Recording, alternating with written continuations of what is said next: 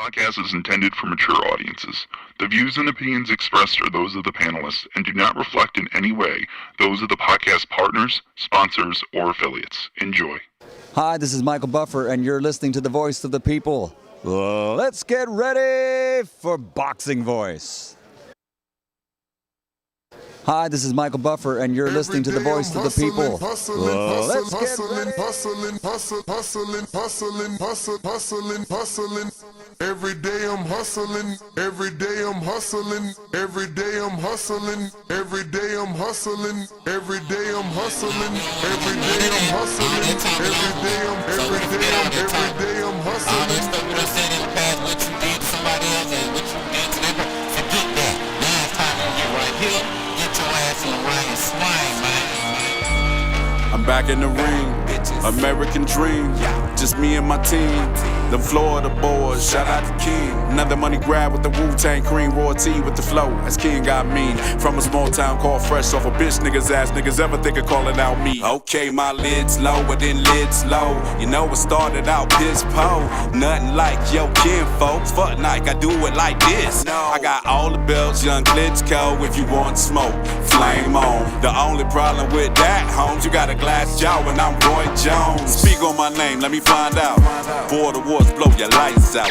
Mano a mano, we grind out. Throw in the towel, no calling the time. Flipping niggas call over, I'm the new Earl Spence. Top rank, diet niggas still sitting on the bench. Left jab, left hook, right hook, got a glitch. Vaseline all on me, so they blame it on the drip. I've got an unorthodox style, new for your mans. And shout out to Jimma, shout out to Francis. All of my competition touch the canvas. Most of them going home in ambulances. Beat all the odds, still taking chances. Knocking you weak ass fighters out your stances. Locate the sponsors, I need advances. Ali Boumaye, that boy dance. Yeah, ain't no more talking now. Ain't no more trainers, ain't no more promoters. Can't call yourself no champ, man, if you can't come through me. Get your ass in the ring and swing, man. Niggas just over there trolling, they don't want no smoke. Better have a heart. Thinking I'm a joke, ain't shit to talk about. Boy, your hurl is low. Get your ass in the ring, swing. Get in the ring, swing. Get in the ring, swing. Get in the ring, nigga. Get in the ring, swing. Get in the ring, swing. Get in the ring, swing. Get in the ring, nigga. What up, boys? Man, I need that. I'm a champion. I need that. I need a few others, but we'll work on that. Yeah, I told you, man. Yo, Justo, it's time to drop another track, man. Send that to me ASAP. Yo, we gotta play that. We haven't played that yet, man. We gotta find out. Nah, we gotta find out, is he a one-hit wonder, man? Because that track getting a lot of spins, let me tell you. It just fits so perfect, you know what I'm saying? So, Justo, we need to find out, are you a one-hit wonder or not? You know what I'm saying? Come back and bring some more fire. Let us know that you can do it. I mean, and look, you ain't gotta. So I'm just saying, I wanna know out just for curiosity. Can you do it again?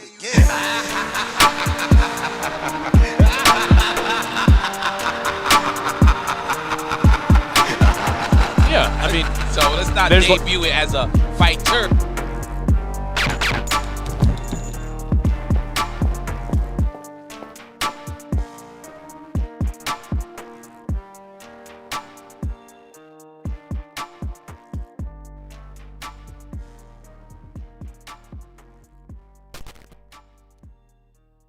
What up? Welcome back, ladies and gentlemen, to another morning edition of the Boxing Voice Radio. Today will be your Border Wars 12, Watertown, Wisconsin review and recap. We're going to be going all over all the fights and everything that took place, the good, the bad, and the ugly.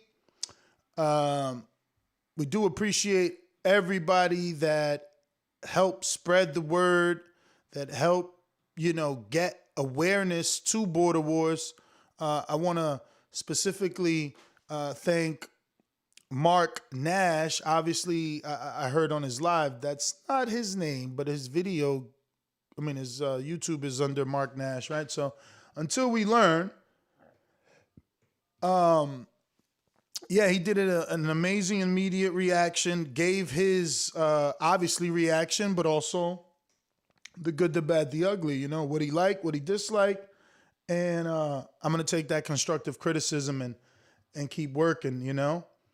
That being said, we still, in my opinion, had a pretty fantastic event.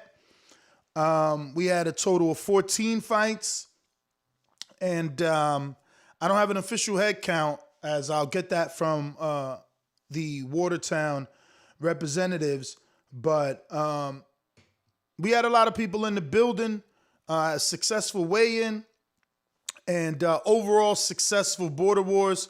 Some really, really good fights and significant fights in the divisions. Our rankings are out.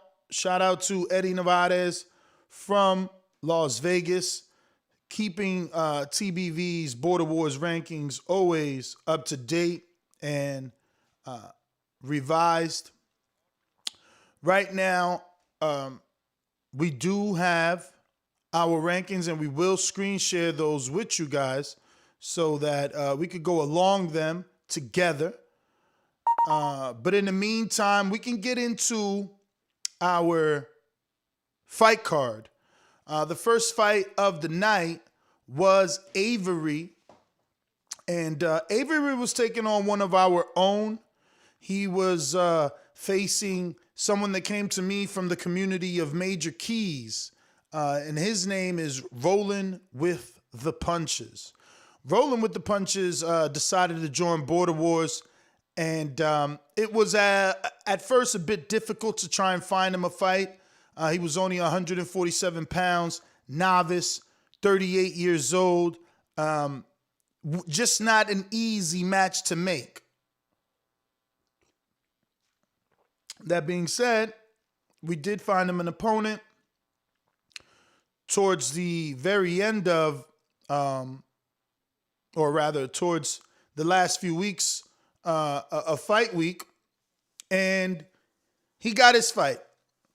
He had the opportunity to get in the ring with Avery, and I don't want to butcher his last name here, but it's pretty Italian if you ask me. And let me see if I can find this here. Here we go. Right on point. So Sassetti, Avery Sassetti from Milwaukee, Wisconsin, 147 pounds. And we have Rolling with the Punches from Lake Shore, West Maine, is that? I don't know. Or Lake Shore West. And he's 147 pounds, 5'7". Avery was 5'10". This was a little fun fight. Definitely one of our lesser skilled fights, but all in all, very entertaining. It's definitely gets a high recommend to go back and watch it. Rolling with the Punches may not know that he did some good things in there. He may be feeling down, but he had a lot of great no-look shots. His left hook looked very Mayweather-like. He just needs to work. You can tell he had no real professional training. And you can tell he had no real game plan. I tried to tell Mario Monguilla this, and any Border Wars fighter that would listen. You want to go into a Border Wars fight having practiced 3 moves. You want to go into a Border Wars fight having perfected 3 moves. That's what you want to do. You want to be comfortable with those 3 lines of attack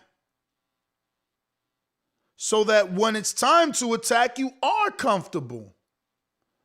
Don't try to do something that you haven't been practicing every day in the gym.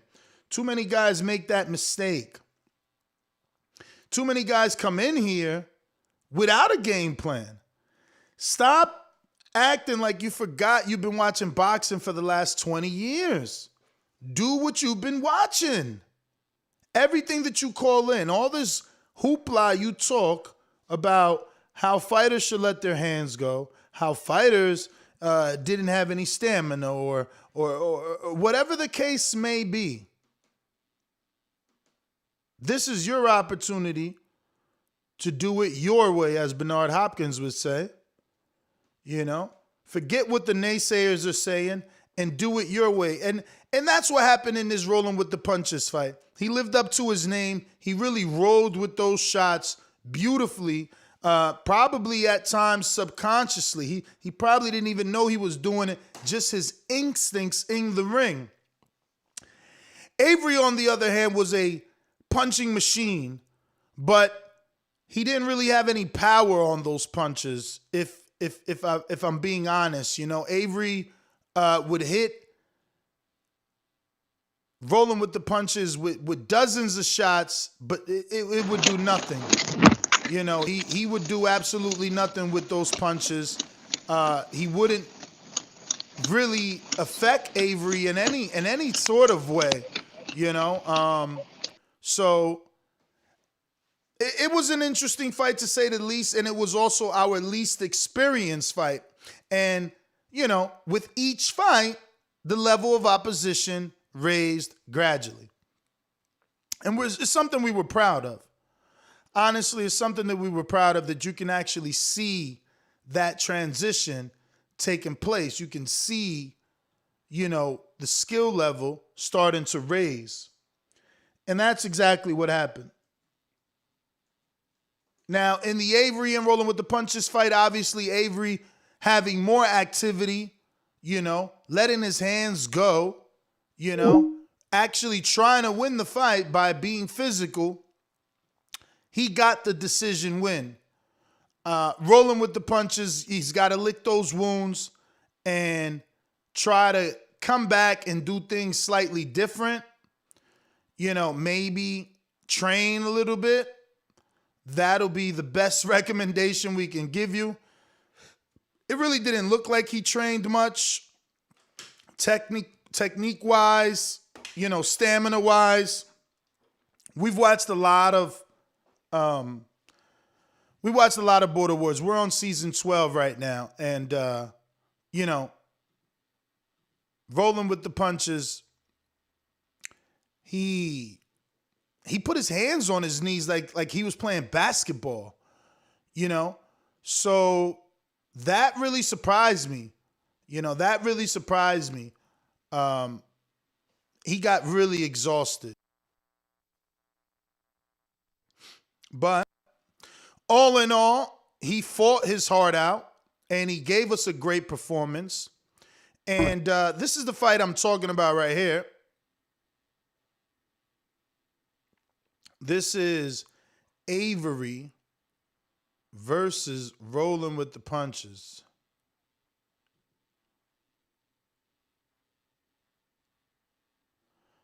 All right, I'm just lining it all up nice and even for you so that when it is time to hit that play button, you guys can get a good picture of these highlights here. Oh! That was, what was that? That was a slip. Oh, that was a slip? It had to be. Oh, good jab. Rolling with the punches in there. Oh, whoa! Oh, watch the knee. Yo.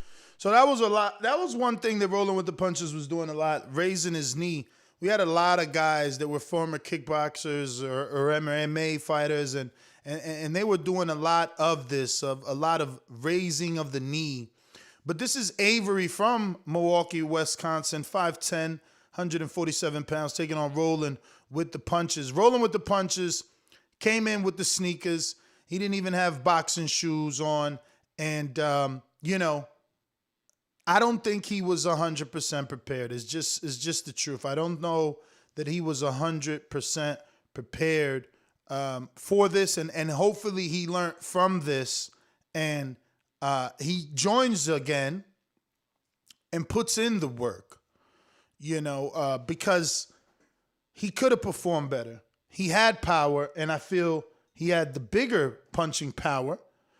Every time he landed on Avery, he got his attention so much that I always felt he was one punch away from being dropped, one punch away from being stopped. We'll see. Obviously, he's going to need to come back and show us that he can really implement any training that he needs to do to actually get the win. But that being said, Avery from Wisconsin got the ring, and Avery is the one that has a professional trainer. So Avery, put in the work. And rolling with the punches, he rolled with some shots and he landed some big right hands and even left hooks. But ultimately, it just wasn't enough. He was overwhelmed by the barrage of punches of Avery.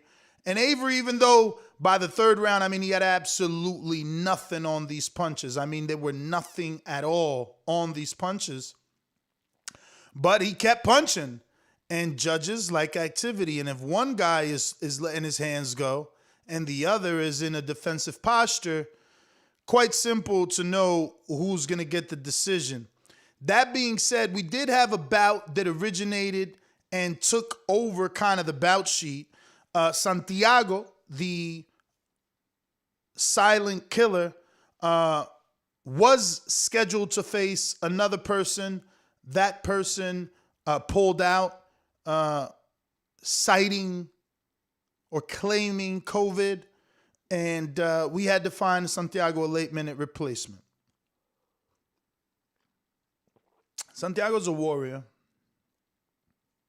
and many people may not give him his credit due to his record, but I really wish that God would grant me the ability to have my Border Wars location. I'm not saying I'm the greatest trainer in the world because I've never trained anyone, but I feel like I can tell a person what the fuck they got to do, man. And Santiago, he needs someone that's going to work on that jab. His jab is useless. It's worthless. It's just there as some sort of fucking, it's like that. It's like that bullshit you put over top of your rearview mirror. You just got that shit there dangling for no apparent reason. It doesn't look good. You're going to get a ticket for obstruction, So many other things you can do to have air freshener in your car and shit, but you got this ridiculous shit hanging from your rearview mirror, You need someone to teach him how to use that jab. That jab is just like a throwaway. His jab is like, it's not even a rangefinder. It's like, oh, look, I'm actually doing something, so don't rush me. That's what his jab says to me, He's not a killer. He needs to change his name. Every time he lands a big punch, he doesn't go for the kill. He doesn't try to finish his man off. Santiago might end up being the silent teddy bear when it's all said and done. I thought this was the one. If anything, T. Anderson was definitely the opponent that was at a disadvantage. Santiago had the weight advantage. Santiago had the experience advantage. Santiago had the age advantage. And none of that bothered T. Anderson. T was originally supposed to face Jason Hotsey from Milwaukee, who pulled out. He last fought versus Bishop, who knocked him out. That being said, T still showed up. Hotsey is lighter in weight than Santiago. But T still showed up and said, man, I want that fight.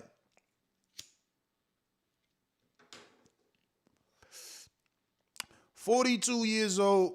He said, I want that fight with that young boy, man. He's only 29. Give him to me. He's only 29. Give him to me. What? He got 3 fights. I want him. I want that 40 and older club. I want to be in there with the elites. And T stepped in there. And I'm going to show you some excerpts of his fight because he looked like a natural. He looked like a natural, to be honest with you. You can tell he's the smaller man in this fight. But again, the silent killer, more silent than a killer. More silent than a killer. Even when he gets angry, it's only for a short amount of time. Like he's angry enough, Santiago is, to chase you down and try to land that punch back, but not angry enough to try to get you up out of there. And it's been a downfall, man. It's been a downfall for him. And it's kind of a knock on his career. Now, this is what you want to not do. You see Santiago high guard as he's waiting. The ref isn't even paying attention, which means that they're not going to start anytime soon. Drop your hands, man. Put them on the ropes. Stay relaxed. It's a mental thing. You got to be relaxed in there. Now, Anderson comes out, and you can see he's got a decent jab, and he's using it not only as a jab, but a rangefinder and defensively. You know, he keeps it there to keep Santiago from rushing in on him. 42-year-old looking really good in this fight. This is something that you guys should go check out. And as you can see, Santiago likes to imitate his fighter. You know, he's seen his fighter getting low, so he gave away his height. You know, you guys got to create your own style. Don't try to mimic what you're seeing done in front of you because it's not going to work. You know, you got to come into this ring with a game plan. So many of you, you know, think just because you're seeing this particular fight, like you probably think you can beat Santiago because you're on the outside looking in. You know, you're on the outside looking in. Karma, I don't even know that Santiago would have beat Super Megs because Santiago's just not a killer. See? And look, he ate that right jab. Listen, the right hook of T. Anderson was a thing of beauty that night. And for this guy to be a complete novice, you know, he fought well. And look, he's parrying there. Those are some good little things that he's doing. So shout out to T. Not only did he get you the win, but you showed some levels. For Santiago, man, it's back to the drawing board. But honestly, I would love to work with this dude. They got to do pad work with him and really get him to have a respectable jab. You know, an assertive jab, something that someone is at least going to fear, be concerned about, you know, like, but the way that he's using this jab in this fight, there is no fear, there is no concern, and people don't believe it. And that's why, you know, he's getting hit and they're walking in on him because they don't believe that he's going to do anything with that jab hand. And you see, a lot of dead time. He tried to cut the distance with big punches instead of the jab. You need a jab to cut the distance. You want to get closer to your opponent, throwing a jab. Like, you're going to go in there with this big roundhouse right hook and miss. You know, you miss. Now you're tired. You know, you're wasting energy unnecessarily. I just don't get it. But T. Anderson gets this win, and he joins the 40 and older club. Santiago drops down to now 0-3-1. And you know, it sucks because as a promoter, you know what Santiago brings to the table. You know, he's a dude you can rely on. You know, he's a dude that is, if he says he's fighting, he's showing up. He's a dude that is, if he says he's fighting, he's throwing punches, he's letting hands go. You know, he's not just signing up to A, take a loss, and B, pull out. He's reliable. But I thought this would be his win. 42-year-old novice, smaller, lighter. I thought he would get it, but it didn't happen. It didn't happen, and it's unfortunate. But for Santiago, back to the drawing board is all I can say. Back to the drawing board. Come back with an actual jab that is meaningful. An actual jab that can save you in the fight, that can help you get the win in the fight. You know, that's what we're looking for from Santiago, improvements, because so many of these other guys we did see improvements from. We totally seen improvements from Keem the Dream, Jordan Baker, Marvin the Tank. You know, many, many people improved the level of skill. This was another great fight. This was the third fight of the night. And this was our version of Conor McGregor right here. You know what I mean? He came to the weigh-in with the Conor McGregor-like tracksuit. And then he comes to the ring with the Conor McGregor-like little shorts, you know, those little Muay Thai type of shorts, you know? So he came to win. And if you watch this fight, you'll see that he let his hands go so much that I thought he was going to turn into Mike Jones versus Jesus Soto Karass and gas himself out. I mean, he let so many hands go in this fight. Ben Lappin is a jiu-jitsu fighter, trains out of DEFCON, a friend of the mayor, and because he's a grappler, a roller, he thought he can do it. And let me tell you, at one point I thought that maybe, just maybe, he would outlast the younger Conor McGregor, a.k.a. Ian Gardin. I thought Ian would eventually tire. I thought his muscles would be screaming for oxygen because he was very in shape. And I thought that Ben constantly keeping the pressure on him, while it was ineffective aggression because it was just him high guarding and walking into Ian, but it was forcing Ian to fight in a manner that he'd never fought before because he was a first-time novice. Only thing Ian has is 0-1 as a kickboxer. But Ian definitely let hands go. Not traditionally, but he wasn't fighting a traditional boxer, so Ian got to look good letting all these shots go. Ben, on the other hand, exposing his gut and his limited skills, taking so many shots in on the way to the actual opponent. So it again, for a quick second, I'm wondering, is Ian going to gas? And can Ben all of a sudden land something because Ian is so tired? But that never happened. So the anticipation of it was there, but Ian just kept pounding his dude out with rights and lefts from every single angle, eventually stopping and dropping his man multiple times.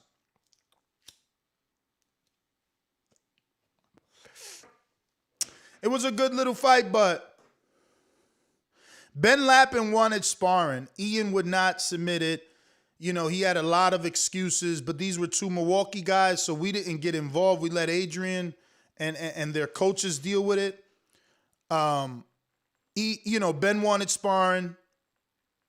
Ian didn't want to submit sparring, but he didn't show me anything in this fight that he was hiding in any sort of sparring footage.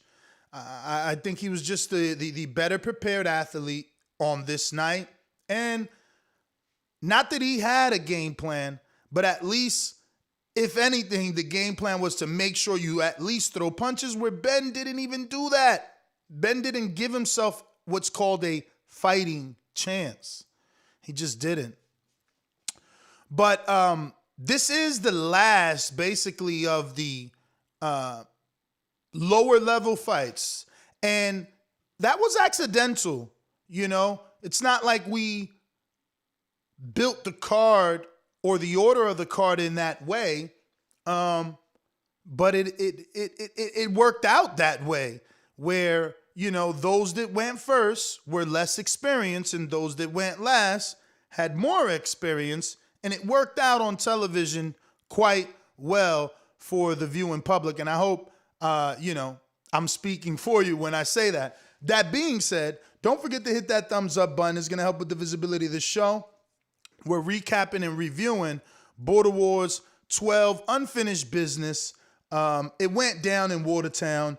Fantastic location, fantastic venue, beautiful people that really, really enjoy the sport of boxing, that come out to support you. I mean, I met a little old lady. She looked like the woman from my Titanic. Remember the old lady from Titanic? Like, after she gets old anyway? Bro, and I opened the door for her. I was just outside smoking and shit. Opened the door for her. And I'm like, I was forced to ask her, like, what are you doing here? You know, you old. Like, you real old. I'm like, so first question out of my mind was like, oh, what are you doing here? Are you here to support one of the fighters? She's, I'm here to support all those young men. And I'm like, what? What brings you here? Like, how'd you find out? And she's like, oh, my friend Bertha has a ticket for me. And we got to talking, and I just couldn't believe how old she was, interested in boxing. And for her, it was more about supporting the town. So I think that was great, man. I think that was great. These people come together. You know, people are cheering. Chino, our heavyweight, 2-0 now. I mean, bro, he had so many people there, at least 40.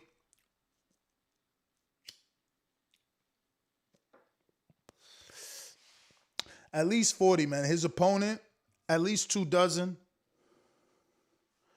You know, at least 24 people his opponent had out there. So it was a decent event, man, with a fantastic card.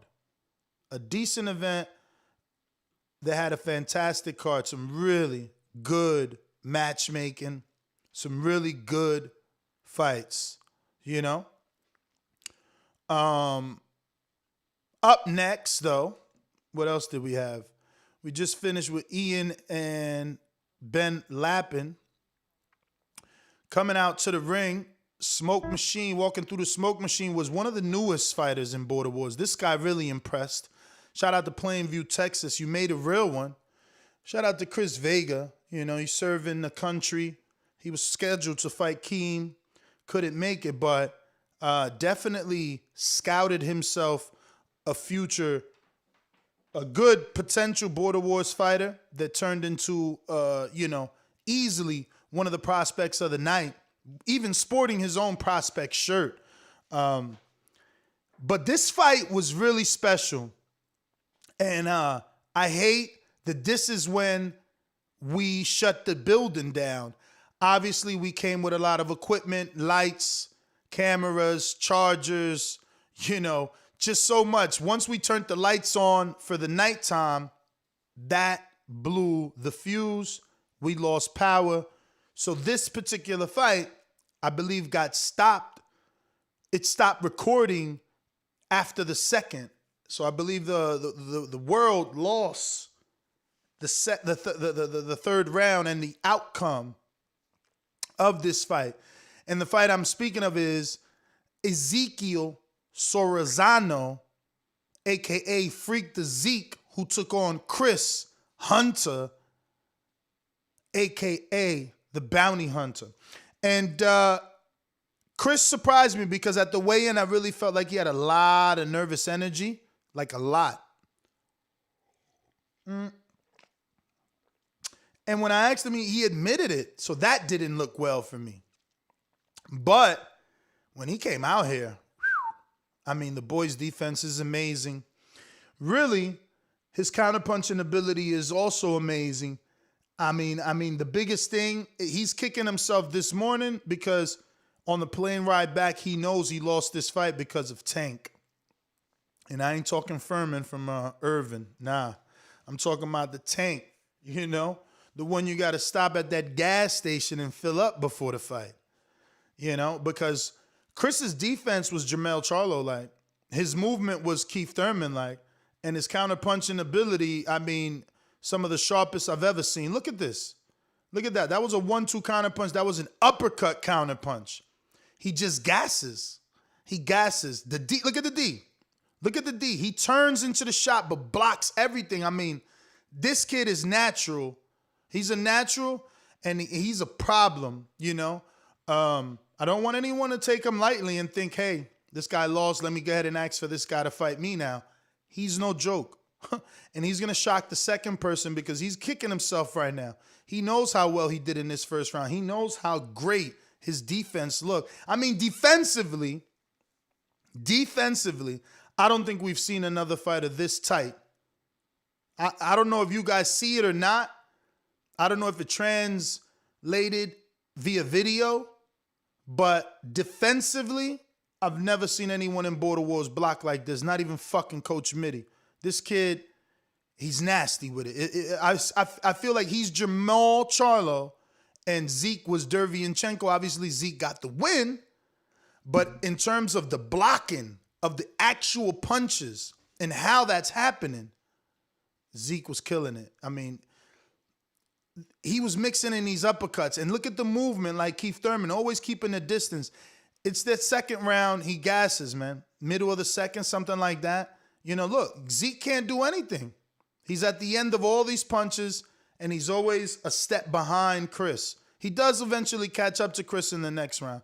And that's why I feel like Chris, oh yeah, he's going to be, you know, kicking himself because he did beautifully, beautifully.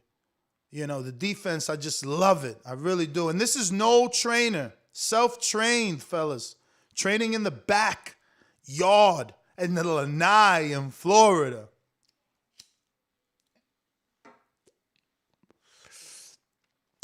We got to get it together out here in Florida because we got some real ones, man. We're going to get the Jordan Baker and Keem. Both picked up wins. Both are now title shot eligible in multiple divisions. Keem can fight in any division that he wants. I mean, anybody can fight in any division that they want, and anybody can challenge for a title in any division that they want, especially if they have the two-win requirement. The issue with that is you're not ranked in every division. Some of you are ranked in multiple divisions because you fought in multiple weights.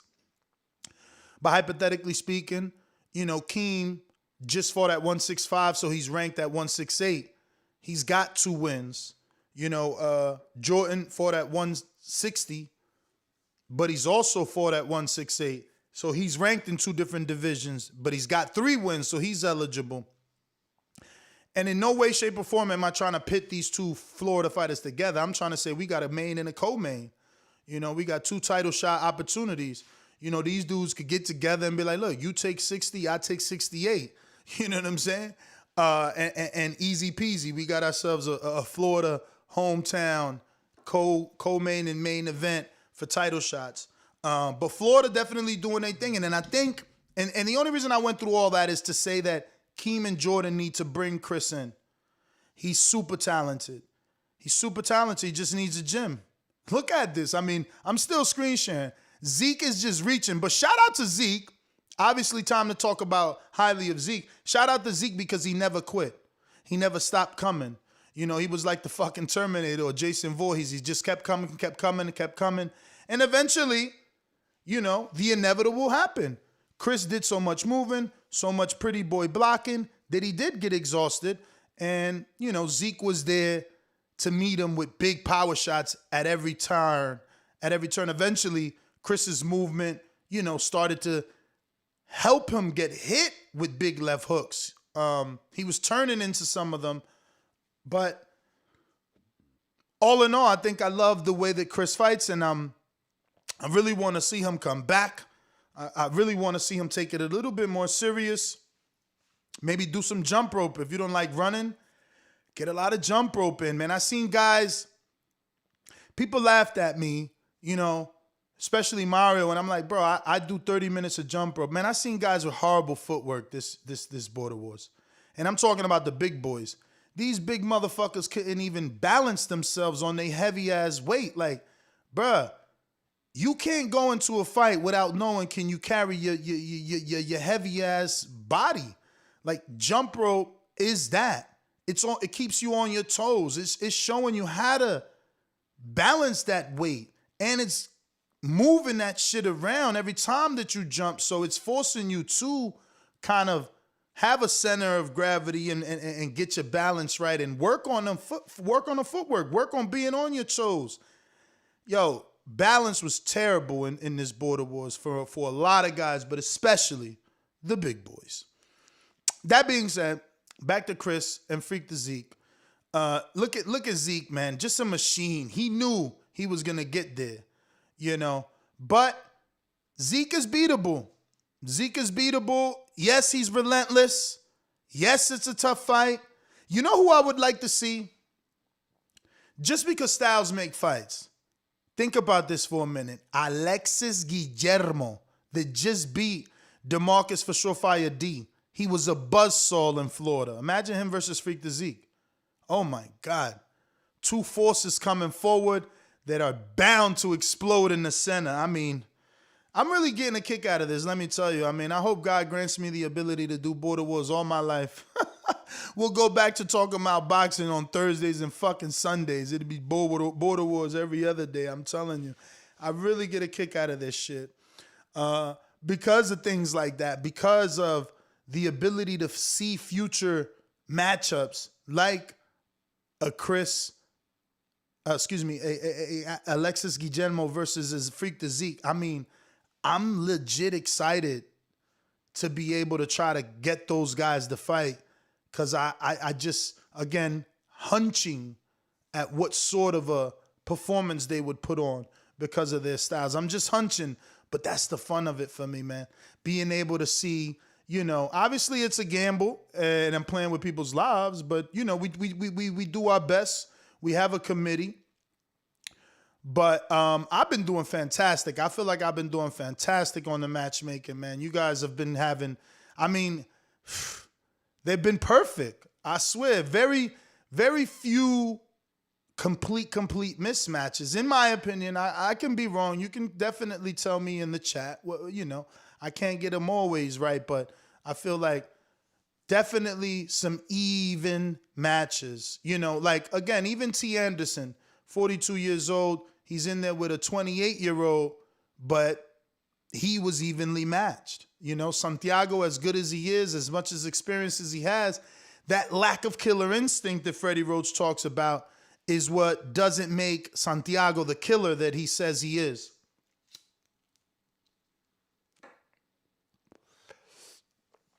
But right now, this was one of our Milwaukee versus Milwaukee more skilled fights, kickboxer versus boxer. LJ Dazn with 10 amateur fights, 2 of those losses. Well, excuse me, 10 wins and 2 losses. Hopefully, Mr. Jordan Carter, who used to call in every day. You see how Border Wars works? Dude used to call in every day asking Bill Haney to let him spar with Devin and everybody we interview. Now, Border Wars popping. We got heavyweights, crickets. But we got LJ waiting for you. And this is why I retired, because I could talk more shit than I can fight. You see what I'm saying? You wanted to fight. Now we got you a fucking fight. You don't call in no more. Shout out to Seattle, Washington. I'm about to shame all you dudes into fighting, man. Can't be out here talking crazy and then don't take a fight. And then when you take a fight, you looking crazy. Come on. What's my name? You know what I'm saying? Nah, when I said the come on, it almost sounded DMX-like. And I'm like, damn, I might as well throw that in there too. You know what I'm saying? Dun, dun, dun. What was that? I fucked up the beat right there. Don't strike that from the record. That dun, dun, dun, that wasn't it. But you know that beat. It's like, dun, dun, dun. You know what I'm saying? Whatever. Anyway, we had Cody Heck in the ring, taking on LJ Walker the Don. And LJ showed his experience by his calmness, man. Very poised and very calm in this ring. The issue with the heavyweight division at this moment is that we only have one heavyweight that's legit, like, eligible. You know, the rest of these heavyweights are just not eligible for a title shot, you know, kind of putting our good friend Sean Mission Impossible Jones in a really bad position because he can't win a shot without some of these guys stepping up to the plate. So, as you can see, the title is vacant, and these rankings just came out yesterday. Sean Mission Impossible Jones now is 3-1 with 1 KO.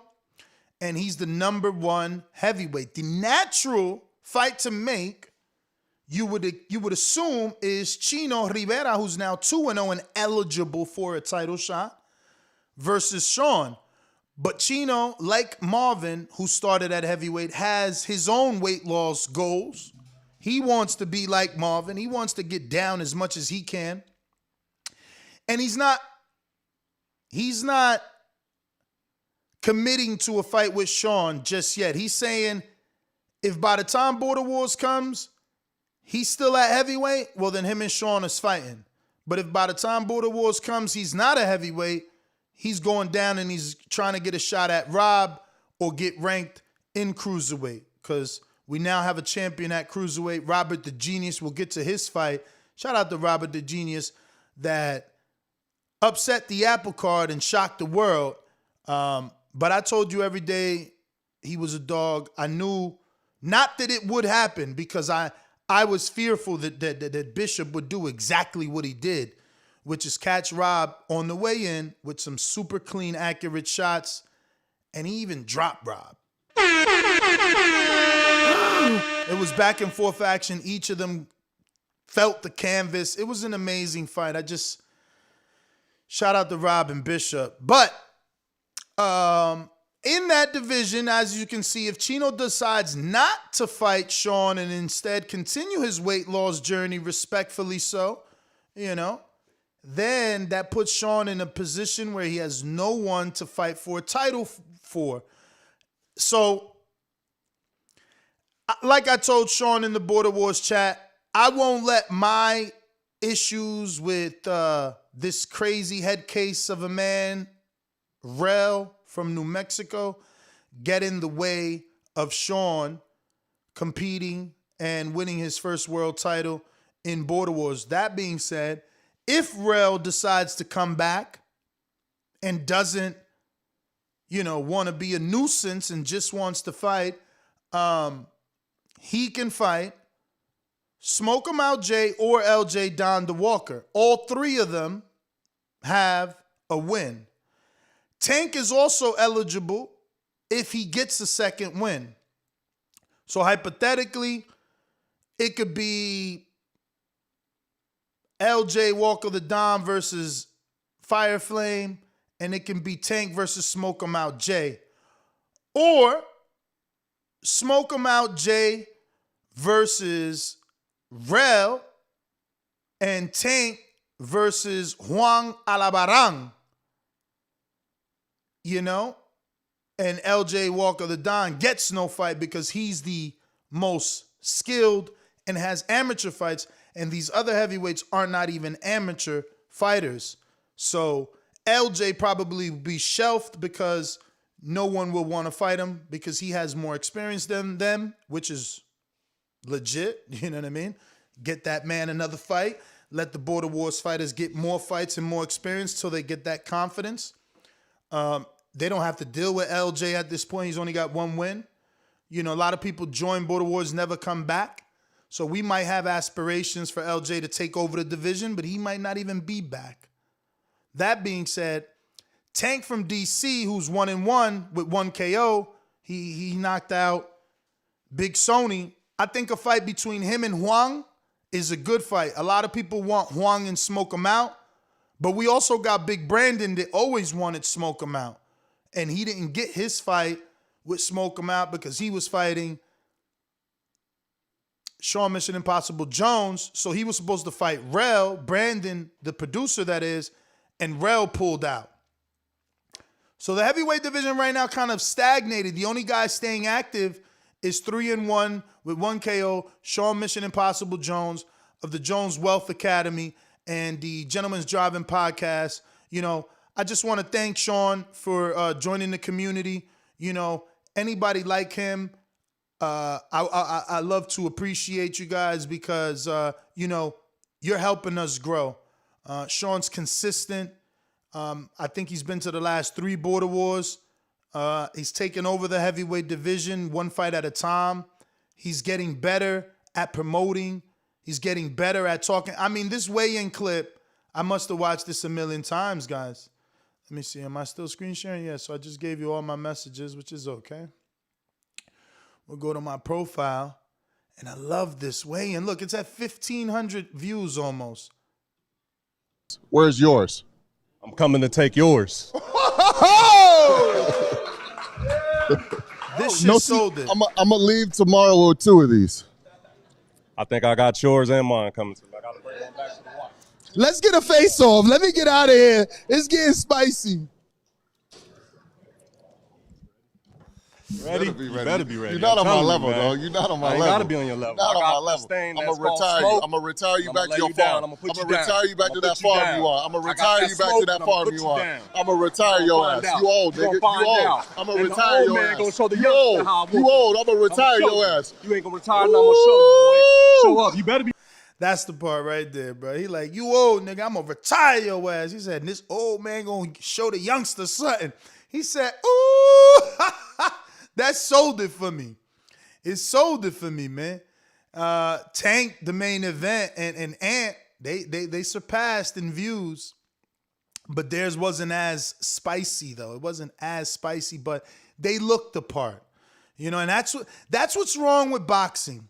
We want you to look like a fighter. We don't only want you to fight like one. We need you to look like a fighter. And if you look like a fighter, you become the favorite. You know, Jordan Baker, he was not made the favorite for whatever reason. And I wasn't happy with that. You know, no knock on Show Kid, but he never finished the fight. So it's like, how do you, well, he finished one fight, my bad. Strike that from the record. But he was 1-1 with finishing fights, you know what I'm saying? So it was a 50-50 thing. With Jordan, he had finished 2 fights successfully. And, you know, he got those wins. So it's like, how are we making him even with a dude that isn't doing that, let alone getting the knockout? But Jordan proved me right. He separated himself in that fight with Show Kid, and it was a great fight. Now, I thought that was next, and that's why I was leading into it, but what seems to be next was one of the best fights of the night. Definitely got outfit of the night, without a doubt. He should have won because Elias the Lioness came out in the Gennady Golovkin robe and shorts, and man, it was amazing. It was amazing. I'm gonna just go ahead and let y'all see that. It didn't show At all. No show. Ooh. No refund. You're done. Esteban was actually pretty in his head all day this morning. Yeah, he was. Slightly. So he needs to release. So who's next up? Next up on the docket, we have Elias Lioness. The Lion. Versus The Lion. James Clark. Elias the Lioness is coming all the way from New Jersey. New Jersey, indeed. And James Clark is a Milwaukee veteran. James Clark has fought who in the past? He actually fought Esteban. And he lost. He did. Damn, I wanted to see Esteban. All right, we have our next bout. Fighting from out of the blue corner. Fighting from out of the blue. So check this ring walk. Check this ring outfit. I mean, man, this had to cost at least 500, right? 500 or less. Robe, shorts. I think definitely 500 because, man, I paid like $250 for my shorts. You know, I guess they my retirement shorts now and shit. Was looking like Thor. He was looking like Thor on the first fight. He decided to change that. He said, look, and this is James Clark, former MMA fighter, looking to transition into being a boxer. You know, as an MMA fighter, registered, you're not allowed to go back and have amateur boxing bouts. So he's taking advantage of Border Wars to giving him the opportunity to fight under the lights, fight on that amateur stage with the, you know, protection of amateur gloves and headgear, but it not jeopardize what he's trying to do. So, you know, shout out to James Clark because he brought a lot of opponents. He found a lot of guys out there to come in. But look at Elias the Lioness coming into the ring with this amazing robe. I mean, it was dope. It was dope. Obviously, the only knock for him, it was the hood kept covering his eyesight. He's already pulled it back maybe 5 times. But, you know, it looks amazing. I mean, I never thought of that. That's for sure. Outfit of the night, without a doubt, in my opinion. And he might have got performance of the night. He might have got performance of the night because, wow, you know, you'll see what he did, mixing it up top to bottom, doubling up the left hook. Wow, really. I can't wait to see him with guys like Corey Frank, Jerome Lambert, Marvin, those types. So I got Brandon Lenz saying, from here on out, SDS will closely watch the crooked matchmaking and S. Heyman Promotions. First of all, Austin was supposed to fight Jason Wilson, which Keem ended up fighting. That was my matchmake. Don't do that. Don't blame me for you guys going outside of who I matched you with and quote unquote seeking greatness.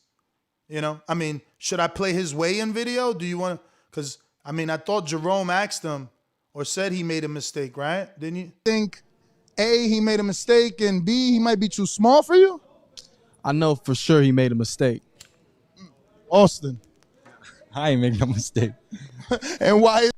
Oh, all right, Austin, because now I see your mans over here trying to act like the mistake y'all did make was mine. No. Everything's recorded. Stop it.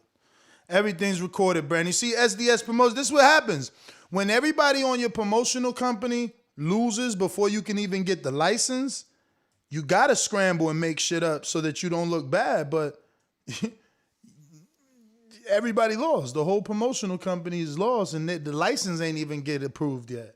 Y'all just a name right now. So best thing y'all can do is take the great matchmaking and Nest seriously so that you can get a win.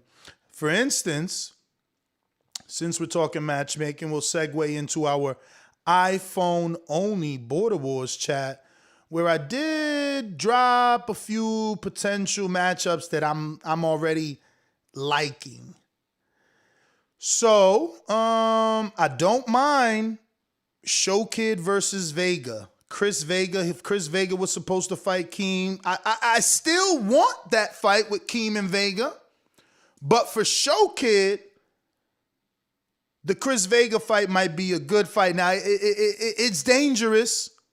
He's shorter, so Show Kid has an easier target to hit, but he is an active fighter.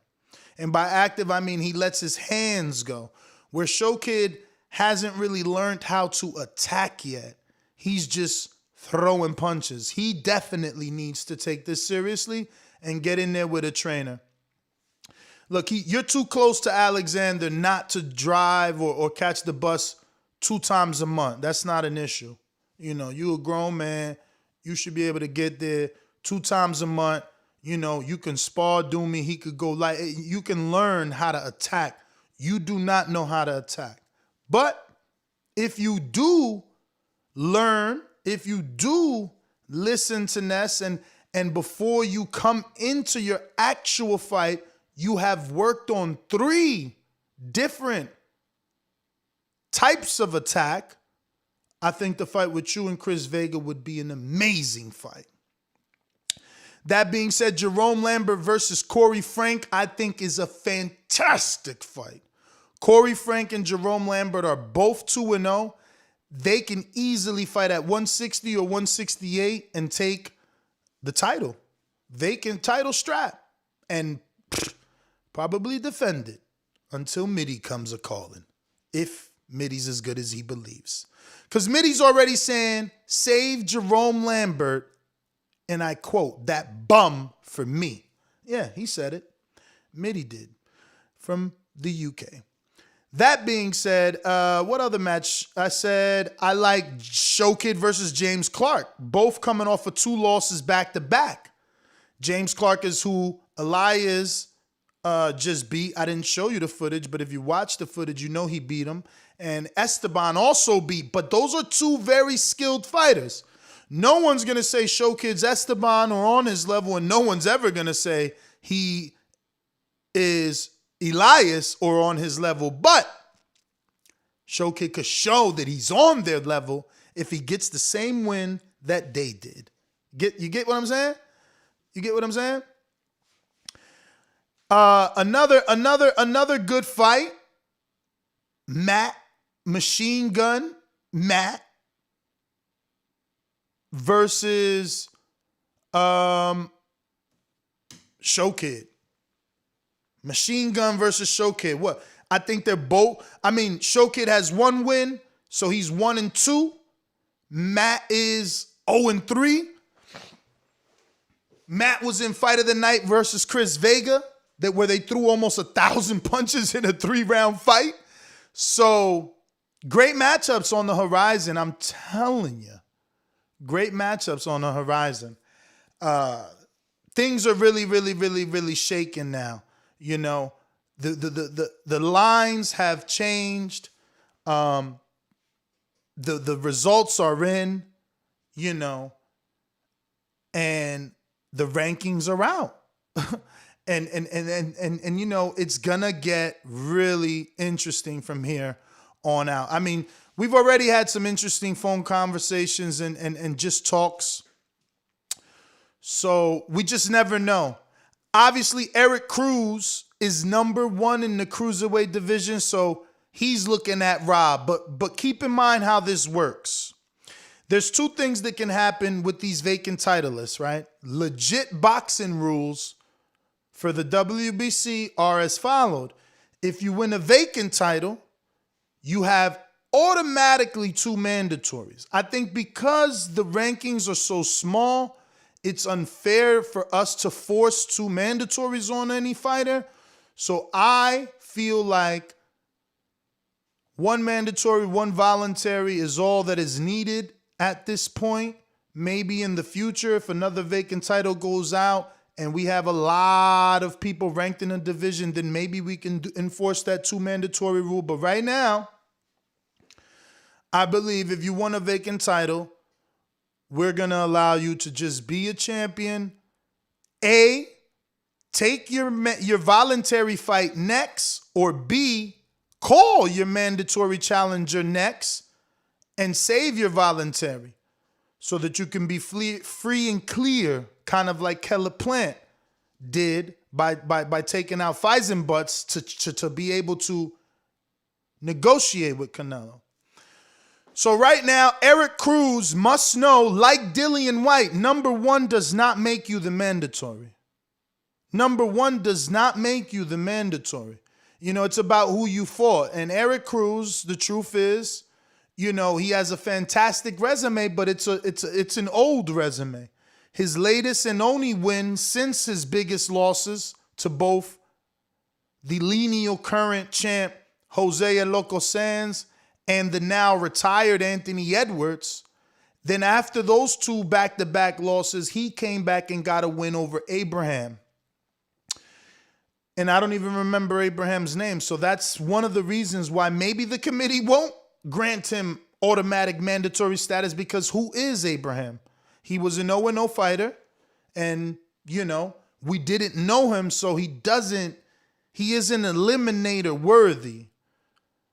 But a potential eliminator that the committee's been tossing about is Eric Cruz in an eliminator with a possible Mario Munguia, even though many people believe Mario should not be allowed to fight again.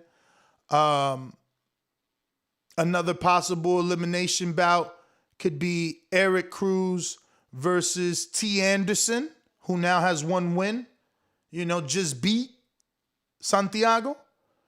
Eric Cruz versus Ian. None of those dudes are really worthy of an eliminator except for Eric Cruz versus Terrell Harris. But I also had another, which is AKA Fire Flame. I had another one last night. Let me just go through my messages. Cruz versus someone, actually. I had a better match than that. Let me see. Where is it? There we go. Chino. Remember, Chino Rivera, the heavyweight, right here in number 2. He doesn't really want to fight at heavyweight. If he had it his way, I'm sure he would want to be a cruiserweight or lower. Cruiserweight or lower, because he's short. You know, he is shorter. So, I'll show you a side-by-side of him and Sean. And even in this side-by-side, some may say, hey, He doesn't look too short. You know, that doesn't look bad. That's a good fight. And you may be right. You may be absolutely right. You know, yeah, I might have to just share it right here instead. Let's do that. All right. Oh, okay. Let's go here. You get to see the best part of waking up. It's TBV in my cup. All right. So we'll go here and we'll screen share. So this is Chino and Rob. See? So this is... Chino looks like he's smaller than Rob. Rob looks a little thinner, but Rob is your cruiserweight champion. Chino is the heavyweight. So if Chino can lose the weight, he can face Eric Cruz in an eliminator for that shot at Rob. Now this is Chino side by side in his IBO hat. Shout out to Ed Levine of the IBO and the IBO. Shout out to Erica and Michael for always holding down TBV. Look at these two fine winners in their IBO hats and medallions. You know, shout out to Adrian's son who was ecstatic to receive the champions. Robert the Genius Cruiserweight gave him his IBO hat. That boy said he would never take it off because a champ gave it to him. And that's what you don't get. This is what Border Wars gives you. That's the experience that you get. These guys were being pulled left and right to take pictures and be interviewed and all on people's Instagram. It was amazing. But I wanted to give you this side by side so that you can see. Obviously, Mission Impossible Jones wants a shot at Chino so that he can become the, you know, newly crowned heavyweight champion of Border Wars. But Chino, he's smaller, so he wants to get out of that division. So I get it. This is a decent eliminator for Cruz. You know, not to say that Chino can't get it done. Looking at the side by side, we all see that it's not that big a difference. Plus, Chino just came off a big win over a dude just as tall as Sean, but not as athletic or as agile as Sean. You know, obviously Juan Alabarán needs to lose a lot of weight to be as agile and athletic as Sean. But for Cruz and that cruiserweight division, it would be great to get Chino to drop in weight and meet Cruz in a final eliminator to be mandatory because no one is more worthy, right? The only other person who isn't worthy because of inactivity would be Terrell Fireflame. You know, he's coming off a draw. Cruz is coming off a win. Chino's coming off a win. So they automatically trump him. You know, these guys are allowing inactivity to ruin their careers. But, you know, you live and you learn. You live and you learn. But I think that would be a fantastic eliminator for the shot at Robert, because I'm not going to force Robert into anything that he doesn't need to do, because the true essence of this particular matchup was that the winners were to meet. So it was supposed to be the cruiserweight champ versus the true lineal cruiserweight champ to remove doubt. But obviously with Jose and Mario's fight falling apart, our tournament that we set up wasn't able to really play out. So that's where we are. You know, we are at a point where we need now to find Robert an opponent that can be worthy of mandatory status, because his next scheduled fight was already going to be bigger than the mandatory. You know, it was essentially him winning another world title, you know, that he can take home, which is the lineal title. So it's a real bummer. You know, if I'm him, I'm bummed out that I just went through the smoke. I came out the other side of the fire, the winner, and the caveat of me fighting for yet another strap is not there anymore. So, you know, you got to take all that into consideration. You know what I mean? Because what if I took my fight based off that? And now all those rewards and accolades that I was supposed to achieve or receive are no longer attainable because these two dudes pulled out and they didn't have their fucking fight. So now the belt didn't exchange. The results stood the same, except now I am a champ and have championship duties. Nah, fuck all that. These other bums got to get in the ring and swing too, man. That shit is frustrating. You know, dudes finding ways out. I hate that. But back to the tape, because we are reviewing Border Wars, which took place Saturday, September 18th in Watertown. And right now we're still on the James Clark versus Elias the Lion fight, which Elias showed that he was levels above, but I do want him to go back and watch this because I didn't expect him to get touched. I know it's a fight. And everyone said, oh, you're supposed to get hit. And I know that. But, I mean, isn't the goal to hit and not be hit? So I feel like that should always be priority, to look your best. And the only way to look your best is to beat up on your opponent and not be touched. And I guess I'm over criticizing Elias because I know where his skill is at, so I expect more. I guess that can be it. But he did everything beautiful, and I guess that is it. I guess, you know, it's like, yo, you did so well, I gotta find something to critique. Because as you can see, he worked the jab, he counterpunched, he used head movement, he used angles, he doubled up the left hook. He had the best looking ring outfit, and probably the most swag in the ring. You know, fighter of the night without a doubt, in my opinion. I don't know if we needed to do a vote or not. But look, I mean, look at him. He's in the matrix in there. He does get hit here and there. I think right here in the corner. I guess you guys lost that shot. Freaking cameraman. I love Adrian's son, but he was young.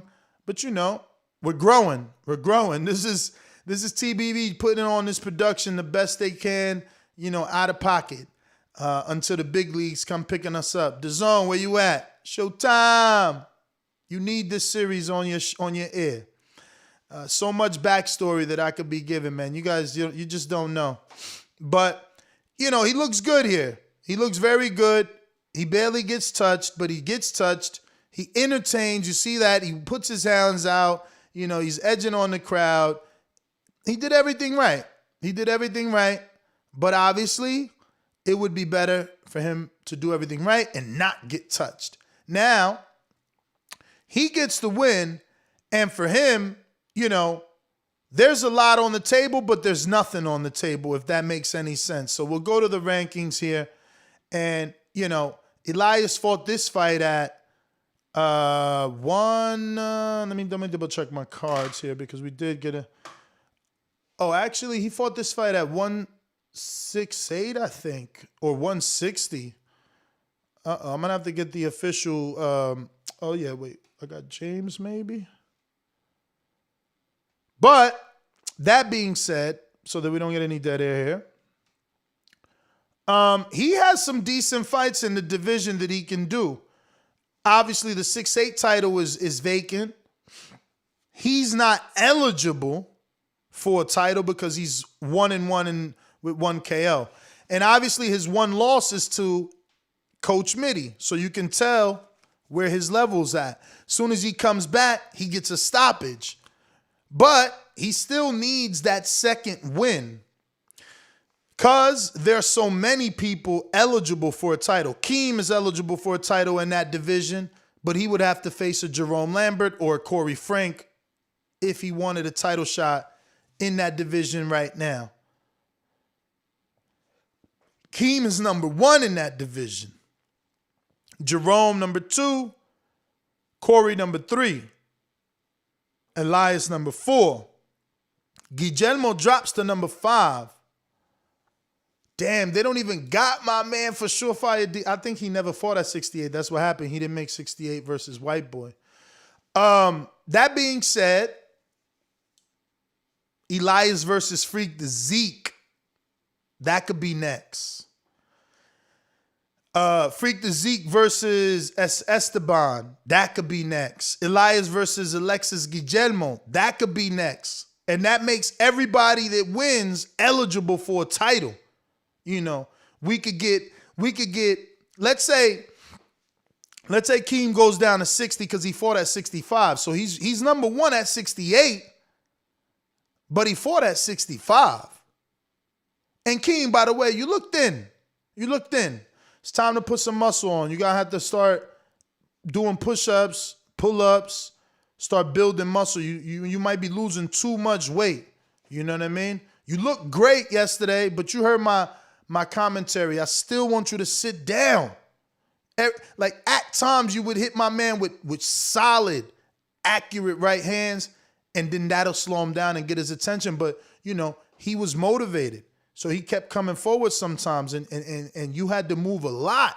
And that made you look a little gassed sometimes, and that's because you ain't want to sit down and mollywop this dude. You got to develop a left hook, too. I didn't really see you land left hooks. You know, jab, absolutely. Left jab, a lot of straight rights, beautiful movement, beautiful head movement, you know, lateral movement, all that. But I ain't really see no left hook, King.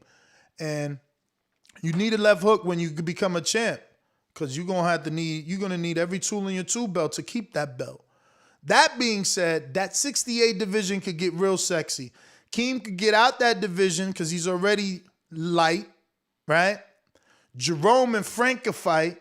Winner would already have a mandatory pre-made, if not two mandatories. Not to say that they're going to legit get two back-to-back mandatory, but two eligible fighters, because the winner of Elias and Alexis Guillermo, man, I want that. I want to see that versus the winner of Corey Frank and Jerome Lambert. And the winner of Esteban versus Zeke the Freak, man, I want that versus either the winners of both of those other fights. So that division is crazy. Plus, for Surefire D is still there.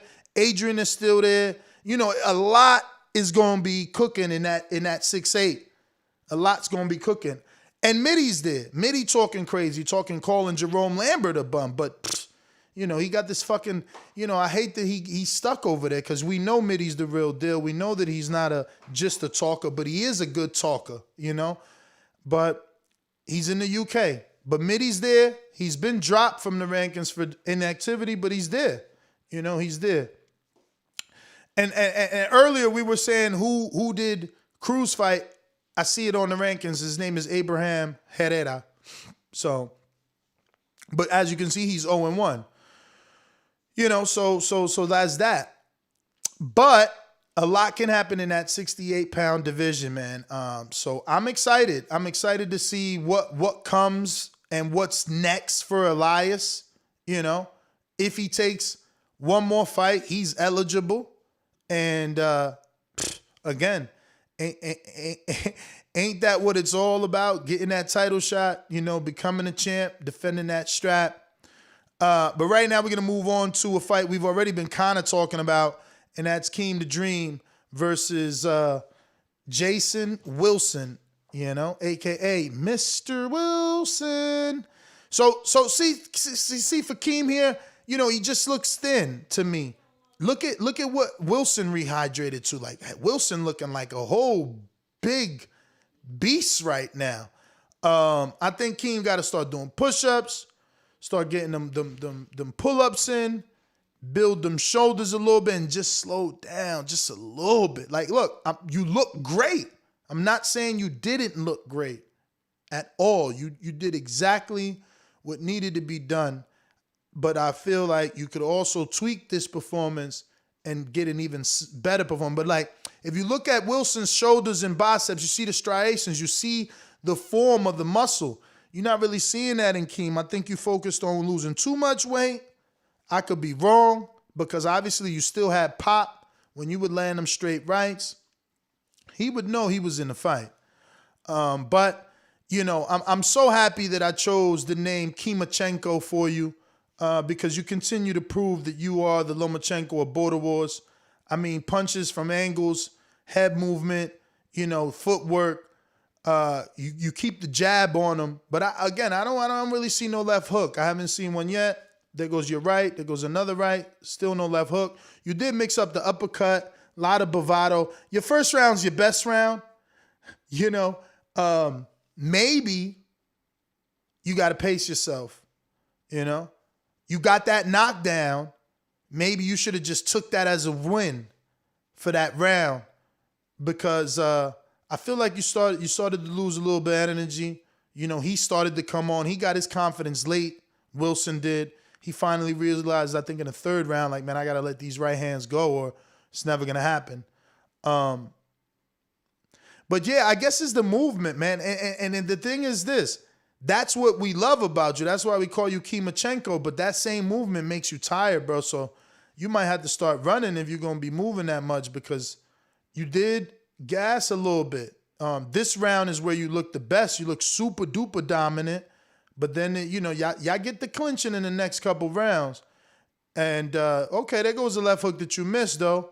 But not before you didn't land that straight right. That was nice.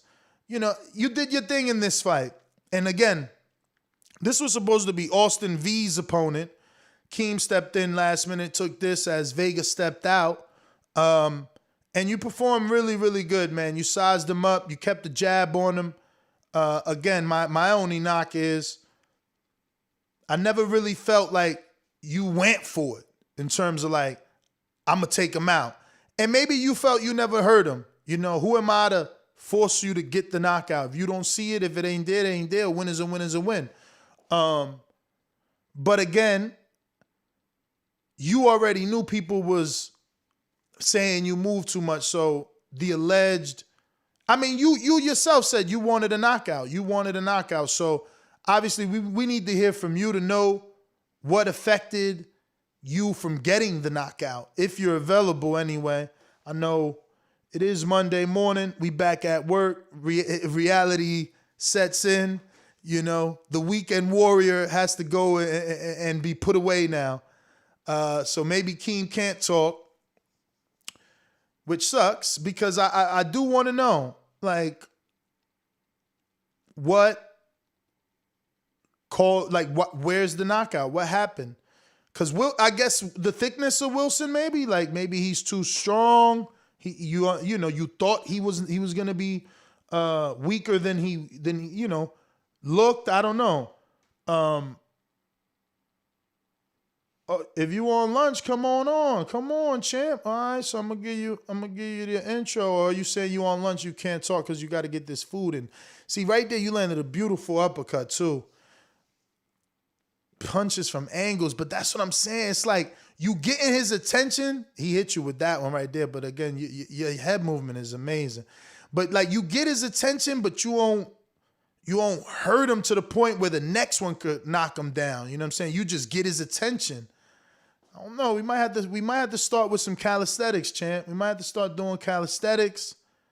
And if that don't work, we might have to implement some weights, man. Certain weightlifting exercises can help, you know? Maybe shadow boxing with heavier weights, even though that's going to make you a little bit faster. But, you know, maybe talking to Mario, man, working on them legs, get a better foundation would allow more power. I think it's because your feet not always set, because you're more Kimachenko than you are Golovkin. You know what I mean? If you look at Golovkin's footwork, it doesn't look like Lomachenko's either. And that's because he's always got a wide stance. He's always, set to throw big bombs.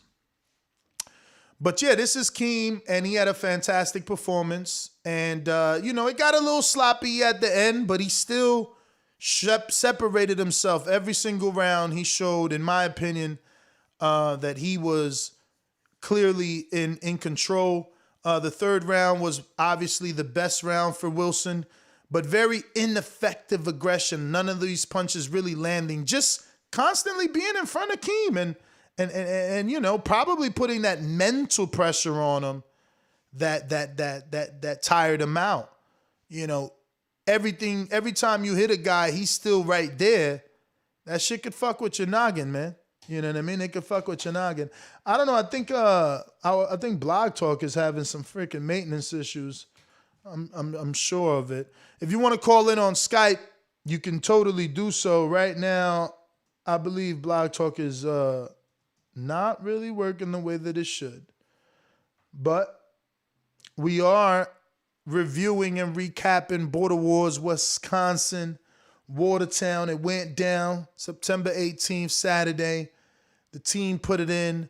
The community put it in. We came together. It was a reunion. It was fantastic. Bo and Bama was there. Killer Kells was there. I mean, Keem. Who else? I mean, just so many from the community, man. King Born. Man, the names go on and on. Info Joe. Just so many. Real good time, man. If you've never been out to one of our events, I think you should totally do that just to meet, some of the community members. They're just amazing people, and no better way than to meet them in person. The truth, that's just the truth. So yeah, Blog Talk is down, man. I've tried to log into this sucker a bunch. It ain't working, man. So if you want to talk though, you can definitely call into YouTube, and we can take your call on there. Excuse me, Skype. We can take your call on there.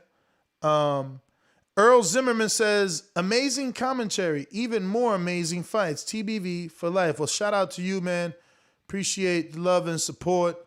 Yeah, obviously, Jordan Carter says, I'm still injured. My elbow snapping and popping. Put that shit in ice. Get right. So now we go into the Show Kid fight. This was one of the fights I was most excited for.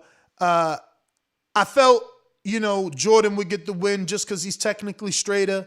But Show Kid demonstrated power, dropping Mario down. And you can tell he's got power with the way he throws his shots. It's a lot of velocity, a lot of, weight behind it because he's putting his whole body into it. So it was a question of, can Jordan take a Show Kid shot? And if not, then he might get stopped. But if he could take a Show Kid shot, the technical skill of Jordan, for me, was leaning to the edge.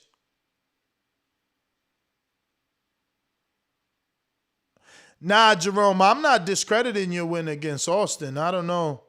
I hope that didn't sound like that. And maybe you talking about people in the chat, but for me, no. I think Austin showed his level. I think it's gonna be hard for Austin to get a fight. I don't like who's gonna rush to fight Austin. But now he's got this injury. But I don't think anybody's gonna rush to fight Austin because he showed what he did versus you. He got injured, so I'm not even looking at it as a knockout, even though it's a knockout. You know what I mean? It's a TKO because he couldn't continue, but I'm not looking at it like a TKO. I'm looking at it like the Berto fight versus Jesus Soto Carras, where Berto dislocated his shoulder, and so Jesus Soto Carras got a win. You couldn't continue. It is what it is, but there is a reason he couldn't continue. And that's what I think about Austin. I think he was showing some skill. I just think he needs more skill. He had one attack, which was right hand, left hook, right hand to the body. Right hand to the body, left hook upstairs. But he wasn't bringing that right hand back. When he shot the right hand to the body, he wasn't bringing it right back on the phone. He wasn't getting on the phone with his girlfriend and be like, yo, I'm defensively sound. No, he wasn't. Instead, he would throw the left hook and keep his right hand down, and you would clip him. But again, you're high level. I don't know who's discrediting that win. I believe again Austin is going to have some difficulties getting a fight. Just to say that, let's go to the rankings yet again. You and Austin fought at 168. And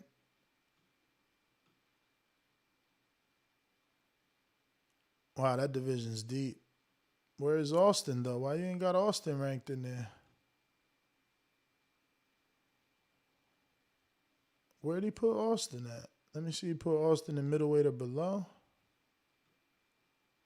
Nope. Oh, he got Austin over that light heavyweight. Yeah, that's the wrong weight class. Jerome and Austin fought at 168. But Jerome, you ranked that light heavyweight. You could come for Marvin. You could come for Marvin at 175.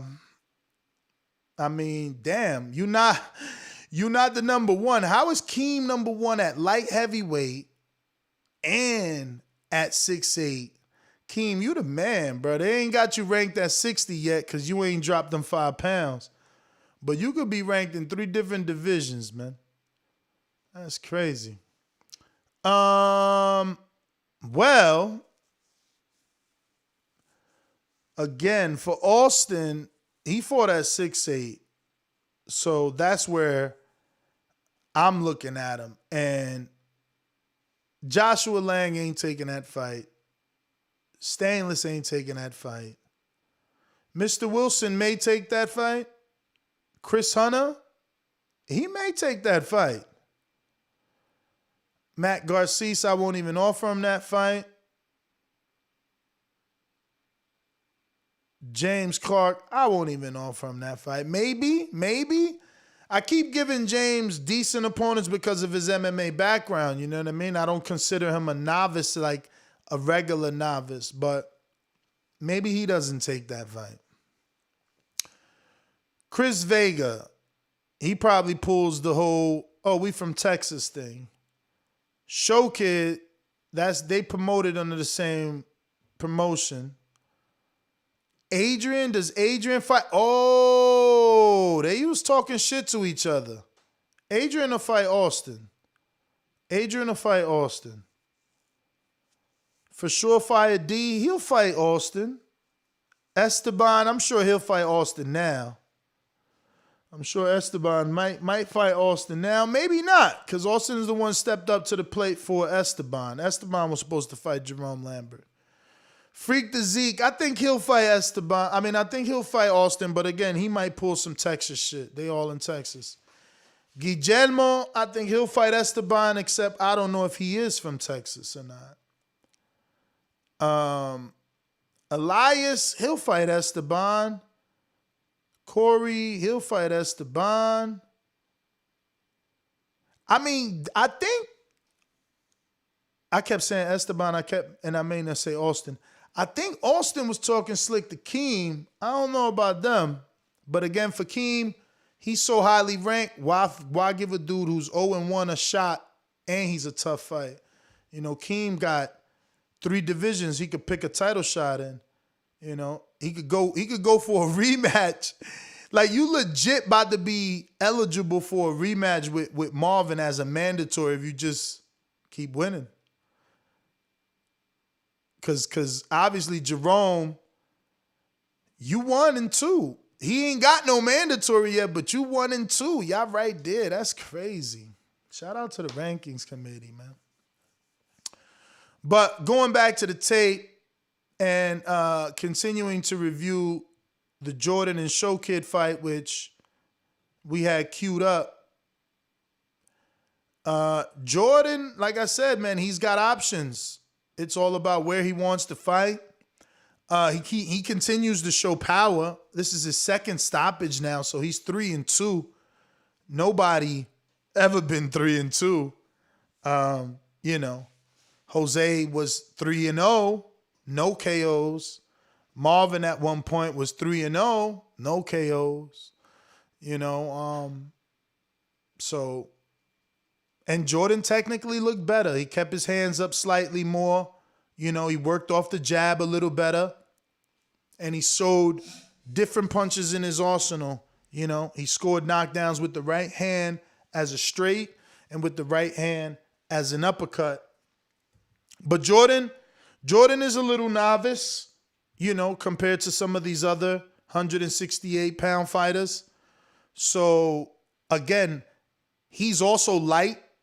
You know, let me see if I got my cue card here of what he weighed in on, because he weighed in pretty light, and even when he fought Twin, it might be in his best interest. There's no 54-pounders, but that would make it difficult. Like, you're going to go down there and there's nobody to fight. But it's also a division you can take over if you're Jordan Baker from Florida.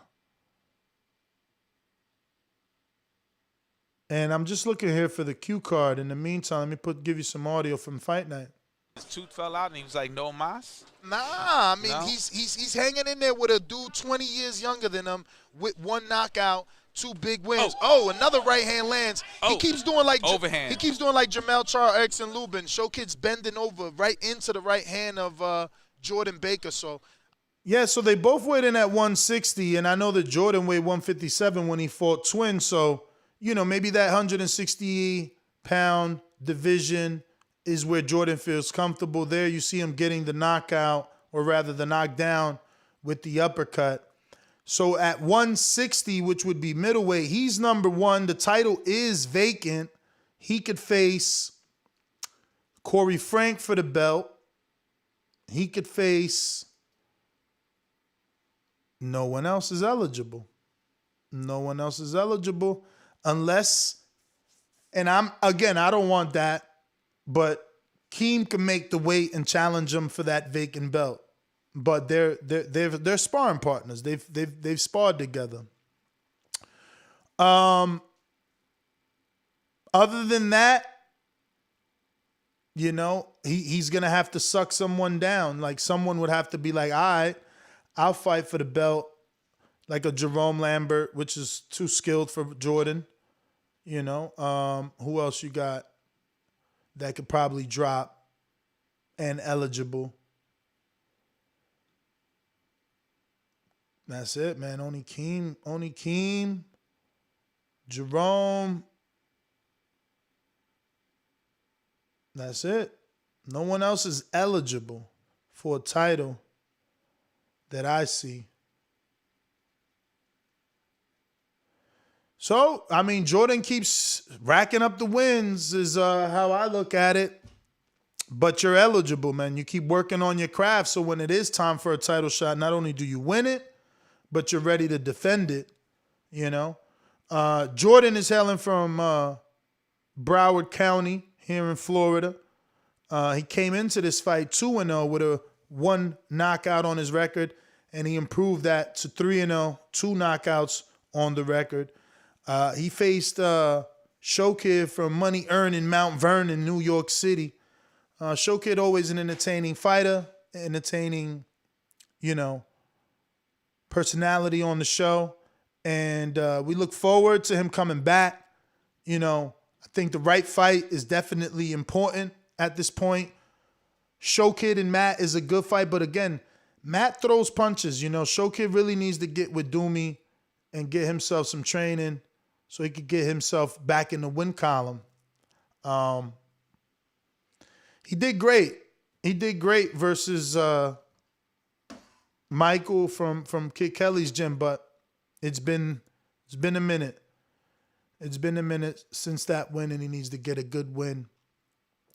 So this is Jordan and Showkid, and once again, this was a fantastic fight where Jordan ended in knockout, and now he's eligible for all big things coming his way, you know. Next up, we have the big heavyweight fight, man. This one was very exciting. A lot of anticipation in this one.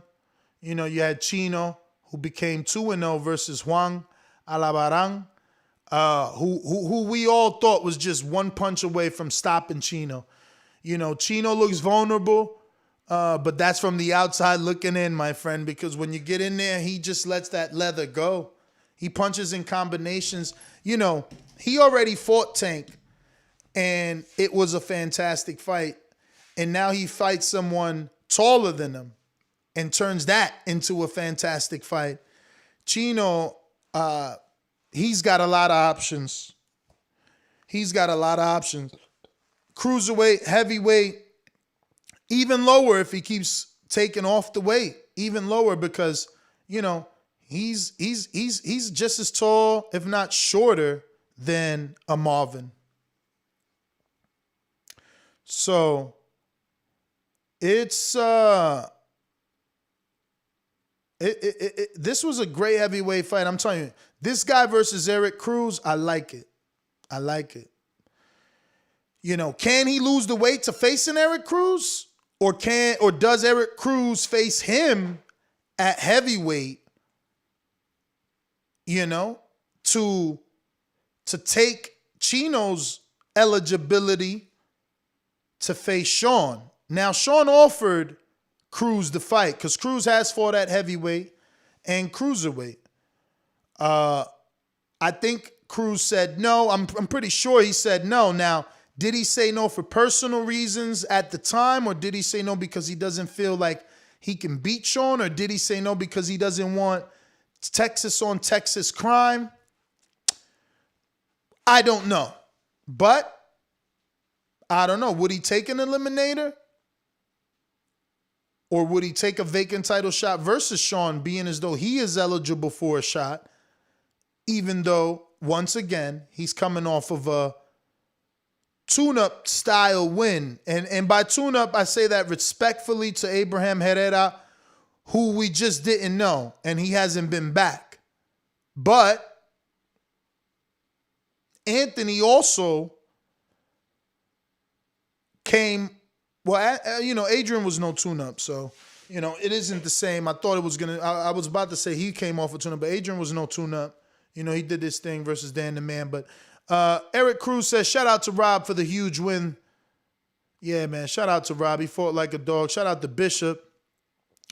That's a future rematch, too.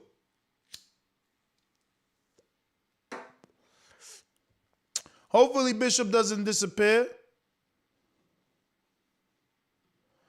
Because that's a potential rematch, right? Like if we go back to these rankings, cruiserweight, Bishop didn't even really drop from the rankings because he's so good, right? He's still we have him ranked at number 2. You got your champ, who's 3-0 with 1 KO. Yo, that's got to feel amazing for your first KO to be your championship fight. You know what I mean? What a story. The dude that's getting all the knockouts gets knocked out. The dude that they didn't think had power wins his belt via knockout. Oh my God, what a story. Border was, I love it. So Bishop is right there. So maybe Cruz Bishop, or Bishop can bounce back versus a T. Anderson. 42 versus 48. To put you right back in and make you a mandatory, you know what I'm saying? Get you right back in there. Because you number 2. But you either gotta go through Cruz or fight a bigger fight than Cruz. Because what if Cruz doesn't fight, but you fight T, we gotta bump you. But what if you fight T and Cruz fights Terrell and wins, then we gotta bump Cruz.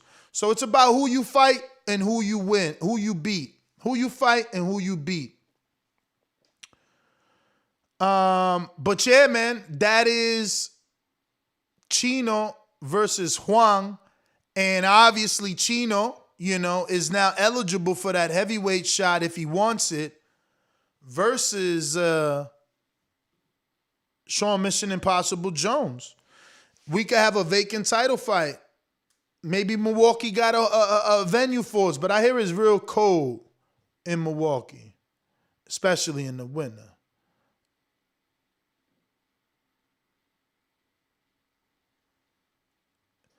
So yeah, man, very, very interesting.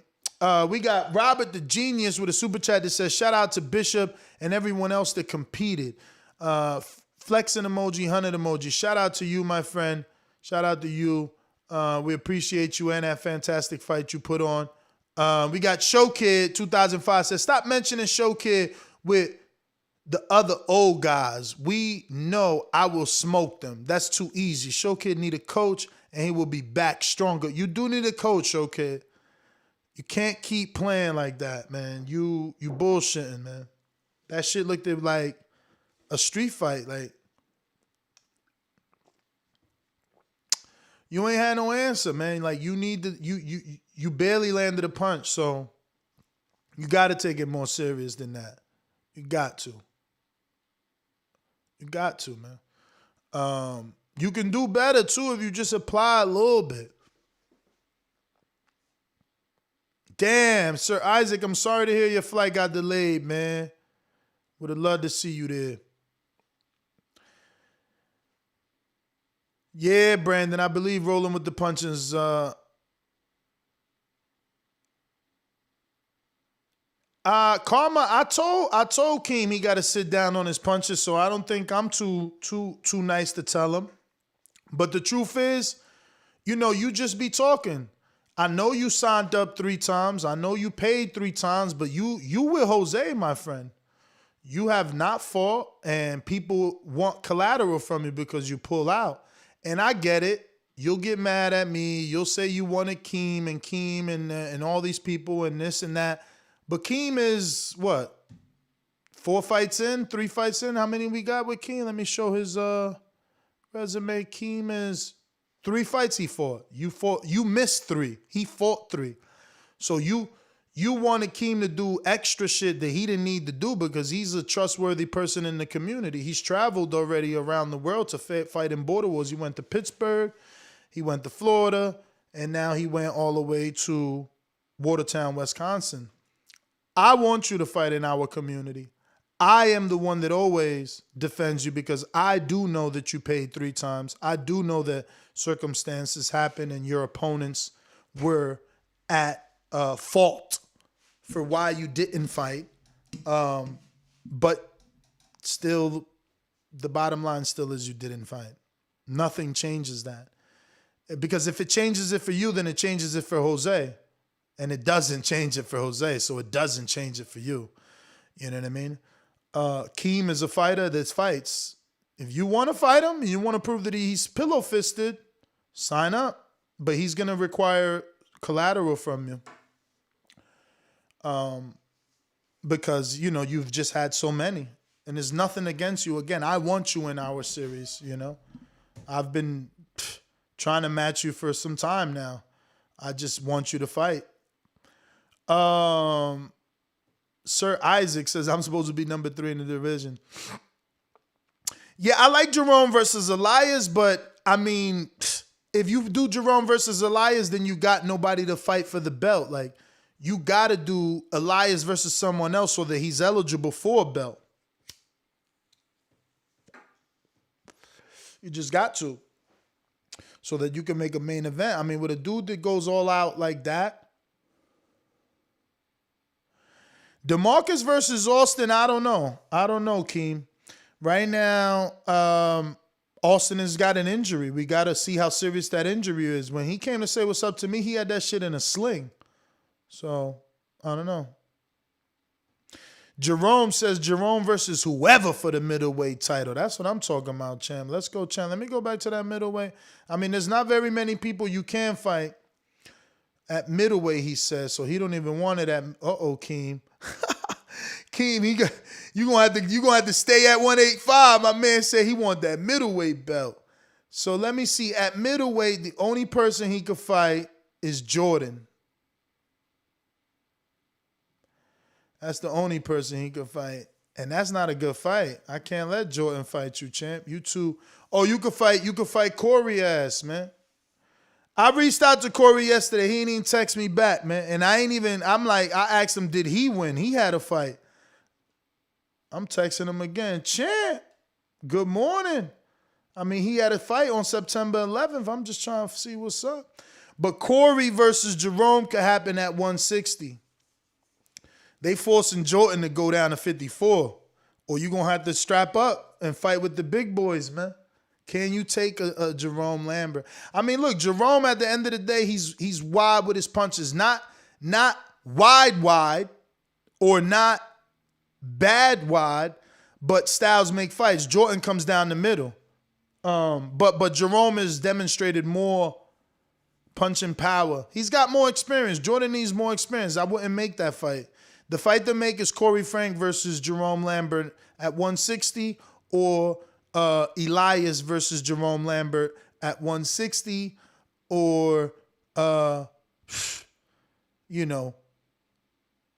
that's it for a belt. There's nobody else. I mean, and Elias needs to win to get the belt shot, All you got at 160 is Corey Frank. So get on Facebook and make sure that he knows you want him.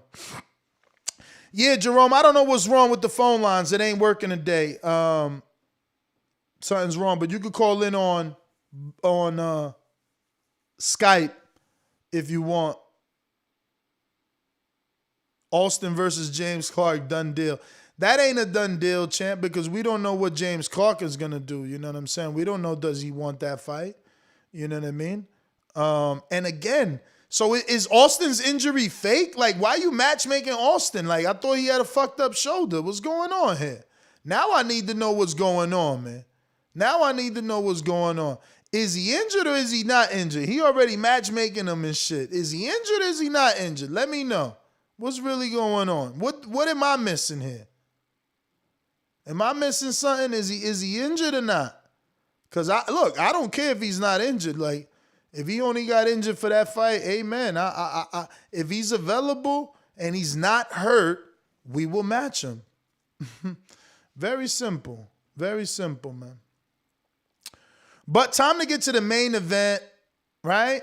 Is it the main event? Who's this? Oh, no, this is Jerome Lambert. Time to get the Lambert. Lambert. The Golden Touch, he calls himself. This is Austin Geraldo Volt.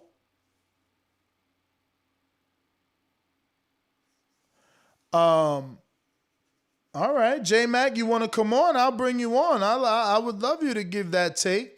Go ahead and inspire my man Jordan in the building. What the hell is that? Oh, that's a shot. That's what is it? Yeah, that's the shot. I'm like, yo, what's up with that blackness on the right there? Oh my God, that's the camera. He shifted the camera. I wonder how long this is gonna happen. Let me see. Oh my God. Oh my God. Come on, Dan. You ain't gonna notice he shifted the camera?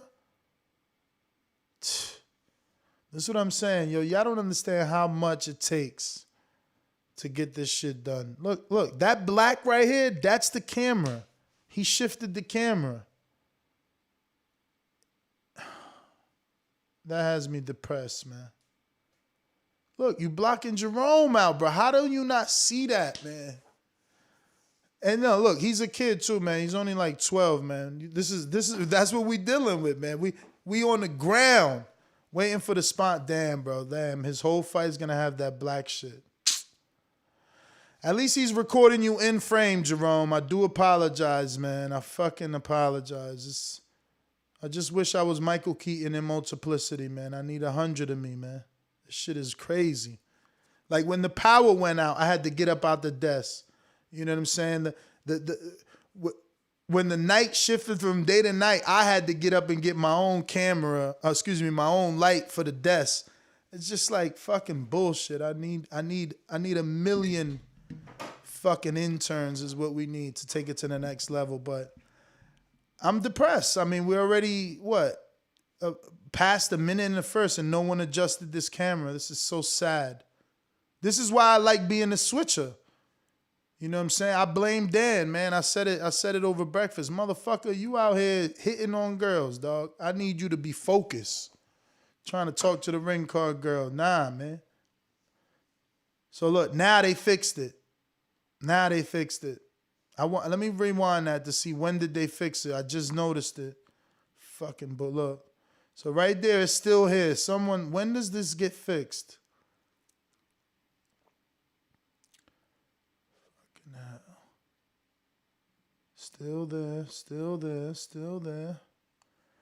Still there. I've not even talked about Jerome's fight because this fucking, there they go. They fixed it right there. It's blackness for fucking the whole first minute. Bro, That's it's very unfortunate. But yeah, man, I blame Austin in this fight. Jerome, you're more talented. You know, you got a very solid, educated jab. But you're there, man. You're there. You and Elias would be a good fight. He just got to get eligible. You got power, though. I feel like you're heavy-handed, man. You know what I mean? And look at Austin. You knew Austin was already beat. So many dudes stop the action when your mouth. That's not how it goes, bro. Your mouthpiece gets knocked out. You keep punching. Y'all lucky I wasn't in there with me. I'm trying to take your shit off. You looking down at the floor and your mouthpiece looking at your ref. I'm trying to take you out, man. Out here playing games and shit. Oh, my mouthpiece fell. Can you get it, ref? Nah, motherfucker. Keep fighting. Keep fighting. That's how it's supposed to be. Yeah, them Florida boys showed out. Yeah, Ant Headgear came off and we didn't. That's the thing. Doomy want to be a fucking ref and a coach. He got to decide, man. Like, until we grow, he really can't do two. So we had Doomy, we had the future mayor in there, and he just let Ant fight after his headgear got knocked off, man. Believe me, I know, man. Listen, I critique, man. That's what I do. I critique Showtime. I'm damn sure gonna critique us. And we made plenty of mistakes. Plenty. You know? But it boils down to funding, man. It boils down to funding at the end of the day, man. Need more funding. Because if we had more funding, we'd have a second ref than Doomy can. A second comparable ref. Second educated. God damn, you seen that jab? Pez had the shit out of Austin's face. You know, Austin gonna have to do it. See, because this the thing. He hung in there with Jerome, but now it's like we're gonna have to see him versus somebody because you know he gets all credit for toughness in this fight, but no credit for like you know, there's not much he did here. Not much he did here. But I do want to see him come back. Hopefully he will. Hopefully he's not injured. I don't know. Let me see, man. Looks like we got some calls. I want to get to you guys if you're interested. I do want to hear your takes. If you have any, we're gonna go out to J-Mac. You are first. If you are available, let me know. Going out to New Orleans. So you hating? I'm that guy. What you want to bet on? Bet 100,000 on that. Let's bet $1 million. You getting that money, right? Easy. Let's bet $1 million easy. And I for the bread. When I him, y'all gonna say he was too weak on my life. Okay, bow down, bitches. I'm about to handle business. I'ma teach you all a lesson. This'll only take a minute. Got a part in all this passion in my blood. Niggas hating just because. Think about it. Everybody love Bud. J-Mac, where you at? Where you at? All these niggas hating on me. Shit is whack. Shit is whack. So official with it. Don't check the stats. Hey, I'm out here trying to get it. Next, I only got a minute. Get ready for the back attack. What up, man? Yo, can y'all hear me? Good morning. Morning, man. We hear you. What up? Who else on here? Solo Dolo, man. Okay. Nah, man. Shout out to the fighters. Very entertaining. I'm driving along on my route. Keem did his thing. I do agree he does need to sit down on his power because King actually does have power, but he ain't been able to place them shots because he's not sitting down. He's got a lot of bounce. So that's a very accurate assessment. Jordan and Jerome. How tall is Jerome? Look like they about similar height. Jerome and who? Jerome and Jordan. That's who you were speaking of? Yeah, I don't know that they're a similar height. I would have to ask Jordan. I ain't never look at it or think of that fight till today. I seen you send me a message that you said you think Styles make fights in that fight. Explain. Yeah. Jordan Baker got some long ass arms. Plus he keep people at the end of his punches. He moved decent for his experience. And he moved well enough to where he could keep guys at in his punches. The other guy looked like he like he like throw wide punches. The reason why Austin wasn't able to capitalize on him, I think, was because his height, and he couldn't. Maybe some of his experience as well, because I heard you say that. I think it was his first fight, and Jerome had multiple fights, correct? Yeah. Yeah. So looking at that fight and what John Baker does best for is throwing punches down the line, plus that power, I think it is a surprise. John actually surprised me with some of the footage I seen him with Spawn with King, and what he did in that fight as well too. Because like I said, he fight with his length well, he moved well, and like from what I was told, he got good power. So I think that'd be a little more than what Jerome would expect or be like I said, a surprise him. Actually, I think Jerome got more killer instinct and more natural reflexive instincts, right? Like I think he know how to catch and shoot better. He knows how to use his jab better. Like if you look at him, he's jabbing the shit out of Austin. If you look at Jordan, he's barely jabbing Showkid when really that's all he had to do to set up the right hand. So I just think the skills ain't there yet. Like one dude knows what he can do, the other dude is still learning what he can do. I agree with you exactly, but like I was saying, Showkid was just jumping in. Jordan probably didn't know how to control the Sean Porter jumping and barging in style and stuff like that. Good reference. Jerome don't jump in like that. He longer and he'll pay going straight down the middle against Baker if he tried to jump in like that. But look, and like he was Jordan. Jerome got 30 fights. Whether he win or lost those, you would still do Jordan next? No. He got 30 amateur fights. Jordan ain't got that. no. I said you walked in. I walked in and you saying that I think Jerome might be. You want to set that up, and I'm just looking at the fight styles, and I said, well, everything Jordan does with a good camp, I think Jordan. He might surprise people. That's what I'm saying. He got the style to where I don't see Jerome bullying him or what have you, unless just Jordan just give up on everything he's been doing in the last few fights, and I seen him in sparring and everything. I think I can only gauge him off what I saw. I would say before I throw Jordan in there with Jerome, I would throw him in there with Zeke. Who was Zeke? Zeke the Freak, the one that beat his boy Chris. That's even a storyline. Like you beat my Florida brother. Yeah, okay, I see. You beat my Florida brother, my spawn partner. I'm coming to get you. Cause Zeke got a relentless style. It will push Jordan's tank.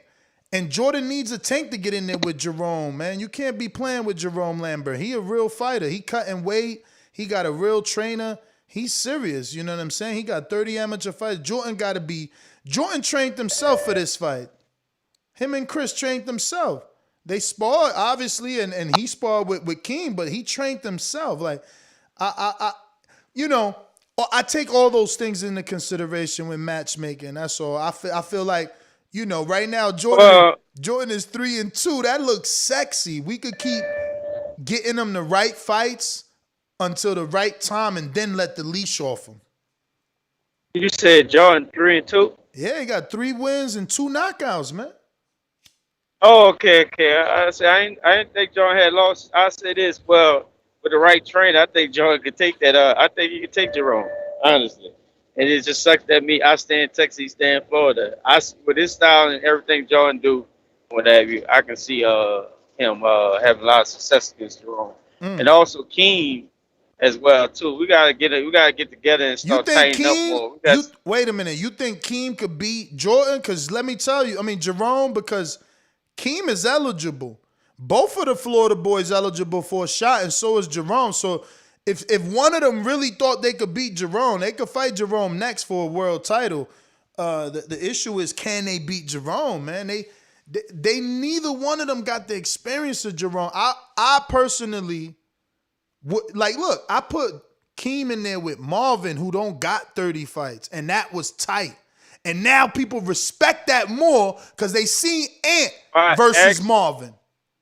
Why when you put Marvin, see Keem, with all due respect, I'm going to be honest, Keem does need to learn how to sit down and punch, because I think A lot of people sleeping on Keem and they haven't got the best out of Keem because Keem got thumped. I know he got dumped because I felt it, and he just got to learn how to place it and just be more technically sound when it come down and applying his power when it come down to boxing and what have you. Like that's the difference from dudes who know how to place power and then dudes who just have power. Some dudes have power and they just don't know how to place the shots. So no, I wouldn't put Keem ready for it yet. I'm looking at Jordan's style and what Jordan does with his length against Jerome. Why wouldn't Marvin? Marvin seemed like the most eligible for against this dude, right? I mean, Marvin is already a champ. He ain't gonna chase a contender. If anything, Jerome got to get ranked at light heavyweight and come for Marvin. Marvin won the belt Saturday. Right. And shout out to Marvin. Marvin did his thing, and as well too. He retired. All them dudes. I saw it.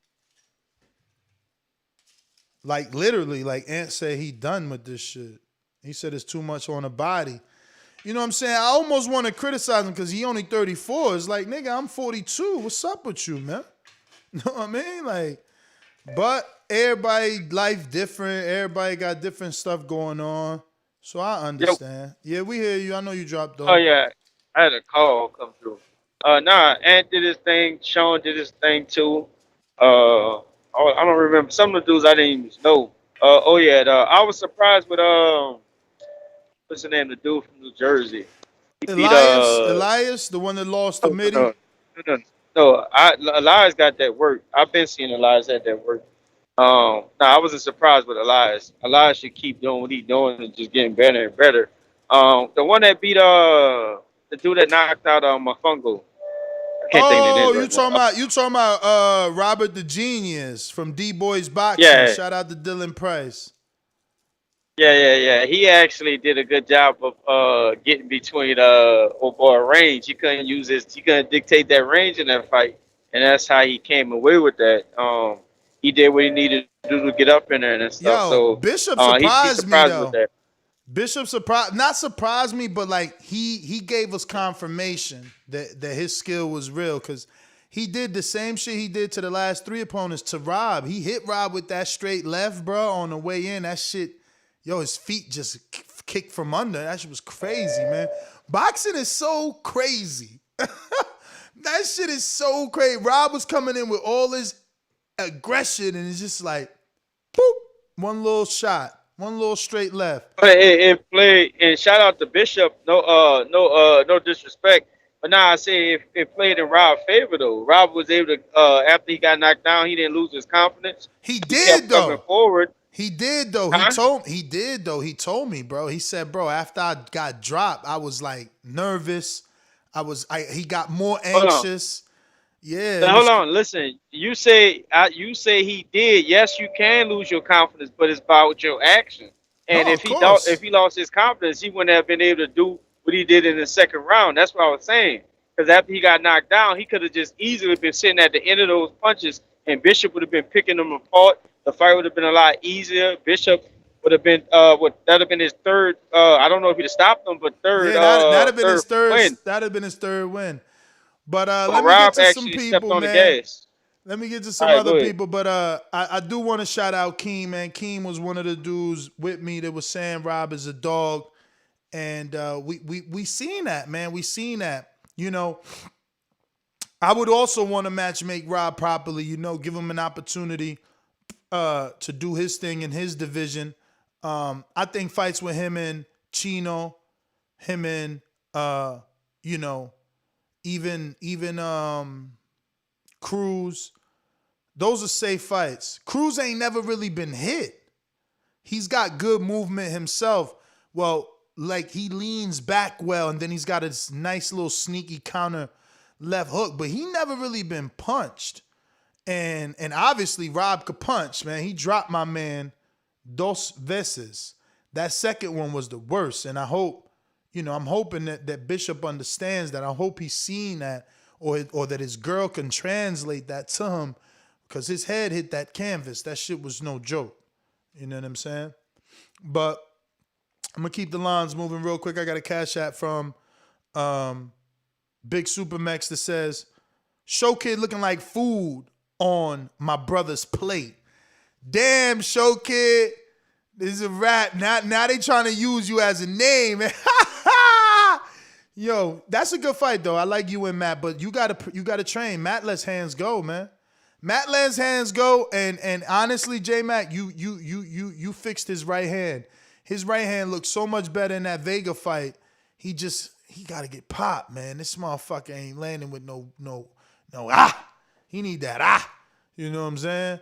But Matt and Showkid, I don't know. Showkid punch hard. He just gotta learn how to punch this fucker. Learn how to punch, man. Fucking out here playing, man. Who else we got with the super chat? Let me see who I left behind. We got. Oh, we did. Oh, we said that. Showkid. We did Earl. This is another one. Showkid said, shout out to TBV for another great Border Wars. Some great victories, some hard losses, including mine. Some ducks, Jose from Canada, even had Karens trying to get free belts. SDS will return stronger. Shout out, man. And that's all it's about, man. Being able to come back, man. Dust yourself off, come on back, get it done again. Boxing is not dead. Says shout out to all the first ballot Hall of Famers, Anthony Queen City Cobra Edwards, for all his great fights in the series. Yeah, Ant announced his retirement, man, and he'll definitely get into that Hall of Fame. I don't know, though. I don't know. You called him a first ballot Hall of Famer. Does he make it in the Hall of Fame, though? Technically speaking, he never won a world title. Both times he was met with the Tank, who blasted him up out of there and didn't let him get that belt. And if you just start letting dudes in the Hall of Fame that don't have a belt, then everybody's in the Hall of Fame. So I'm sorry. I don't know. That's something the committee's going to have to consider seriously before, saying something like that. Just saying, you got to think about it. He was a great fighter, great style. Loved his explosiveness, his willingness to fight, but he never won a world title. Never won a Border Wars world title. I don't know. That would have to be something that I guess, the committee considers. I don't know. Brandon in Cincinnati, what up? Hey, whole nother time zone. Jumped up for back with our mind on. Can't play when you here, get your life stole. If you bring it here, then the price grow. Phone jabbing and punching the line long.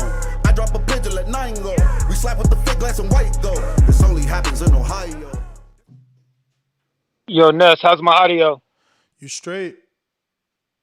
Cool. Hey, I got a question. So did Esteban's opponent not show up to Watertown at all? Or did he show up? Not show up. Paid and didn't show up, didn't answer phone calls, none of that shit. But, what got to be said is that's Esteban's fault. The community came together and wanted to see him fight Jerome, and maybe he would have did better than Austin, At least Austin wouldn't be hurt today if Esteban would have took the fight that he had. But he pulled out of that fight, and then he asked for a replacement fight literally when I was already in Watertown. So, we did the best. Okay. We did the best we could. Miguel Modeste did pay, but he decided like, fuck it, keep that 200. And that's another reason why we're gonna raise these fees. These motherfuckers don't care. Once they start seeing the footage, they like, fuck that 200. I ain't getting my ass beat. That's how you look at it when you ain't got no heart. Okay, because the way I was talking, it seemed like they was in the house together and Esteban scared him because I know Cass kept saying he got in his head. So I'm like, damn, were they at the same fighter house and this nigga ducked because Esteban was talking shit to him, but you said he didn't show up at all. Nah, Cash meant Esteban was in his own head. That dude, that dude might need a sports psychologist. Okay. Well, as far as I'm gonna get to the good and some of the stuff I think needs to be worked on. The good was the fights. The fights were action packed, really good fights. I think some of your best performances were Elias, Jerome, Keem, who I'm calling the slick black fighter at TBV. He showed some skill. That's my back call, brother. He fought well on the back foot. He gassed a little bit in that third round, but dude started throwing some nice little body shots in that third round too. He had a bunch of energy in that third round. But Kane did his thing. Robert the Genius.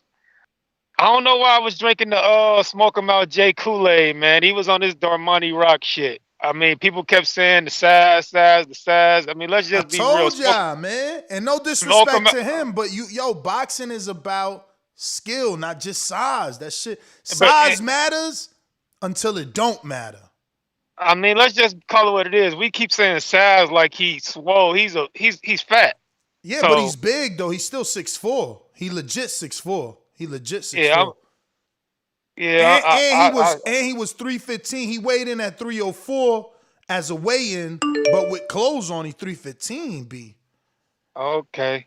But another thing is, I wasn't watching the Border Wars back when Robert the Genius was, fighting.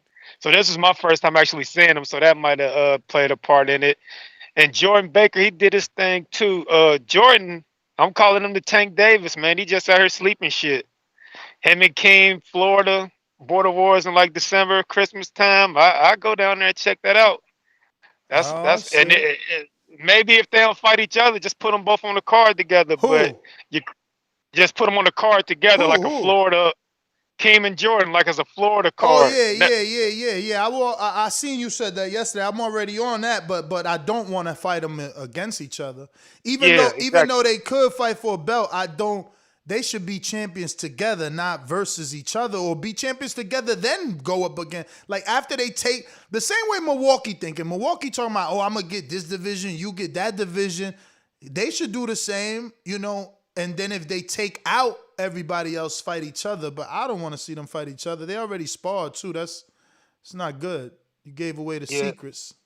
But your creme de la creme is definitely Tank Thurman. Thurman is a Furman to Thurman. Furman.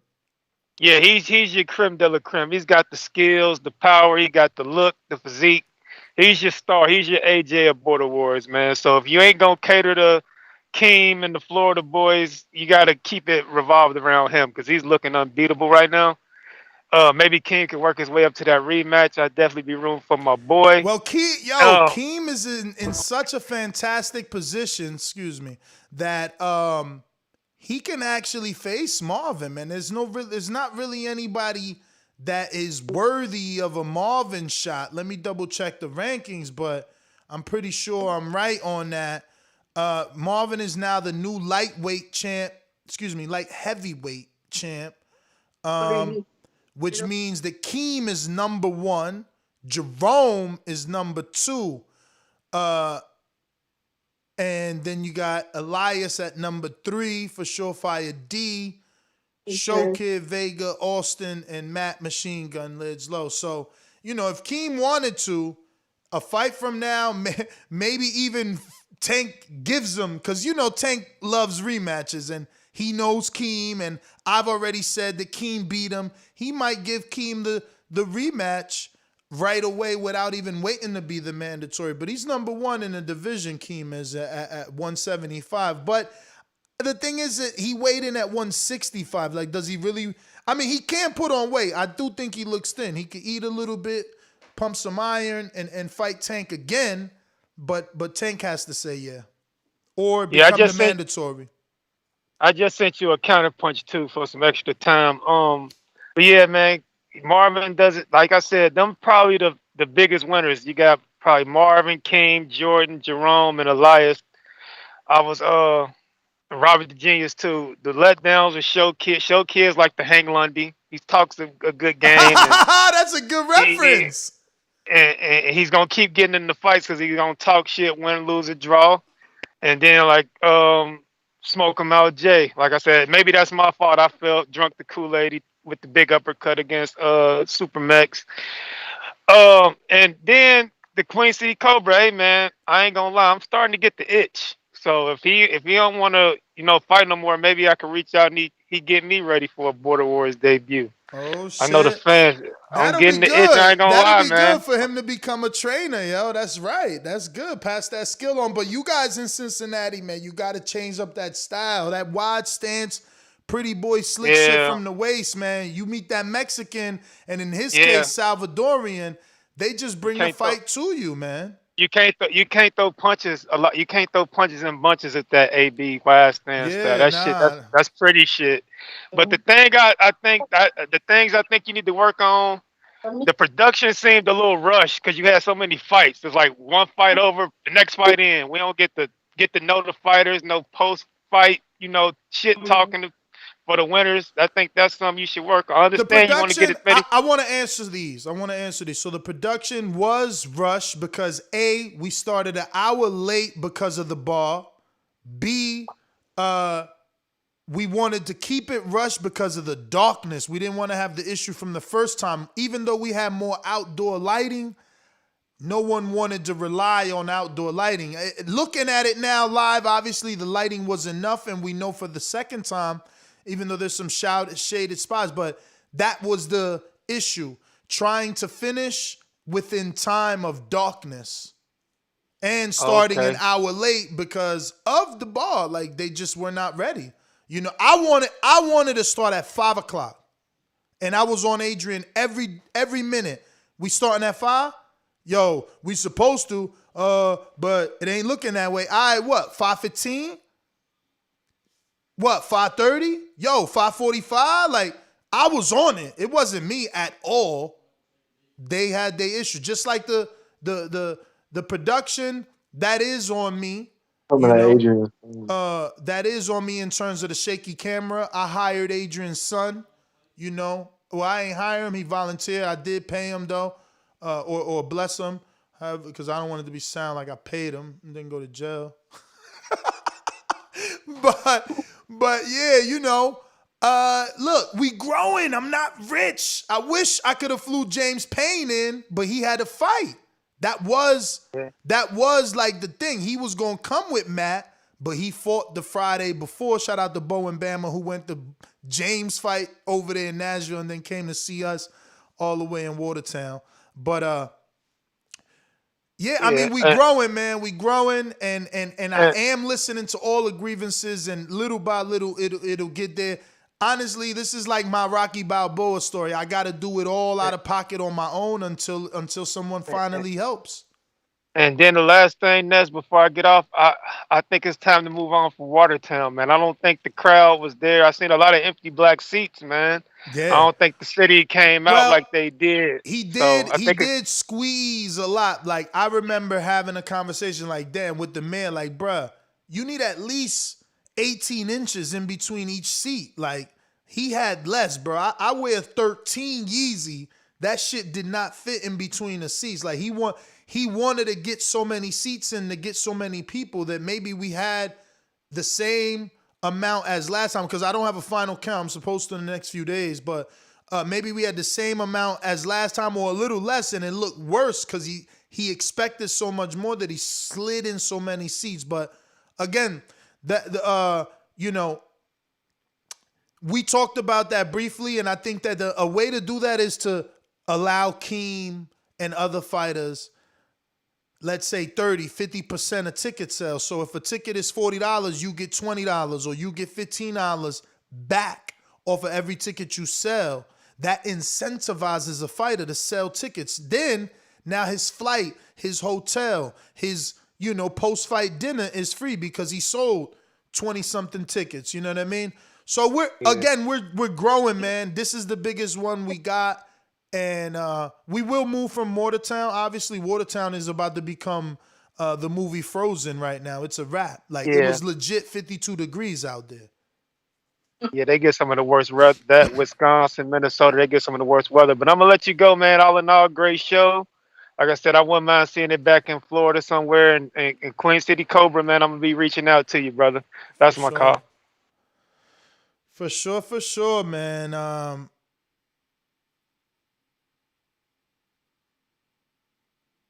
I'm just reading up on Karma. I see him going after people in the chat.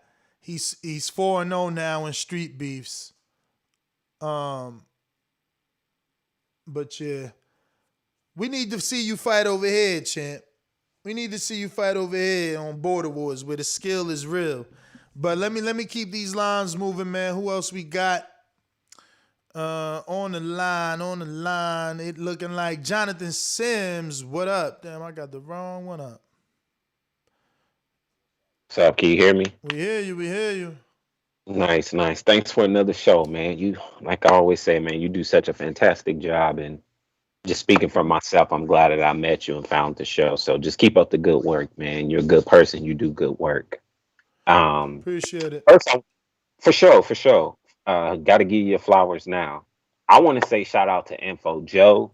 You know, one thing that I like about Info is he's so professional, man. Yeah. And like, one thing I take pride in anything I do is being a professional about it. And you can tell he put in the work because he was doing a lot of that stuff off the top of his head. And he was just so professional no matter what. Even if the crowd was like a little finicky, he stuck to it. And like he's man, Info, man, I'm so glad you're a part of this show. You've been nothing but a blessing. And thank you so much for everything you do for the show, man, as far as like being a guidance counselor, father, like all that stuff. So thank you. You really helped the show go, and it wasn't no show without Info Joe. I like the idea with the incentivization with the ticket sales. I think that's smart. And here's the thing, Ness, failure breeds success. So I'm glad that you're receptive to the positive and negative comments. And I just think you're going to get better in implementing ideas, but you have to fail to know what you need to succeed at. So I think you're totally fine. Take it little by little because you bite the elephant one bite at a time, not the whole thing. So you're fine. I will say this. There was really like one or two calls I was really interested in. Hello? Hold on. Somebody's unmuted in there. If you could mute yourself. I don't think you know you're not muted. All right. There was like 2 or 3 fights I was really interested in. Shout out to Show Kid.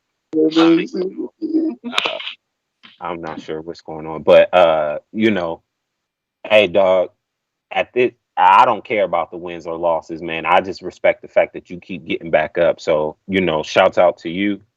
Shouts out to my boy Keem. I do think he's a formidable opponent for Tank. I think Keem can beat Tank. Tank can fight. Don't get it twisted.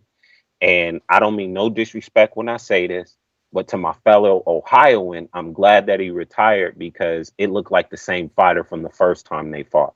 I think he has a lot of talent, but I think it makes sense that he retired because I question how much work he put in because it was the same fighter he gassed.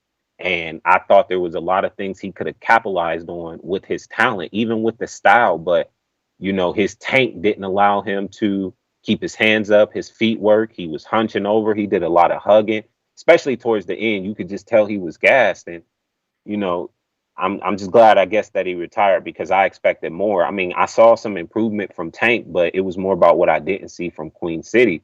And like I said, I think Keem can win that fight. No disrespect to Tank. I know you can fight. I'm not trying to say that you can. I'm not trying to say that I will beat you. But I do think Keem has a shot. He can fight. And, you know, I got my eye on a few people. And I'll be honest, Tank is one of them. All right. Wait, Tank Furman? Absolutely. If it ain't the best, I'm not getting in the ring. Yeah, but you'll never be able to just get a shot walking off the street. You know how it is. You got to be eligible for the champ. For sure. I didn't say I wanted to fight him now. Obviously, I would definitely have to because you don't know what I'm capable of. But I've been watching him. He's a very good fighter. And I like fighting the best. Obviously, if I was to join, I would have to work my way up, which is totally fine. But my eyesight would be on him if that's the route I took because I'm about fighting the best. So you're a cruiserweight. Oh, excuse me. Light heavyweight, 175? That's 175, the Tank Furman, that is. If that's what I would have to do when that time presented itself, I'm the challenger. It's whatever he say. Well, I mean, I'm sure he's going to get used to that. Once you win the belt, man, it's all eyes on you. I'm sure Jerome Lambert's going to call in saying he wants Tank too. And I'm not saying I'm not calling him out. I'm just saying I've been having my eye on him because I always pay attention to the good fighters. And I always would like to test myself against the best. And I've always thought he could fight before he was a champion. And I'm not calling him out. I'm just letting him know that, you know, I've been watching him. I've been watching him for a while. And I do think he can fight just like King can fight. I'm not saying that I could get in the ring with him tomorrow, But if I was to join, that would be a fight I would love to take, just like Corey. I would like to get in the ring with Corey as well. So, are you sparring or something? Because you calling out big names. I'm not calling anybody out. I know it's not like a legit call out, but I mean, you thinking of them, you speaking Yeah, I'm just of recognize. Yeah, I'm recognized the best. I'm saying these guys are the cream of the crop. They can fight, and those would be the challenges that I would like for myself to see where I'm at. So, what do you weigh right now? I'm at 185, and they just opened up a gym here in Monroe, North Carolina. So I got to go check it out to see. Ain't Smoke 'em Out Jay from North Carolina, or is he from South? I don't know. I think he's from South Carolina. I think 704 is from North Carolina, but I asked him about sparring. He never replied. So I'm gonna just have to go into the gym because I got my stuff set up in my backyard. So I would just have to go into the gym and just see if somebody wanted to get some work with me. Because the last time I got work was when I was in Virginia, and I did that with the guy who came on the show, and y'all was clowning, but it was just like light work. We was just kind of playing around. Jerry Forrest. Oh wow! Yeah, I with the sparred with him. heavyweight. Mm-hmm. The contender. Yeah. Oh, you out here shining. When you signing up, man? Nah, no means. By no means. Whatever, man. You working with Jerry Forrest, man. That was a couple years ago in Newport News, Virginia. He took it very light on me. He was just working on some things. Don't get it twisted. It wasn't even really a sparring match. It was more of a training. Nah, listen, I hear you, man. It still takes courage. I got in there with Mike Polite. You think he was being serious, even though he hit me harder than I expected him to hit me? But I'll tell you this: he took it more serious on you than Jerry did on me because you're way better and more advanced than I am. But it was just just to get in there and work on some things. I got some things I need to work on because the bag don't hit back. But I just have to find a committed sparring partner is my biggest problem. Well, all right. I mean, you got anything else? Nah, just thanks for the time, man. I really appreciate you and everything you do. And I'm always continue to support. And thanks to everybody who participated in Border Wars, and shout out to Info Joe. All right. Shout out to Info Joe for sure. Let me see here. Somebody just said, son, I wanted to answer that. It was say what they say. Oh, that's what they said. They said Marvin versus Karma. Now, obviously, Marvin can do that if he wants. He can do a voluntary fight with Karma. You know what I'm saying? If that's what he wants, he's a champ. He's got a mandatory. He's got a voluntary. But I get Karma is 4-0 in Street Beefs, but I mean, I ain't hating on him. I'm just saying, is that a big fight? Like, is that a main event? Karma promotes when he knows he got to fight. He makes videos and all that. What he needs to learn is not to put copyright music so that he could understand it. Then we can upload it. That being said, I could see it turning into a big fight because he promotes. But I don't know. I don't know, would the community accept it as a big fight because they don't know Karma. Like, is very few of us, maybe a dozen of us know Karma. So I don't know. I see them matchmaking themselves in the chat. So this is just me reading the chat for those listening around the world. Keeping you informed of what's taking place here in the Border Wars review and recap show. Right now on the screen share playback, we got Smoke 'em Out Jay and Sean in the ring. And, this was a good fight. This was definitely one that I was expecting, excited for. And, Smoke 'em Out Jay could be so much better if he goes to the gym. Very long. I guess he was a little tougher than I expected. He's durable.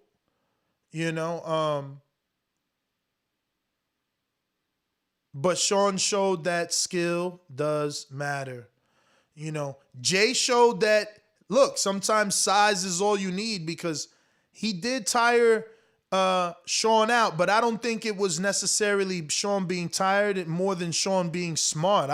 I talked about that on the live telecast when Enrique got excited that Smoke 'Em Out had a good second round. I felt like Sean just took that round off because he knew he had the first round in the bank with a knockdown, So it was interesting. Smoke 'Em Out is very sloppy.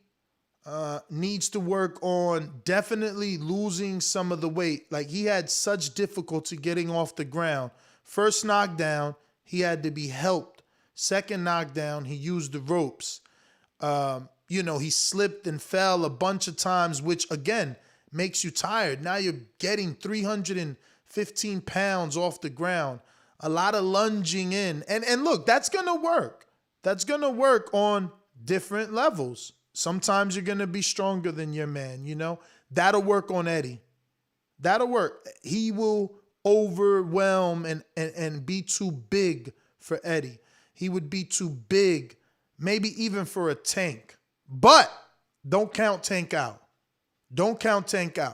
Tank gets real fucking leverage on that right hand, and Smoke 'Em Out Jay be lunging in. Obviously, Smoke 'Em Out will be the favorite because of the height. And the fucking 315 pounds. It's 315 pounds. Those clinches are horrible with a dude that big.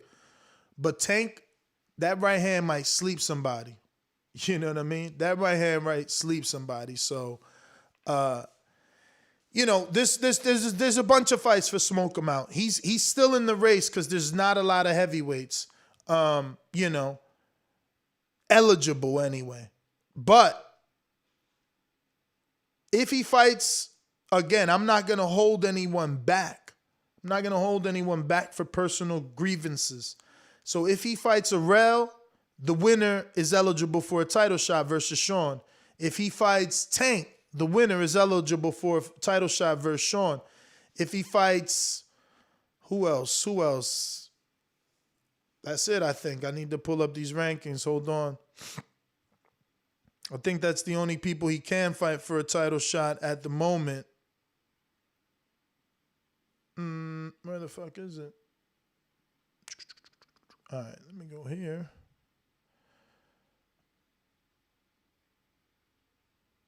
All right, so maybe I don't have the rankings pulled up on this page. All right. Okay, so we got it on this page.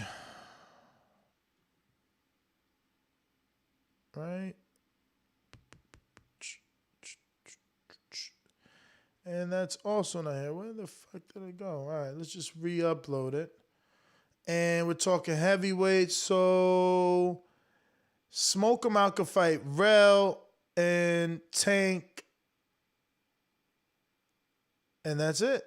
Only Rel and Tank would put him in position to be back for a title shot, which he wasn't in a title shot, but he's got one win. So he just needs one more win. If he fights Brandon Lenz, who's a novice and wants to fight him, wanted to fight him before the loss. He actually wanted to fight him, but Sean already had that fight. Again, Smoke only needs one fight, and he's right back in there versus Sean for a belt. So Smoke 'Em Out, Jay, I don't want to see you disappear. You need one more win, and you're right back in there in a rematch versus the guy that beat you. So this is when you show your heart right here. This is when you show that this wasn't just you trying something. This is you thinking you can achieve something. Because now you get right back in there with a man that beat you. It's just that simple. Easy peasy, man. But moving on, that was a great fight. I hope to see those dudes, in the next Border Wars, whether it's in separate cards, because obviously Sean moves on, or not, But I want to see them both in their fights, see what they do next. So I want to go to the Genius versus Bishop. That fight, because obviously, they had my man as an underdog. And I even talked to Bo. You know, Bo and Bama was there. He was a judge. He got there early. We sat down in the patio, and I'm like, Bo, talk to me about this line, man. You know, how do you got my man Jordan even with Show Kid? How do you got my man Rob a plus 115? And listen, Rob showed, man, sparring is important. Now, Rob tells me that Bishop told him he did get sparring for this fight. And that showed because Bishop was durable until that last knockdown. At last knockdown, he lost his feet so bad that his head hit that canvas. And I'm glad Doomy stopped it. He too old. You know, we got to be careful. You know? But this fight was amazing. This fight was everything I expected. It's from a promoter standpoint, it is wonderful for something to come together the way you expect it to come together. And damn, it did. What was even better about this fight is that Bishop picked Sean. So he seen something like Mikey, you know. And you had every element, you know. It was the older guy versus the younger guy, the puncher versus the brawler, you know, the taller versus the shorter. Everything. And Rob played the bad guy. You know, he came to the weigh-in with a bottle of Hennessy, took a shot at the weigh-in. He really swayed the lines. People really thought he was the underdog after that. Being shorter, had a little bit of a pudgy stomach.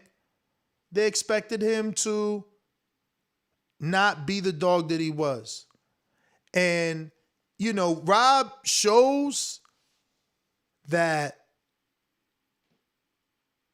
sometimes will can be better than skill, because Bishop is the more skilled fighter. Bishop is technically better than Rob. Bishop is more accurate than Rob. Bishop he's got a better jab than Rob. He's got better footwork than Rob. I mean, he's supposed to be the favorite. But Rob has something that you can't teach. Rob has something that you got to be born with. And it's just sheer dog. And I kept saying that. It's just dog. Dog. And then, first of all, look at the Thanos shirt and look at the left hand is actually the Thanos glove. Yes. So he was snapping his fingers on this cruiserweight division. You know what I'm saying? And he's got fucking LED shoelaces. Have you noticed? So we're gonna go slow with this one because I think he was really, really challenged here with Bishop.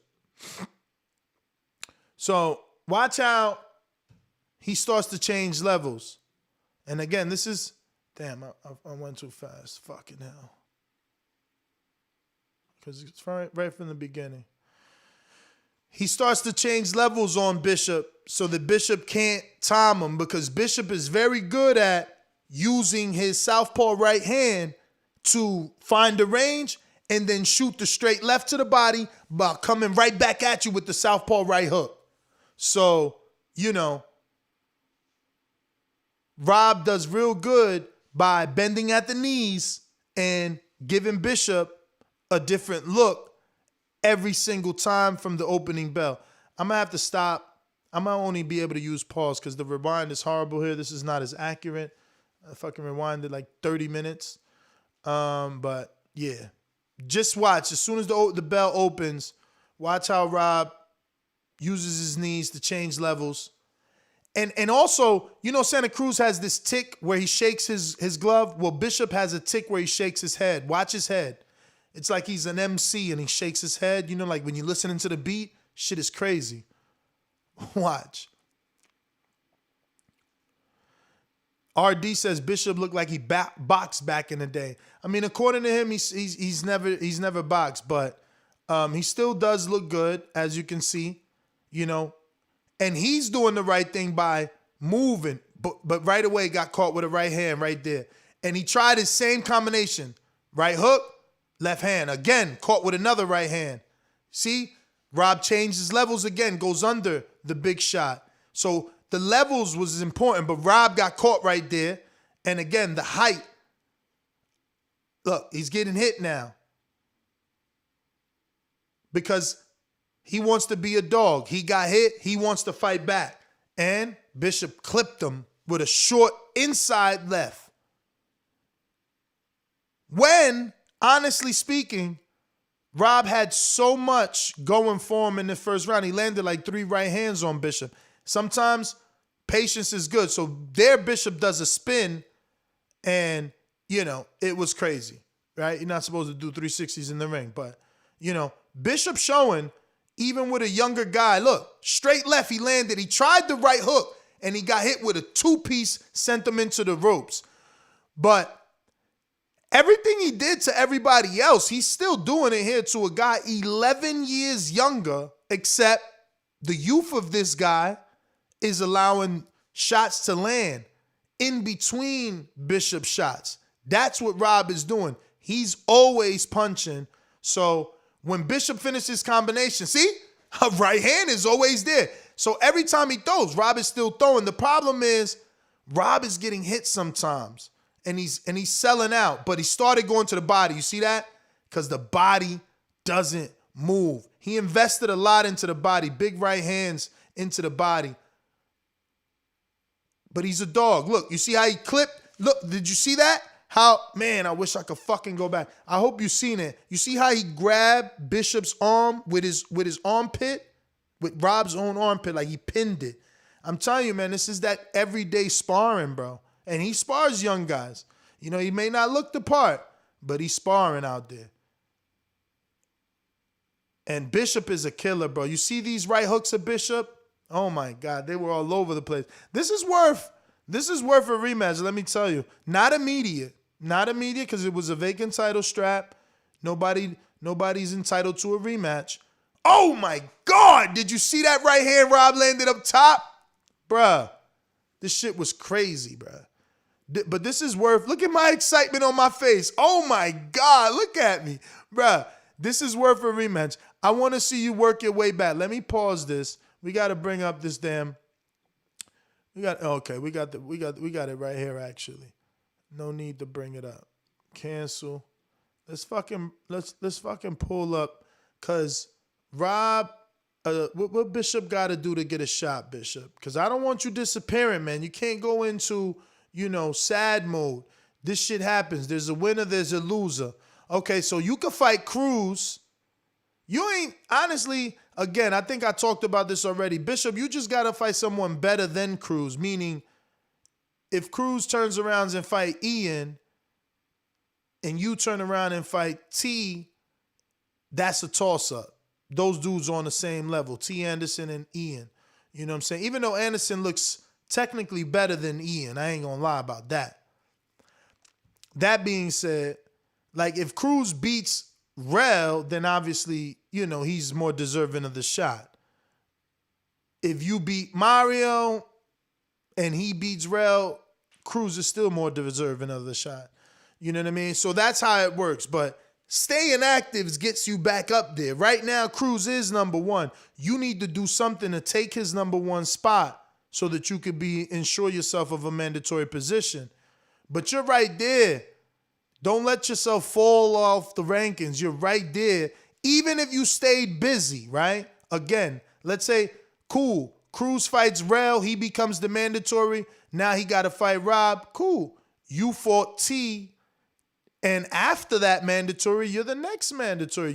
You still moved yourself in line, but don't fall out of the rankings because then that shot won't come because obviously Rob doesn't have to give you a shot because it was a vacant title strap.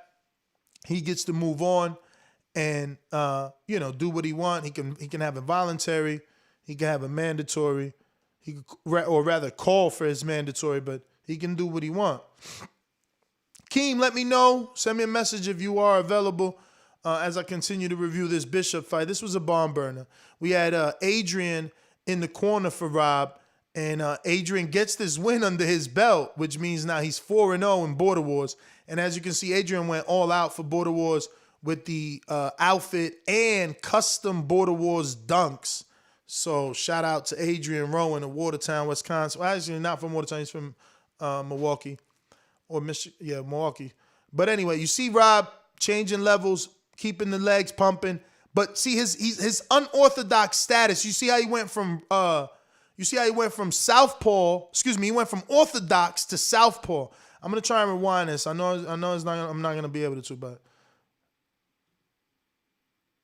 I went too much. See what I'm saying?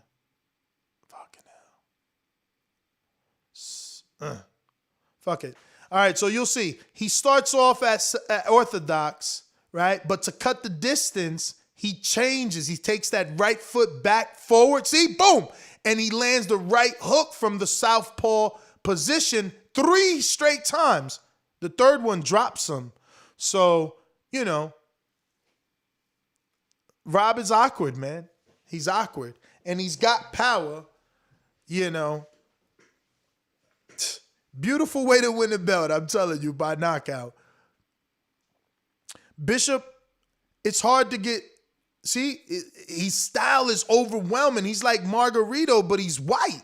You know what I'm saying? He's just all on you. He's like, and look, and now you're forced to fight his fight, see? So Bishop tried to stand and fight, and this knockdown hurt him, bruh. This knockdown hurt him because he hit the back of his head here, you know? So look at what he does here. He tries the Roy Jones right hook, but he's nowhere near his target. That's where everyone thought, like, yo, this guy's senses aren't there. They're just not there. Even though he passes the sobriety test, watch this. Watch this. Look. Look at that. Look at that. Come on. We know Bishop's accurate. You seen how far that punch was? Like, come on. You know, I just hope he doesn't get mad. You know, because he left after this. So we don't know if he got upset that this fight was stopped. But he's 48 years old. He went down 2 or 3 times. And this last knockdown, believe me, man, you hear me on the telecast, bro. He hit the shit out of his head. You know what I mean? So look, you just get knocked down. Now you about to get knocked down again. Twice in the same round. Look. Boom, boom, boom. But this one's even worse. Listen. Oh, shit, he has back his head. You see that? I didn't even finish my yell because I seen and heard his head hit that canvas, man. Remember, that canvas is what? 3/4, 3/8? I don't know. No, definitely not 3. It's like 3/4 of an inch of padding. That shit ain't nothing. That shit ain't nothing. You know what I'm saying? So I hope he's not anywhere angry that he wasn't given a chance. He got knocked down twice in this round. Twice in this round, plus in the round before. Like, gotta be careful, man. You're 48. This guy was 11 years younger than you. You know, he was shorter, but he obviously came with them Thanos gloves, man. He had that pop, pop, pop. You know what I mean? But now Rob is your cruiserweight champ, man. And he's so short. I know this guy. Let me see if I can find it on his IG in time.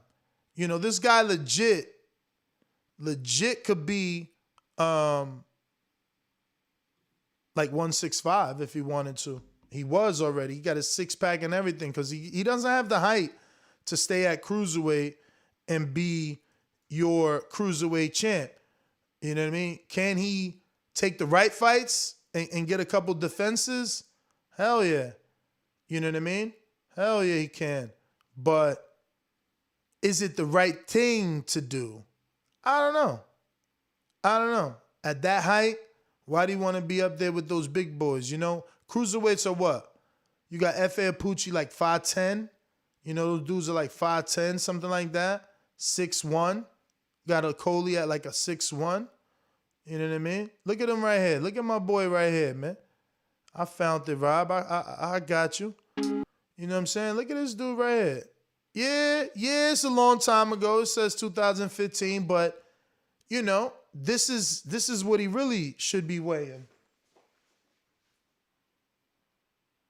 This is what he really should be weighing, or obviously, since this is many, many moons ago, 20 pounds above this, maybe 20 above this. You know, I don't know, but regardless, whether you like his body or not, he's your cruiserweight champion. And right now, I mean, Not much on the menu. Nothing to be afraid of. You know, if you're a cruiserweight champ, you got Cruz in front of you. That's the perfect height for you. I think Cruz is like a 5'6" cruiserweight, but he does have power. He's legit got like 7 or 8 knockdowns in his, 5 fights. Then you got Bishop, a guy you already know. He's your number 2. You don't even got to worry about Rel because Rel, you don't got to worry about Rel because Rel legit is inactive. He's coming off a draw. Very hard to get ranked. Rel would have to beat Bishop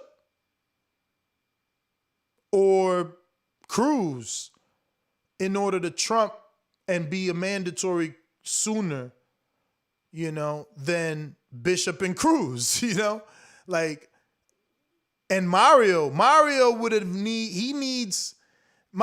he needed that lineal win. He needed that lineal win to get to Rob. That was the whole point of him supposedly fighting Jose, who's not ranked because he's retired, but lineal champ. But let me get to my boy, Info Joe. Let's go! Come on. Info Joe is a beast. Checkbox red. Undefeated punchlines, better place your bet. The number one call, fought my way up the ranks. Border wars fighter, going hard in the family. Scene writers call me spectacular. Yo, top of the morning, man. What's up, Ness? What up, Info Joe? What's up, my brother? Hey, man, first things first, man. Thank you for your words, Jonathan Sims, man. I know I can do a lot better, man. I made some mistakes up there, man, and as far as reading the scorecards, man. But thank you for your words, bro. I promise the TBV community, man, I will be better next time. We just still growing. And shout out to all the Border War fighters, man. You're all winners in my eyes, man. Shout out to Bishop, man, the Black Matrix, man. You rep the older generation, man, better than I could ever do it, man. Wow. Shout out to you. Hold your head up, man. You gave us some great fights, man. Please don't leave the community, man. You're a great asset to TBV, man. And shout out to you, brother. If you're listening, hold your head up, man. You put on the awesome performance. Shout out to Anthony Edwards, man. You will be missed in the Border War series, brother. You've been there for day one, man. You hold your head up. Cincinnati, Ohio, stand up. The Queen City Cobra. You've been repping, man, since day one, man. So hold your head up, man. I know you're not going to leave the community, man. But, man, shout out to you, man, for all the fights that you gave us, man. And peace to you, brother. Shout out to the TBV community, man. Kales, both from Bama. King Born and Liz Lowe for showing up and supporting, man. A lot of what y'all don't see, man. Justin so much Gonzalez, Justin Gonzalez, also part of the community, showed up. Right. So much goes on behind the scenes, man. Before the show starts out, man, everybody is running around like a chicken with their head cut off, man. And we do need a whole lot of help. And thank you for your criticism, man. We just trying to grow and get better, man. It's a lot of hard work that goes on behind the scenes, man, that y'all don't see. So, far as the criticism, man, just bear with us, though. We will put on the best Border Wars show. This will be picked up, and no doubt, man. Shout out to Jonathan Sims and Brandon wanting to join Border Wars, man. I'm looking forward to see y'all fight, man. And a lot of dudes, man, we get on here and we talk boxing, man. And it looks easy from the outside until you get in there, man. And so that's why I say shout out to Show Kid, man. He always shows up. He ain't ducking no smoke. None. I know a lot of people give him a lot of shit, but the dude shows up to fight. With a lot of people can't say they can't even show up or are willing to even get in the ring and swing and even try it. So shout out to you, brother. You hold your head up. And I want to say the most improved, man, I want to say shout out to King and Jordan, man, they have improved so much, man. I watched from the beginning of their fights, man, and they've grown so much by each fight. Shout out to Marvin as well and Mission Impossible, man. You guys have been taking this serious and perfecting your craft. Rob the Genius, man, you were a dog. And you got great showmanship. You came in the ring, your shoes was glowing and lighting up and shit, man. And you sell the fight at the weigh-in, man. You're the man. You deserve that. And Marvin the Tank, man, you deserve to be champ, man. You deserve all your accolades. You carry yourself like a true champ of Border Wars, man. You rep us right. And you're fighting pride of El Salvador, man. All props to you. And Elias has one of the best skill sets in Border Wars, man. I think he's going to be a problem for anybody, man. And there's so much to say. Shout out to Adrian Royan, George Monterey for hosting Border Wars in Wisconsin. I hope that you will bring some Wisconsin fighters to wherever the next venue is, whatever state we choose. I wouldn't mind going back to Florida, Texas. Atlanta will be beautiful. Or New York or LA, man. Shit. But we growing. Shout out to you, Ness, man, for believing in the brother, man. I will get better, brother, and we will grow, man. Santiago, hold your head up, man. You another one like Show Kid. You show up, don't duck, no smoke. Hold your head up, my boxing brother. LA, stand up. You always represent us right. And, man, it was an awesome show, man. So much to say, man. It's so much to say, man. I'm just saying that overall, I think the good outweighed whatever went wrong. No doubt. It was an awesome show. Great matchmaking nest. All the fights were entertaining. Those of you listening, if you're thinking about it, man, join in, man. Enough talking about it. Be about it, man. You think you can get in there and swing, man? Do it.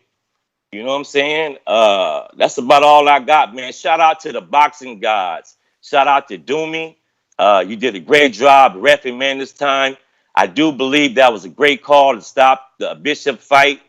He had his family there. We don't want nobody getting hurt. And, man, awesome job, Ness, for you believing and keeping this going, man. This gives an opportunity for those who want to know what it feels like to be a fighter, man. And you giving everybody that opportunity, man. Not there's no podcast doing this.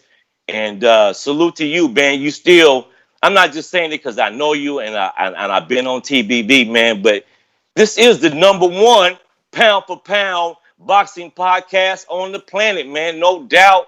So we're going to keep pushing, man. And that's all I got, fam. Hey, man, when we get together, y'all show up, man. It's like a family reunion, man. I look at all y'all as my brothers. For sure. This is the best community in boxing, man. Tell him, What's man, up, we champ? was out there till like 1 in the morning in the back, just chilling, talking boxing, talking about all the fights. It was, that was like an episode of Untitled, man. We needed that shit recorded, man. You should have been in the studio. We needed that, brother. No doubt, man. Peace and blessings to all y'all, man. And shout out to the community, man, for y'all hitting the thumbs up, man. I see the views have risen real high, man. And that's thanks to y'all, the community, spreading the word about Border Wars, man. And we growing. This will be picked up by Netflix one day or some other network, God be willing. And I believe in the dream, Ness. Let's keep this vision going, brother. For sure, that's all I man. got. I believe in you, champ. Like I said, man, you starting here. We know you're gonna end up on a fight somewhere, man, on TV, man. So keep doing your thing. Thank you, brother. Yeah, man. Another thing, I want to just shout out Brandon Lenz, man. Shout out to Brandon. If it wasn't for him, pushing, we wouldn't have these fantastic belts. And I mean, these things look beautiful on television. It was the best idea to go with our own belt while still keeping the IBO medals for the winners, whoever isn't getting the belt, which that's beautiful, But damn, I really wish Mario and Jose could have fought. This lineal title is so beautiful. It's crazy, man. Like, it's legit amazing. And damn, somebody needs to be having this damn thing. I wonder how it looks on, you know, like when you're wearing this thing. Let me show y'all here. So this is it right here. Start that over.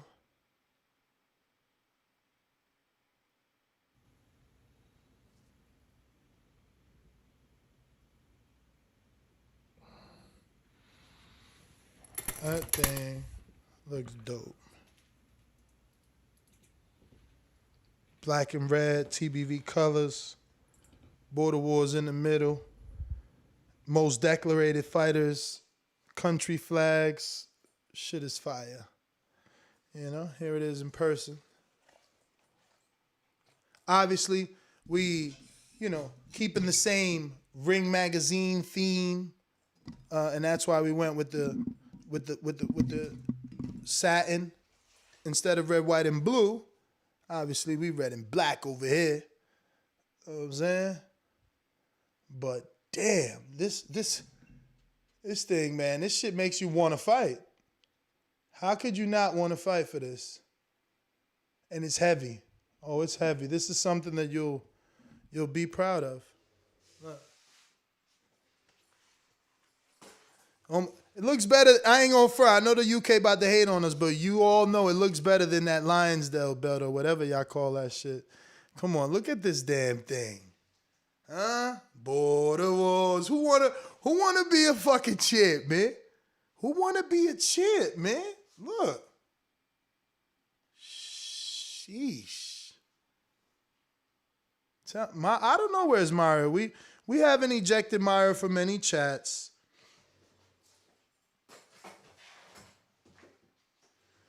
We haven't excluded Mario from any conversations. Mario's door is always open, man. I've accepted Mario the way that he is. You know, everybody has those friends. I just believe Mario deals with anxiety or just is a guy that has horrible luck. Horrible luck, you know, because to have things like this happen over and over, it's a bit unfortunate. But Mario's door is open, man. Shout out to my boy Francis. Your door's open too. You want to know what I'm saying? Get that Keem fight going or that Jordan fight. You know what I mean? Come on back. Stop being emotional. You dudes, you grown-ass men acting emotional. Little girly girls. That's what Border Wars is for, though. It's always funny, emotional. I mean, I know I'm big, so it's hard to call me out, but it's like you so emotional. Get in the ring and swing. Stop crying like a baby. You know? I hear Manny Pacquiao retired. Not that I really want to talk legit boxing. But what else we got? We got to preview the main event, man. We didn't preview the main event. Is this the main event? No, we got to go to the main event before I get up out of here. And let me see. I said Keem is ready. What up, Dream? The Dream is ready. Wait a minute. You say you know boxing? Yeah. What is it? Maybe I don't know. Tell me what a full counter is. Full counter? I've never heard that term before. That must be your term. You must have been. Fair shake. HBO needs to fire you. You don't know shit about boxing. You ain't shit. Yo, can you hear me?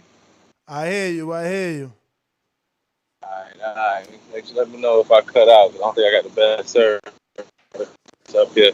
But what's going on, champ? Great show this morning. Appreciate the recap show, man, for Border Wars. Look, man, I had a great time. That was by far the best Border Wars I've been a part of, man. Felt like a real fighter, you know what I'm saying? It was a real event, man. Separate locker rooms and the lights and the smoke. You know, shout out to Adrian and George and Misty, the bar. They was very accommodating for all of us. They were super nice, man. Good hospitality. Just everybody. It was a good event, man. You know, shout out to UNES for putting all this together. You know, Info Joe, man, my guy, he did his thing out there. Just everybody, man. Doomy, amazing ref. Man, it's a lot, man. I could be here all day with it, but it was a great experience, dog, for real. Everything about it was good, man. I know there was some, there's bound to be little things here and there that go wrong, but I think we did good, just powering through and getting it done. I had a lot of people support, a lot of people watched me. So many people reached out to me. People I don't even know had hit me on Instagram and just a lot, man. So it was a great experience for me, and I know for everybody else, man. I got to meet a lot of people for the first time. You know, met King Born, got to meet Smoke 'em Out, met Enrique. You know, got to meet so many people out there, man. I want to thank Esteban too. You know, I know we talked about Esteban's opponent didn't show up, but you know, like I told him, man, look how God worked, bro. Your opponent didn't show up, but you cornered me. First time ever cornering somebody, and you helped me to a victory. You know what I'm saying? So it's a little notch in the resume that shows him he could do something outside of just fighting, right? You can actually coach. He's got a good eye for boxing. He's actually pretty good at explaining things. You know, I don't know if he ever knew that, but now he does. So I shout out to him. I appreciated him for stepping in and getting in my corner and helping me with that. Just giving me good advice throughout the fight, man. Yeah, I mean, man, there's a lot I wanted to say, dog. I'm kind of losing my thought. It's just so much, you know what I'm saying? It's so much, dog. It was great, though. All around, man, it was a great event. All the fights was good from beginning to end, dog. From rolling with the punches and Avery. Santiago improved so much. He almost had that victory. I thought he lost it in that third round. But he improved so much, man. He looked a lot better. The Avery and rolling with the punches fight was good. I thought it was hilarious, man. It was just an entertaining fight, you know what I'm saying? Rolling with the punches got the craziest style I ever seen. What was with him, like, walking away and then turning around and throwing a big-ass shot? Word. That shit was crazy, but, I mean, it kind of worked because I noticed he would play possum. Yeah, that was his Yeah, he Roy would play Jones possum shit. a little bit, like shell up, act like he don't want to engage, and then throw a big right hand. You're like, whoa, that shit has some steam on it. It was entertaining, man. The big heavyweight LJ with the skill, I liked it. You could tell he's done that before. Come to find out, he told me he had some amateur fights back in the day. The boy, you know, he's out of shape, but he's skilled. You could tell he's fought. He's a problem. You know, his opponent had a lot of heart. He was back there in my locker room. He was super amped and hyped. He was a kickboxer. It was cool to talk to some of them kickboxers from Wisconsin and get, you know, their insight on how different boxing is from kickboxing. These guys were like, yo, we thought it would be, you know, easier to transition. It was a whole nother world in there. So, you know, that's always good. It was just, man, it's so much, man. A lot of fun. Had a lot of fun. Shout out to my boy Jordan. You know, I told y'all the power is real. I told y'all he's a problem. You know, he showed it. Shout out to Show Kid too. Again, man, you gotta respect the dude that could talk that shit. He'll get knocked down and he'll get up and keep talking shit. Like, you know what I'm saying? You just gotta respect that, dog. It's a different level of heart, man. Austin too. Austin is a problem. He just bit up more than he could chew. You know, I was holding mitts for Austin in the back. He's very heavy-handed. He got popped, and he's good. He showed a lot of skill in that Jerome fight. Again, I think he bit off a little more than he could chew. Was really all, and then he suffered that injury. His whole fucking shoulder popped out. Ness, me and you've been telling everybody Rob was a dog. They ain't want to listen. Everybody was saying Bishop was gonna stop Rob. Bishop gonna knock him out. What I told him from day one, man, y'all got Rob fucked up, like all the way. And I didn't shout out to Rob. I didn't know Rob got so much swag. I never met Rob. I was glad to meet Rob. He in there with the rollie on and the Henny. He got the big $2,000 Louis bag with his Thanos gloves in it. You know what I'm saying? Like, Rob got swag, man. Shout out to Rob, though. He a G, man. I bought Rob a shot after his win. Shout out to the champ, man. He's a good dude. Cool as fuck. Yeah, just everybody, man. Again, man, you know, Mission Impossible did his thing. I thought he fought the perfect fight. He mixed it up with good aggression, coming forward on the big boy, and then boxing as well, stepping back, shooting a jab to the body. You know, he mixed it up well with boxing and aggression and got that W. Marvin, it looked incredible. Dude's in phenomenal shape. He's just a monster, man. He's unbelievable. Yo. I know you giving everybody love, but like you number one in his division. Absolutely, yo. Yeah, I know. It's setting it back up for that rematch. Like you said, Marvin love them rematches, don't he? But out of his 6 fights, he's got 2 rematches. But you think, honestly, I would say go in another direction just to get a little more. No, I'll be 1,000 with you. No, I don't want Marvin next, man. I don't want Marvin next. I would take another fight before I fight Marvin. You got to work on some things. I got a lot better. I got in better shape, but he got a lot better, and he got in better shape too. You know what I mean? So we're both still. I think he's still a level above me, like he was when we fought. It's close, but I think we'd still get in and get another close, good fight. But I don't know. I think Marvin's still just a little too much right now. I'd take another fight before I go after the champ. And probably at a lower division too, 175. I mean, I don't know. I've been eating like a fat ass since the fight, and I was like 171 this morning, bro. I'm not really putting on weight like that, but yeah, no, he looked great. He looked great. Ant looked good too, man. But I think Jonathan Sims explained it best. Ant looks like he's always looked. You know, we know God bless Ant with a lot, and you know, a lot of speed, athleticism, natural muscle, and just a lot of natural things. But it doesn't seem like he's ever really fine-tuned it or took the time to tweak it. And I get it, again, look what God gave him, bro. I wish I was built like that and didn't have to work out, you know what I mean? Word. Like, it is what it I hate is, genetics. Why I ain't get man. those genetics, bruh? For real, yo. We That's wasn't some in bullshit. that gene pool. I don't know. But yeah, man, the Robin Bishop fight was such a good fight. Elias, this dude, he needs to turn pro. I'm sorry. I'll give him his midi rematch. He's too good, man. He looked incredible. I told him after the fight, What you mean turn he pro looked or incredible out midi? there. He got people to fight. He could fight Austin. He could fight Jerome, and he could fight who else? I would like and to Corey. see him fight Jerome, but I think he beats Jerome. I think he could beat all them dudes, man. I gotta see Corey's it. a good fight for him. Corey's Bruh. very good. Bruh, Corey he beat an impressed me. MMA fighter. Like, we gotta see it. You gotta do that versus a boxer. That's a good point. I forget that dude's an MMA fighter. You're right about that. Do that versus but I mean, Esteban. Do that to Esteban at 168. Esteban, did he? He didn't get stopped by Esteban, right? Nah, he ain't get stopped by Esteban. But he got put out first round by Elias. But styles make fights. Esteban is Laura. He ain't gonna stop you. He gonna outbox you. Can Elias stop Esteban? Can he get in on Esteban's height and reach? Good styles make fights. Exactly. You talking about turn? You talking about on the inside? You talking about turn pro? Hell no. Let him beat everybody in Border Wars before you turn pro. Let me see you beat. Let me see you beat Jerome. Let me see you beat Jerome. Let me see you beat Esteban.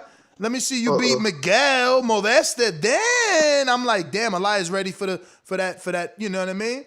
But give him that midi rematch, man. Man, hell no, man. Not yet. Not yet. Listen, Mitty throws a lot of punches. And dudes that double up on left hooks, they successful. Look at your man Austin. He would do right hand to the body, left hook up top. Esteban, mute yourself till we go to you, champ. Austin's issue, man.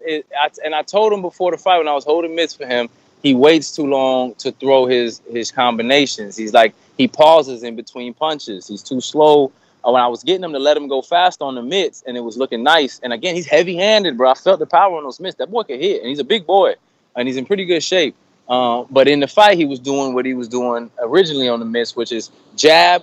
He waits a second, then shoots the right. That's just too slow, man. That's just too slow for a guy like Jerome, who's gonna and like you said, he was noticing. Not only was he shooting the right late, he wasn't bringing it back to his face. Yeah. So the jab was just in his grill, man. He's got the skill. He could have beat Jerome. He really did. He got the athleticism. He's a big, strong kid, and he knows how to box. I feel like he was just ain't too had slow. no moves. Like I feel like he had that one move. Like, yo, we working on right hook to the body. I mean, right hand to the body, left hook upstairs. If that don't get it, we fuck.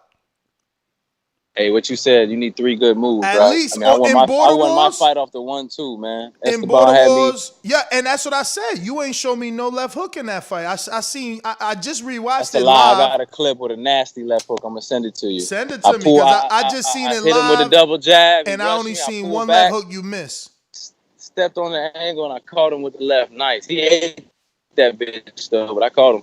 But listen, my fight, dude was extremely tough. Shout out to him. And I told him after the fight he was a dog. I didn't expect that much dog from him. He started coming on. Like, the more I hit him, the more fucking tough he got, and the more he came at me, man. So, obviously it went from standing 8 count in the first round, a lot of aggression. You can't tell me you seen me throw more punches than I've thrown in that last fight. That's the most punches I've thrown. But, hey, you got to win the fight, bro. When I realized I'm not going to stop this guy, he's going to keep fucking coming. He's super tough. You give him that respect, and then I boxed, and I won the fight. I did what I had to do to win. And I thought I still looked pretty good doing it. I was proud of myself. There's some things in there.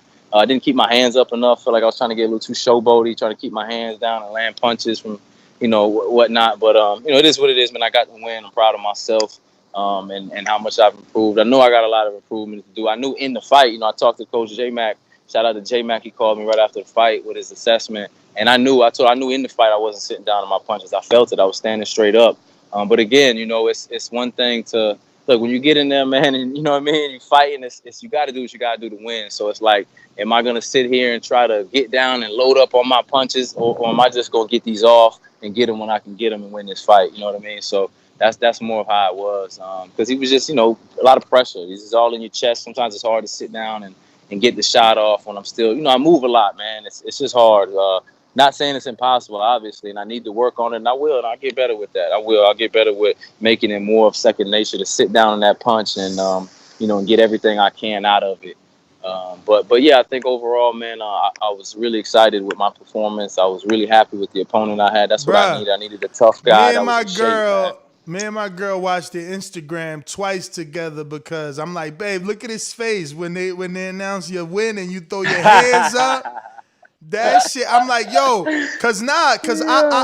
but listen, the context was like me taking things for granted, because I'm like, yo, I legit take it for granted because the IBO is tight with me and I get these medallions, but like to see your reaction, I'm like, babe, he's really, like, you were really excited, and absolutely, and it clicked for me, like, yo, man, like, it's just we all learning, and I'm just grateful that I'm able to help y'all get those moments, man. Like, I want this shit to be so much bigger, y'all don't even understand, man.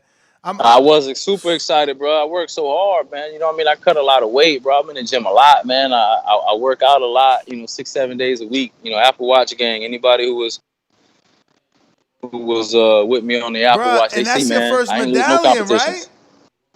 Yeah, that's the first medallion because you started handing them out on the Florida card when I lost to Marvin, so I didn't get one then. Yeah, that's right. And yo, shout I didn't out fight to you. it. I didn't fight in the first Watertown card, so I fought in this one. I got my medallion. I wore my medallion all day the next day, bro, to the airport, the whole way home, and your hat, all that. You know what I mean? And the hat, yeah, and the hat. You seen the video, man. You know what I mean? It was great, man. I got to show it to the fam and the kids and everything. So it's great moments. Why I say I appreciate you, bro. I appreciate the Boxing Voice. The opportunity, the moments, getting to meet all these people, man. And it's like when I came and linked up with y'all that Friday back there in the bar, we chilling, we talking, and you talking boxing with a bunch of people that know boxing, and it's just different, man. Those are vibes you can't really get, bro. Everybody knows you can't just walk somewhere and talk boxing. People don't know boxing. Yeah. They just don't. You can't even go to the barbershop and talk boxing. Those guys don't watch it at this level. So to be surrounded by that, it's different, man. It's just something, for real boxing fans. I can't compare it to anything else. It's the best feeling, man. It really is. And again, just shout out to the bar, George, Adrian, everybody, man. Info Joe, my guy, showed so much love. Edibles here and there. I mean, it was just great. It was a good time, man. Everybody is happy. They show a lot of love. It's a great community. I know we talk a lot of shit and we get, we sell it and everything, and it's fun. But in reality, man, it's all love, dog. It was a great event, great moment. And the city of Milwaukee, beautiful city. I came out there with my wife. Y'all know when you bring your lady, you want to make sure she has a good time, and you still want to have a good time. And we was able to see the city. My wife literally said Milwaukee's her favorite city now, with all the art and the nature and seeing Lake Michigan. And so I was glad she had a great time, and it came to the fight. Had a good time at the event, watched me get the W. Like, it was just all in all, man, the weekend went perfect. I couldn't ask for anything better. So I tried to get your girl to sit with our girls, and she was like, "Nah, I'm good. I'm good." I'm like, she be damn, shy, man. can't I know. sit I with told her. us? She was like, Ness told me to go sit over there, but I don't know. And she would have had she would have had a way better view. I was putting her at the VIP table. I know it. Your girl and that was, who was that? Was that Doomy's girl that was sitting at the table with her? Yeah, them two had a great view, nice table right there. It's funny. I talked to your girl afterwards. She was like, Keem, you did so good, but you had me worried in that last round. she knows all of y'all. In that last round, yeah. She was like, you got me scared in that last round. He gave you good work, but good job. I was like, nah, no, I appreciate it. She definitely she pays attention, man. And she kind of reminds me of my girl. Attention. But they don't know all the nuances and the sayings and the stuff like we know, but they know what they're looking at, and they can say, yo, he was losing, he was winning. Let me tell you something. It's cool, man. She knew Chino was gonna win. She didn't from the weigh-in. She didn't like Huang's balance, and I'm like, nah, he's just walking. I promise you. I'm like, nah, he just walking tough. She's like, nah, babe, I don't like his balance. I'm telling you, it looks like he's gonna get knocked out. I'm like, yo, and shout out to Chino. I forgot. First of all, everybody in there had a Team Rivera shirt. Word. Chino's a savage. Shout out to Chino. He gave me 2. Yo, low key, I thought he was scared. I talked to him Friday. He was like, yo, I didn't realize dude was so big, man. He's a big motherfucker. Dang, he's huge. I'm like, okay, and Chino's not very big. I think he's shorter than me. And I would say he's probably 5'8". So he seemed nervous, and then when you see him get in the ring, he was a fucking animal. He was a savage. He had dude leaking all out his nose. He dropping him. I mean, I was like, yo, this guy don't look nervous at all. So just shout out to Chino because I honestly thought I got nervous vibes from him the day before. And to see the dog that he is and what he did in that ring was like, yo, if that was you nervous, man, this dude's a savage, bro, Yeah. for real. But if he wants to get on his weight loss and get down in weight, I absolutely respect that. I like him at the heavyweight division, though. He shakes it up. But, Chino of versus course, me, I lost Cruz. the weight. Chino versus That'd be a Cruz, great eliminator fucking for fight. Rob. Oh man, because that's big power versus a high output. You know what I'm saying? Yes. That would be a very good fight. I'd love Cruz to is see a Chino and counter Rob. puncher too. Oh Cruz my God, loves that imagine. counter punch. Yeah. Cruz don't get enough credit for his boxing ability. He actually does counter punch well, and he moves his head. And his last fight against that dude, that guy was a good mover, man. He moved a lot. He had good boxing skill, but Cruz he's a good boxer too, man. I know we know him for his power, but he can box. Cruz versus Rob would probably be one of the best fights we'd ever see, though, because that'd just be two dogs with power going at it. That'd be a great fight, man. But yeah, man. I mean, I think that's pretty much all I got. Every fight was great. I gotta Meeting ask you everybody then. was good, man. Four cities you want to go to next Border Wars. 4 cities. I would love to go West Coast somewhere, whether it be Vegas, Cali, something like that would be dope. I've never been to Texas. I know y'all done it a ton of times, but I would like to go to Texas. Somewhere in Texas would be cool. Maybe if it's Houston, shout out to Mission Impossible, money man, businessman. Maybe he knows some connects down there. He can put on a show in his hometown, and he deserves it, right? He's up for a title shot. I think that would be cool. I've heard nothing but good things about Houston. Drake made enough songs about Houston where I believe it's a fun city. So Houston, Texas would be cool. Like I said, somewhere in the West Coast, Vegas, somewhere in Cali, LA would be cool. And a fourth city, I mean, I'd love to bring it back to Florida, whether it be Miami, Orlando, something like that. We could find a good venue and make it happen. I'd love to bring one back home. Let me and JB and the Florida boys show out. Oh, and shout out to Chris, man. Chris was good, nice. man. Chris. He nice, Yo, very man. long arms, bro. He's kind of built funny when you see him because he's got wide shoulders and long ass arms, dog, for his size. Obviously he just needed to train more. And him and JB both need a trainer. Jordan is so naturally good. You heard J Mac on here praising him.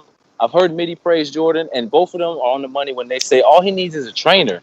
The stuff that he's fucking up on is because he's got no trainer. He's got nobody to tell him. He don't want to a change it all the trainer. time. He don't want a trainer. He could have been going to Kid Kelly's, man. Yo, that's all he need to do. Kid Go to Kelly the gym. had that Like you said, motherfucker 2 days a sharp. week. 2 days a week and get you Word. some regular boxing knowledge and things like that, drills and stuff you could do. And that's all Jordan would need because he's young as fuck. He's got ridiculous power, long ass arms. I mean, he's a problem, bro. He's really a problem. He just doesn't have a trainer. And that's the simplest thing to do, right? Jordan could train himself, and I know that sounds horrible, but he could train himself if he just paid the $20 a month and went to Kid Kelly's because he'll get sparring with all them dudes. He'll get exactly. all And them dudes. right. And if nothing else, go spar. Yeah. Go spar all the time and get used to getting in that ring and catching shots and picking your shots and seeing things better in the ring. Not only that, that's all he would need to do. I know Kelly. He gonna see him and he gonna want to work with him because he's so naturally good. You know what I'm saying? Exactly. But look, man, I got to get back to work, brother. I appreciate the time. I appreciate everything this weekend, man. Shout out to everybody. Sure, it was amazing, man. Thank you, man. Well, just know that Florida is one of the states that we're looking at, and it's obviously one of the ones winning in the poll today here on the show. It looks like it's at 47%. If you're listening to the show and you want to vote, we have Texas, Florida, and Las Vegas. I was actually looking for a fourth one, but I could not find it. I just can't.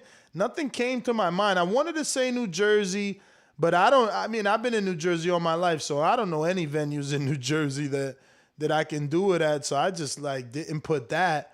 And then obviously my go-tos is Las Vegas. I feel like November 20th for the Crawford Porter fight would be great if we did it on a Friday. Weigh-ins Thursday. We all watch the fight Saturday. Everybody flies out Sunday. And we do a nice card in Las Vegas November 20th.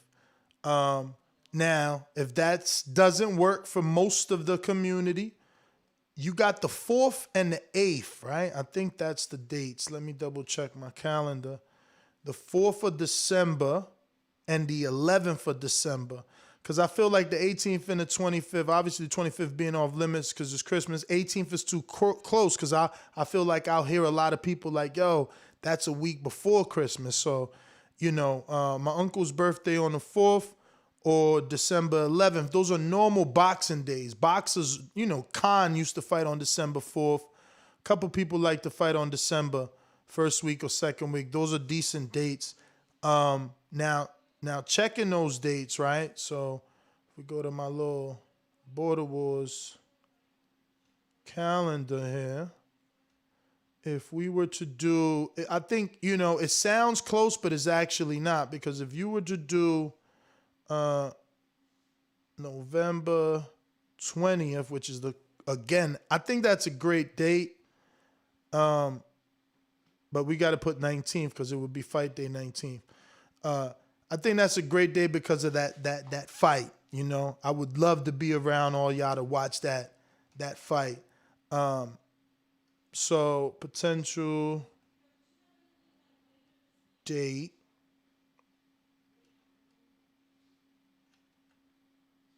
And if I sync this in here, that is potential date 60 days from today. 60 days. That's November 20th. So, maybe not every fighter on the card is going to be a novice because you might need more prep. Excuse me.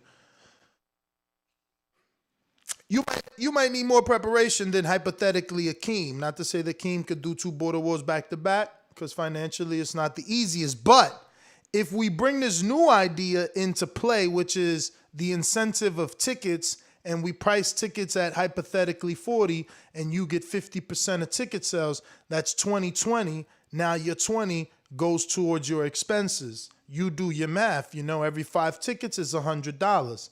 You know what I mean? 15 tickets, $300. You know how to do it. That being said, that's a potential Border Wars date. Let's go ahead and delete this old Border Wars date of the 12th. And then the other potential date is the 4th of December, which would give you 75 days from today.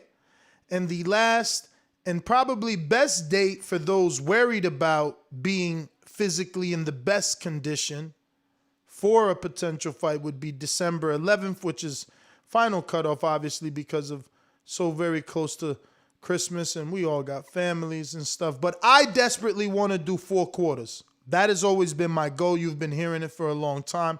I want to do all 4 quarters. I want to do 4 quarters. First quarter, second quarter, third quarter, fourth quarter. That's my goal as for Border Wars. That being said, if it can't be done, it can't be done. I know December is a very, very difficult time. Maybe people do 4 quarters, not in the same calendar month. And if I want to attain my goal, maybe I need to think of it like that. Like, oh, I did 4 quarters. It just wasn't in the calendar month. But if we're talking January to December, I need to knock one out in between the first 4 months, or the first 3 months every year. So, and the final. So it's just, you got to get one off in December. But that gives you 82 days. 82 days. Obviously, you got to consider weather. It's cold in Vegas in December.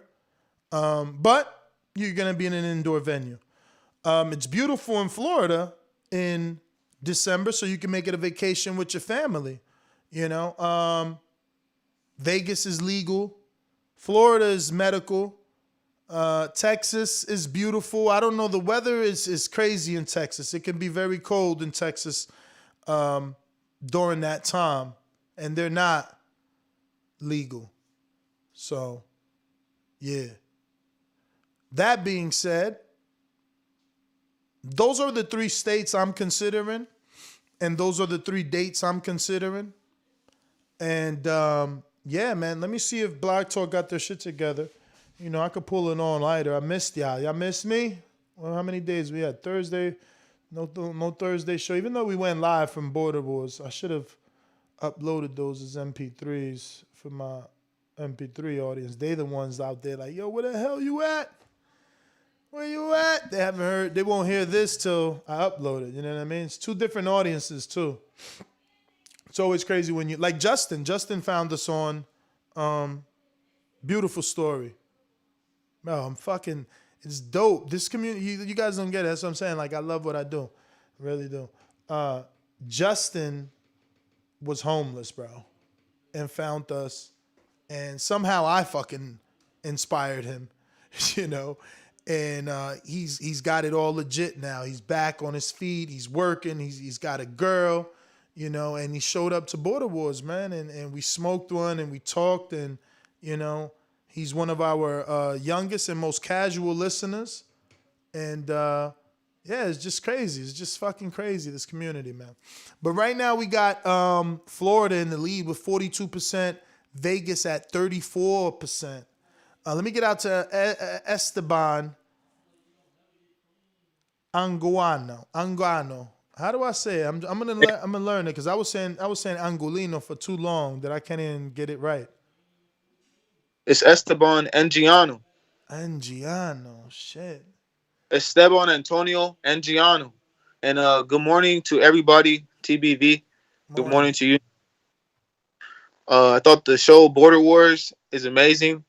I'm just calling in to just talk about it because that's a part of the, boxing voice. We all should call in and talk about it because, we're a community and a family, and that's a part of being a part of the boxing voice. So everybody just call in, when you can. And I thought there were so many great fighters. I was just so happy to be there and see everybody fight. I didn't get to fight, but that's all right because just to be there, it's amazing. Like Elias the Lion, he fights like Luis Castillo, and he even looks like him too. Like if you ever watch those Luis Castillo versus Floyd Mayweather fights, he fights like Castillo. And Tank versus the Cobra.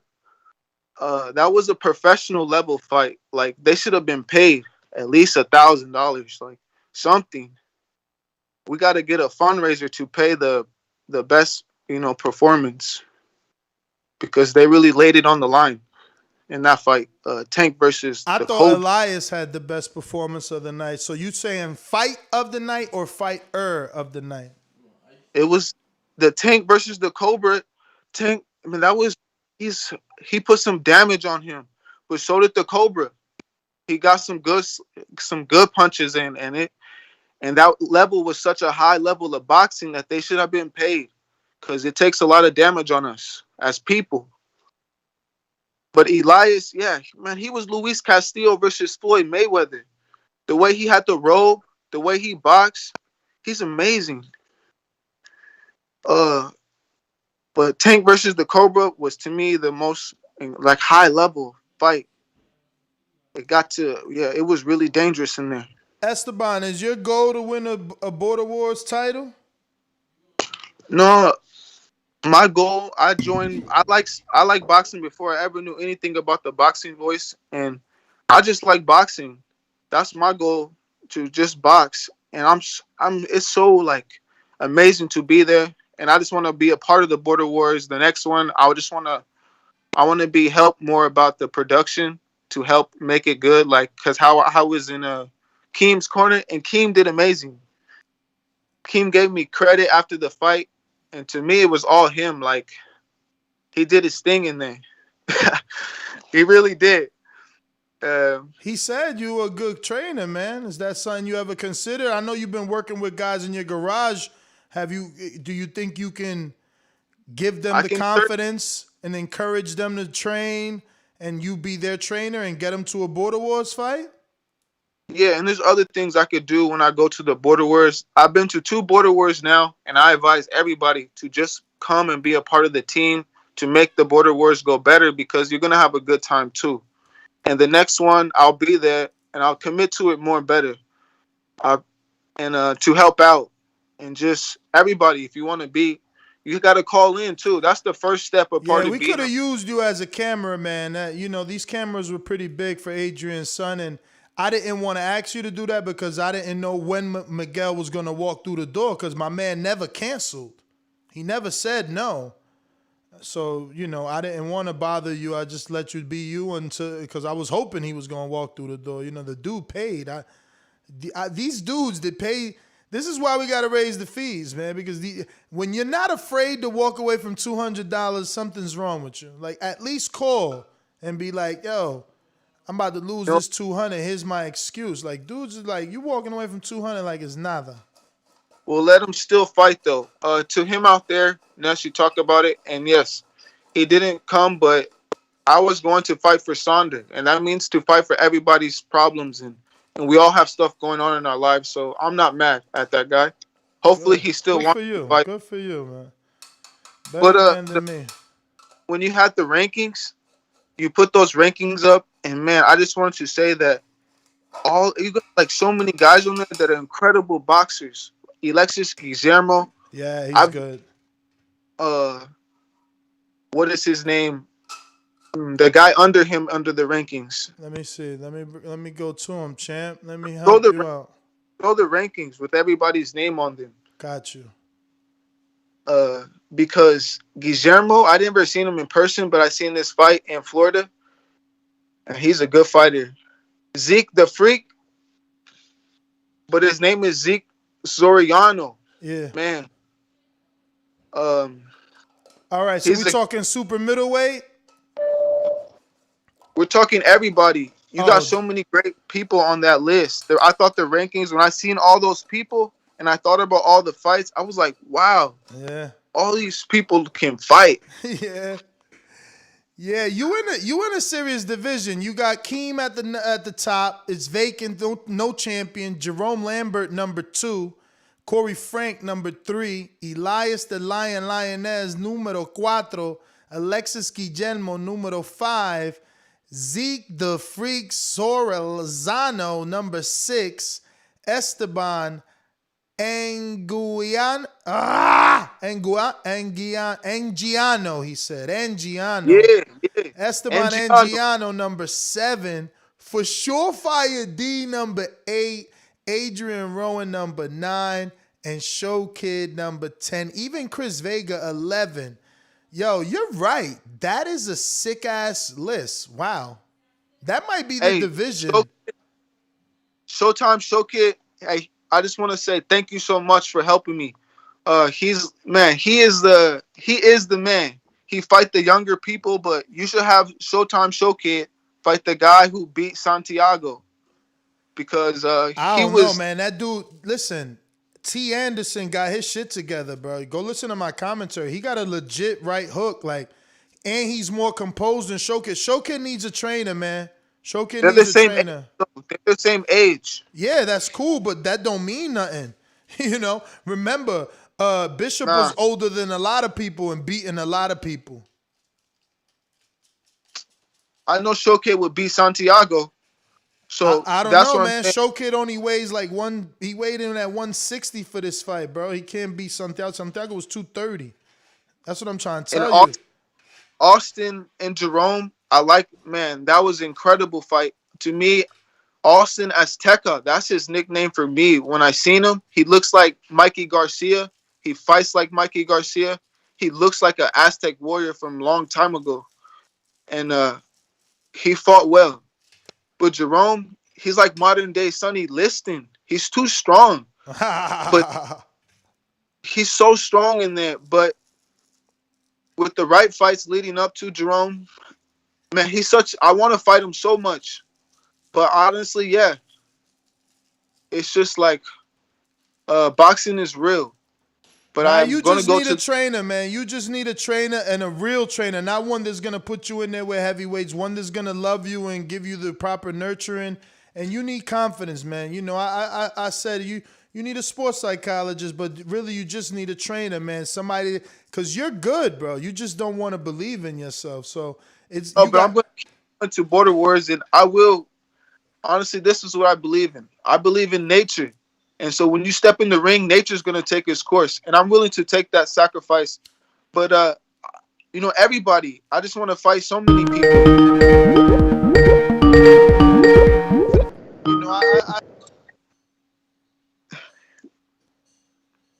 Are you still there? I'm still here.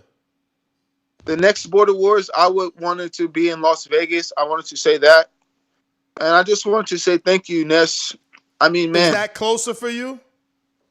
That's closer for me. And there's a lot of boxing there. You get to drive there or you got to call? I mean, you got to fly. Whichever it is, I would try and get there because I want to be a part of Border Wars to help. I know, but I'm asking. Do you got? Is it easier for you to drive or is it still a flight? Personally, I like flying, but maybe I could drive there. Yeah. No, just asking, just seeing where the price is, and I'll definitely take you up on the offer of helping. Like we could have used you as a cameraman without a doubt. That camera was too sophisticated and heavy for Adrian's son, but he did the best that he could. But watching the playback, there was definitely a lot of shaky. I mean, fuck, for poor Jerome, he got a whole black zone during his fight. But, we're going to grow, man. It takes a village, man. It's going to take a village to get this shit right because there's so many jobs to do, man. If we could clone Adrian 20 times and myself 20 times and Doomy. I mean, Doomy's a ref. He's the fucking... He's the ringside physician. He's the trainer. He's halftime ring announcer. He does fighter meetings, so he's part of the commission. I mean, it's just a lot. We started off, and it's funny that Doomy's cousin said this. I can't wait for him to fucking swallow his words and take a fight. It started off as a fantasy. It really did. It was a fantasy. And now that the fantasy is coming true, we realize how many jobs it takes to make what we thought was a fantasy real. That's just the bottom line. It's a lot of jobs. People. I'll let you get to the next person, but yeah, I just want to make my call. And everybody out there, keep training. Keep getting ready for the next fight so you'll be ready because that's what I'm going to do. And I gave props to everybody that I thought about. And I had a great time. Thank you, Ness. All right.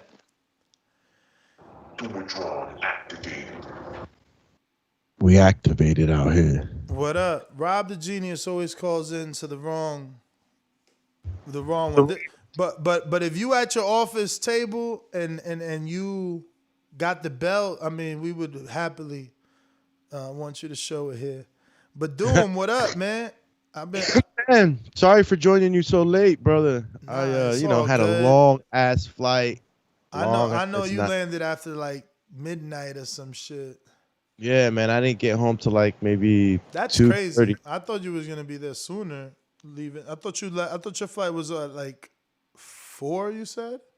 No, I left at 5 from Madison, Wisconsin. And then I had a layover in Detroit for like 4 hours. So we hung out there. And then I had a flight that was supposed to leave at 10:45 or 10:55.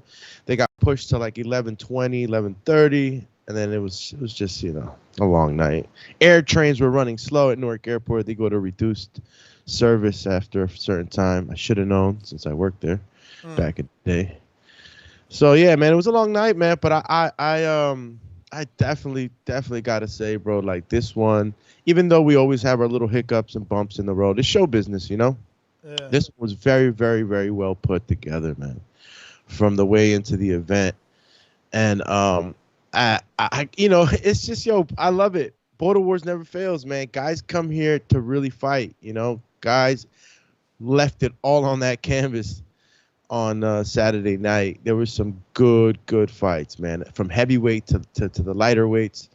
So, Border Wars is evolving not just in its show business aspect, but also in the amount of fighters that are joining and wanting to join and different skill levels. It's just so much development going on as this thing grows, man.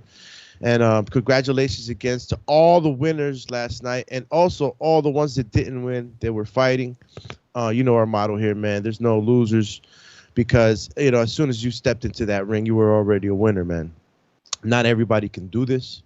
This is not easy. And, whatever time in your life you're doing this, you're challenging yourself at a high level. So be proud of that, be proud of that. And then afterwards, after the fight, everybody kicked up. Everybody was relaxing, drinking. We was smoking, that never fails. And, everybody was getting along. I mean, I know Elias ended up even taking the trip back, to where his hotel was. I think he might have hung out with the guy he fought. I think he got a ride with James Clark, if I'm not mistaken, and so did Justin. Real quick, let me get to some of these guys. They've been waiting. I know you jumping on. You got a lot on your mind, but I got a few guys that been on the line for a minute. Adrian, obviously, very responsible for bringing us to Wisconsin and putting on the show. So let me get to him real quick. I'm good. I beat Polly. I left with his belt and his girl. It's a dollar beat. Hey, Pops, brush my hair one time. And I know all y'all against me. All that soft talking. I know you can do it, man. You got the. Let's shut that soft ass shit up. Boxingvoice.com. What up, y'all? Can you hear me? What up? Cheer. Recovering from all that work. Yeah, man, I don't think people realize how much production goes into it. I hurt like I was in a fight the next day. Damn. I feel you, man. My freaking feet are killing. My dogs is killing me.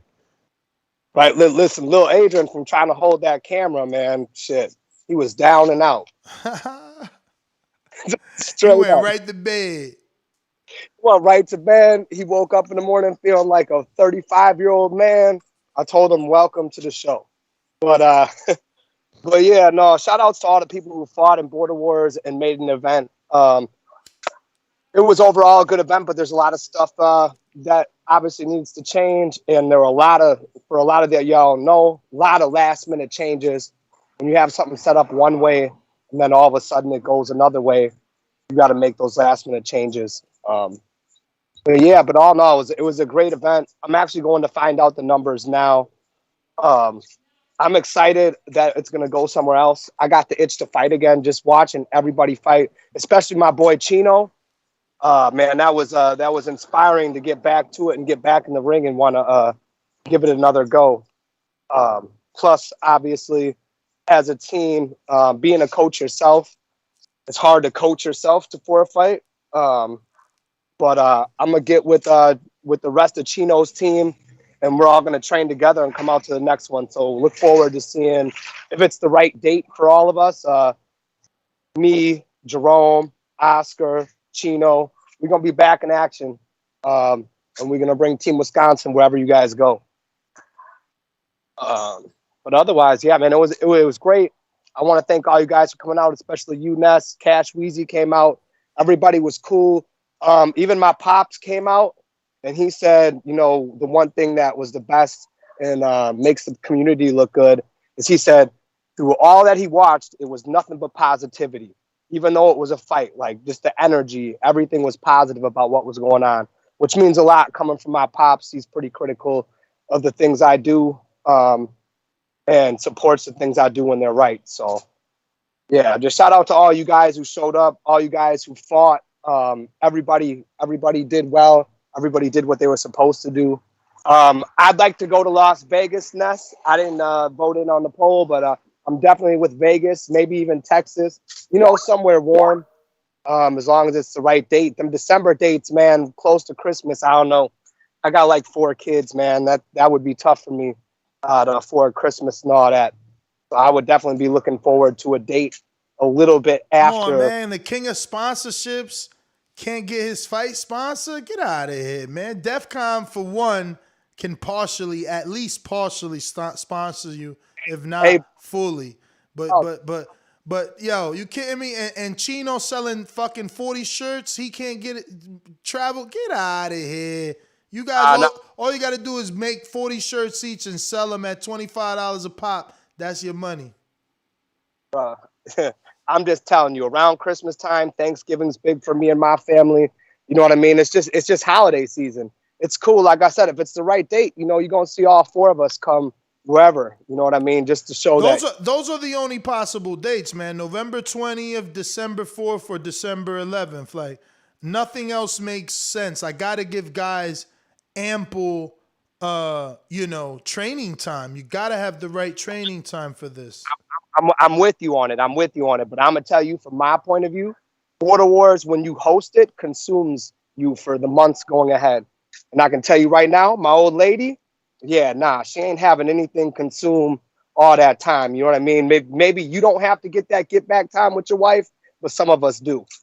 So that's what I'm saying. It's around a lot of family stuff for me.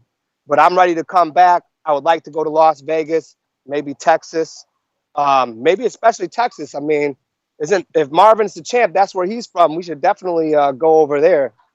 Especially, we got 2 champs though. Don't disrespect Rob, man, or you might find yourself as a voluntary. Hey, I'm not disrespecting Rob. I was in his corner, man. Oh, that's right. I forgot. I seen the Border Wars outfit. I said, my bad. Listen, all I'm going to say is this, man. I love Rob, man. When he got knocked down, that first knockdown, here's the one thing I knew about Rob when I really thought about it. Obviously, I've coached in the professional ranks, and we fought Dylan Price and his dad. So the second I found out he was coming out that D-Boy gym, I've seen some of the best come out the D-Boy gym and actually coached against it. So I already knew once he said that, I was like, damn, he training with them? Okay. Because he said, weren't you a little worried after the knockdown? I was like, nah, because when he knocked Rob down, he looked over at me and Lil Adrian and he winked at us. Right then and there, I just knew it was about to be a dog fight. And all I told him when he came into the corner after the first round was like, listen, bro, you touching him. Just keep your hands up after you throw them combinations. Every time you're getting out, Bishop was real accurate with that hand hitting him. But the second he took that away from Bishop, it became a lot easier for Rob, man. He's a dog. Ducking under shots, changing levels. He had no intimidation by Bishop. And I feel like that's a lot of what happened. You know, Hatsi was intimidated. You know, he didn't really throw any punches at Bishop, you know, a couple. Mofongo rushed in on Bishop, but we did see him shell up a little bit. I think we had talked about that, Ness. You know, that he shells up. Actually, he didn't. To me, he didn't shell up in this fight. To me, he tried to answer back with left back hooks and right hooks. Like, the problem was that was the fight. That's not his fight. His fight is accuracy, not standing down and being a dog. He tried to be a dog with a dog. And it's always going to be about who could bite, who got the better bite. And Rob the Genius, his height worked for him. Hell yeah, he got under the shots. He was under the shots. He was inside Bishop's range. Yep. Kind of didn't really have an answer for that because no one has really broke his guard like that. So the second he started getting in range and landing those shots up top, and then he started going I told him to go to the body too a little bit. I said, just go to the body a little bit. His head will open up more. And the second Rob started going to that body, you know, just like any fighter, because of Bishop's height, he dropped those hands a little bit. I mean, and Rob was there every time to throw. I mean, he did a really great job at just keeping Bishop in front of him and uncomfortable the whole time. He didn't allow him to have any sort of comfort. So, man, shout out to Rob, man. He was real good to my son. He even gave him his IBO hat. I don't think my son's ever going to take that shit off. But yeah, man, shout out to Rob. It was a great fight. It was a great event. And I'm looking forward to wherever the next one's going to be. Definitely going to try to make it. But like you said, yeah, I am sponsored. So yeah, 9 times out of 10, I only pay for so much of my Border Wars trip because I am a family man with a lot on his plate. So yeah. And thanks for all the criticisms, though. So if ever in the future you guys come back to Wisconsin, we'll definitely get it right. We're actually looking at getting a permanent indoor venue that we can refurbish and make our own to do stuff like Border Wars. And honestly, me and George are looking into doing all sorts of combat events, not just Border Wars. So we're looking into being into the fight business. So, yeah, I can't wait for the next one. I'm excited. That's all I got. I'm actually going to meet George right now to figure out the actual final numbers. But I'm with you on the chair situation. I didn't have them chairs that close together. George was like, we got way more seats, was pushing together. I'm like, I don't know if we should do that. So that's why it looked so empty, because I don't think the camera does it justice how many chairs were sitting there. And then all the people on the other side. I will say that this event definitely brought out the VIPs, the people spending some real money. We definitely upped the ticket prices big time. And in a place like Watertown, that can make a little bit of a difference, because I'm not trying to be disrespectful. I'm not from there, so they're more on the cheap side. I definitely think if we ever come back to Wisconsin, we need to go like Waukesha, Oconomowoc, Milwaukee, someplace bigger with a little bit more money, a little bit sexier place. That's going to be more fun for the people that come out. Word, So man. that'll be the last. Honestly, that'll probably be the last one, even if you guys come back here, that we'll ever do in Watertown. Yeah. I mean, obviously Watertown being as cold as it is isn't an option, but I do wanna do a fourth one, man. I really do. And maybe coming to Florida is the best option, because it takes the cold and makes it into a vacation by bringing you guys to a warmer location. I'm with Florida. Yeah, that too. I shouldn't say that. I'm with Florida, because you want to know what, Ness? Now that I can tell my girl I'm taking her to Florida and the kids to Florida, yeah, she'll be down for that. She'll get behind that. But like I said, one more comment. This is to Canadian Jose and Rebecca. I talked to my lady. She's down to train. And I talk to you, Ness. So if you still want to do the husband and wife thing, I'm down. If he wants to take that fight, I'll gain the weight to fight him. I'm sitting at 180 right now. But he is rich, so he's gonna want to do it for December, for this next Border Wars, because you just went through a Border Wars, whether you fought or you didn't. You just lived it. He didn't. He got to miss it. He's been in the. If you would have had an iPhone, he's nonstop in the chat right now, because obviously he got to see everyone live their dreams. So now he's in a rush. So if you say that, he's gonna be looking to fight you next. And her next, because she's training. Like, again, they didn't get the bus, man. They got all that training, and they didn't get to raise their hands. So they want it now. They ain't gonna want it like in April or March. I mean, not that they ain't, but they want it now too, is all I'm saying. No, and I get what you're saying. Like I told you, I'm gonna train my girl and see how she responds to it. I mean, she gave me I think I would do that, but I got to see her get punched in the face first to see if she really about that. Like, I don't care if you're my lady or not. You're either built for this shit or you're not built for it. And we got to figure that out first. But I hear you, man. Let me get to the champ who's here, who you talked highly of. Rob the Genius in the building. What it do? Cruiserweight champ. You got to unmute. You got to unmute yourself. It's cricket time. Ness, can you hear me? I do now. Hey, hit the champ with the crickets? Ness, can you hear me? Yeah, we hear you. So it's funny, I'm outside my house right now, just walking around outside, and I'm listening to the show. Hold on, I'm listening to the show. My neighbor, who I'm friends with on Facebook, my neighbor just called me over. This just happened now. That's why I was on mute. My neighbor called me over, told me he watched the fight, asking me questions about it, congratulating me. It's fucking crazy, dude. That's insane. Nah, the fight is getting a lot of good views, man. It's growing. It keeps growing. There's literally people watching it right now. There's literally people watching it. So it's crazy. Like I got the analytics on, and I'm just watching it continue to grow.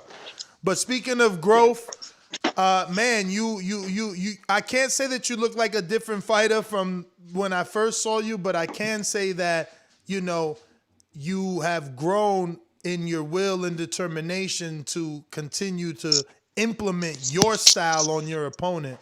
But man, walk us through your fight, bro. So I'm happy I get a chance to talk about this, because just seeing all the chat and stuff, there's a couple things I want to just set straight. Okay, number one, about my style of fight and what you were talking about, I totally planned to outbox him, be cool. I got dropped in the first round.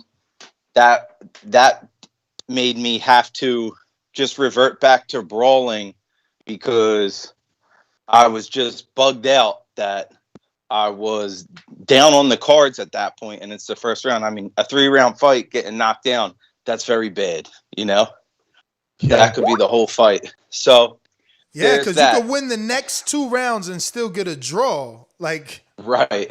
And I'm like, damn, the first round I flew all the way out here. I was like, man, this guy's going to beat me. Not that he would have outfought me or anything, but like, you know, like we just said, on points and shit, I'm down. I could have had a great rest of the fight. And maybe the best I do is a draw. It's like, that's crazy. So that's why you saw me revert back to the dog and just like go animal, because I felt like at that point I had to. You know what I mean? Looking pretty and shit, all that was out the window.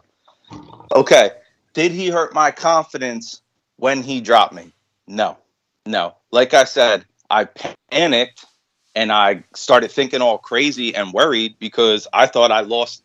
I thought that was me losing the fight right there. Mm-hmm. I wasn't like, damn, he's got more power than I thought. He's got crazy power. What's up? So you got up with a sense of urgency after that knockdown. Yeah. By the third count, by the count of 3, I was totally normal. Like, you know, the fog was gone and I was just ready to go at it.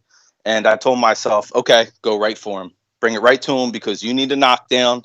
It doesn't got to look pretty, but you just got to just pound on this dude. Whatever you got to do. Mm-hmm. You're definitely going at it, man. That was a hell of a fight. Hell of a fight. I mean, bro, did you get 3 guys. knockdowns or 2? 2 in round 2. All right. So the mystery of Bishop's power. Does Bishop have power? Yes. My arms hurt today. You know, from just like taking blows. He hit me in the face a bunch of times. Dude's definitely got power. Every time he connected, accurate as fuck. Yes. I would see white for a second. All fighters know what I'm talking about when you get blasted. You know what I mean? Yeah. It's like that. It shocks you up. Light. Damn. Yeah. After that first knockdown on him, he was a different fighter. Not that he was scared. I think that maybe his power was going. It zapped.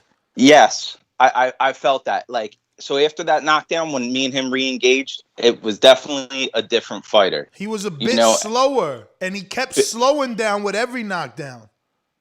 And I was able to connect more and cleaner. Like, I felt it in the fight. Like, I would let go of the big right. You feel it connect. You feel that shit from your forearm to your elbow to your shoulder. You all know what I'm talking about. You know what I mean? When you connect solid, you feel it in your whole body. Bishop's a beast, though. I rewatched the fight a bunch of times. He kept coming forward. He's a dog, too. You know what I mean? It turned into a dog fight. You know, it's what it was. And when I won that belt, I mean, it's just, it was worth all the money. It was worth the training. It was worth everything. I mean, at 37, it's tough to recreate moments like that unless I have another kid or something, you know? And, yo, that's amazing that you said that. Wait a minute. No, don't gloss over that. Because I swear, I always try to associate it to, like, you know, dudes that get midlife crisis and want to buy a Corvette. Now I'm that dude looking at a Corvette. But, like, yo, it's so much cheaper than that boat that you're about to buy or that crazy excursion you're going to go on and shit. Oh, I'm going to go on this 5, city ticket. Nah. This is it, bro, because this nothing. Facts.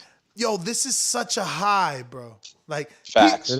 Did random strangers want to take pictures with you and congratulate you or not?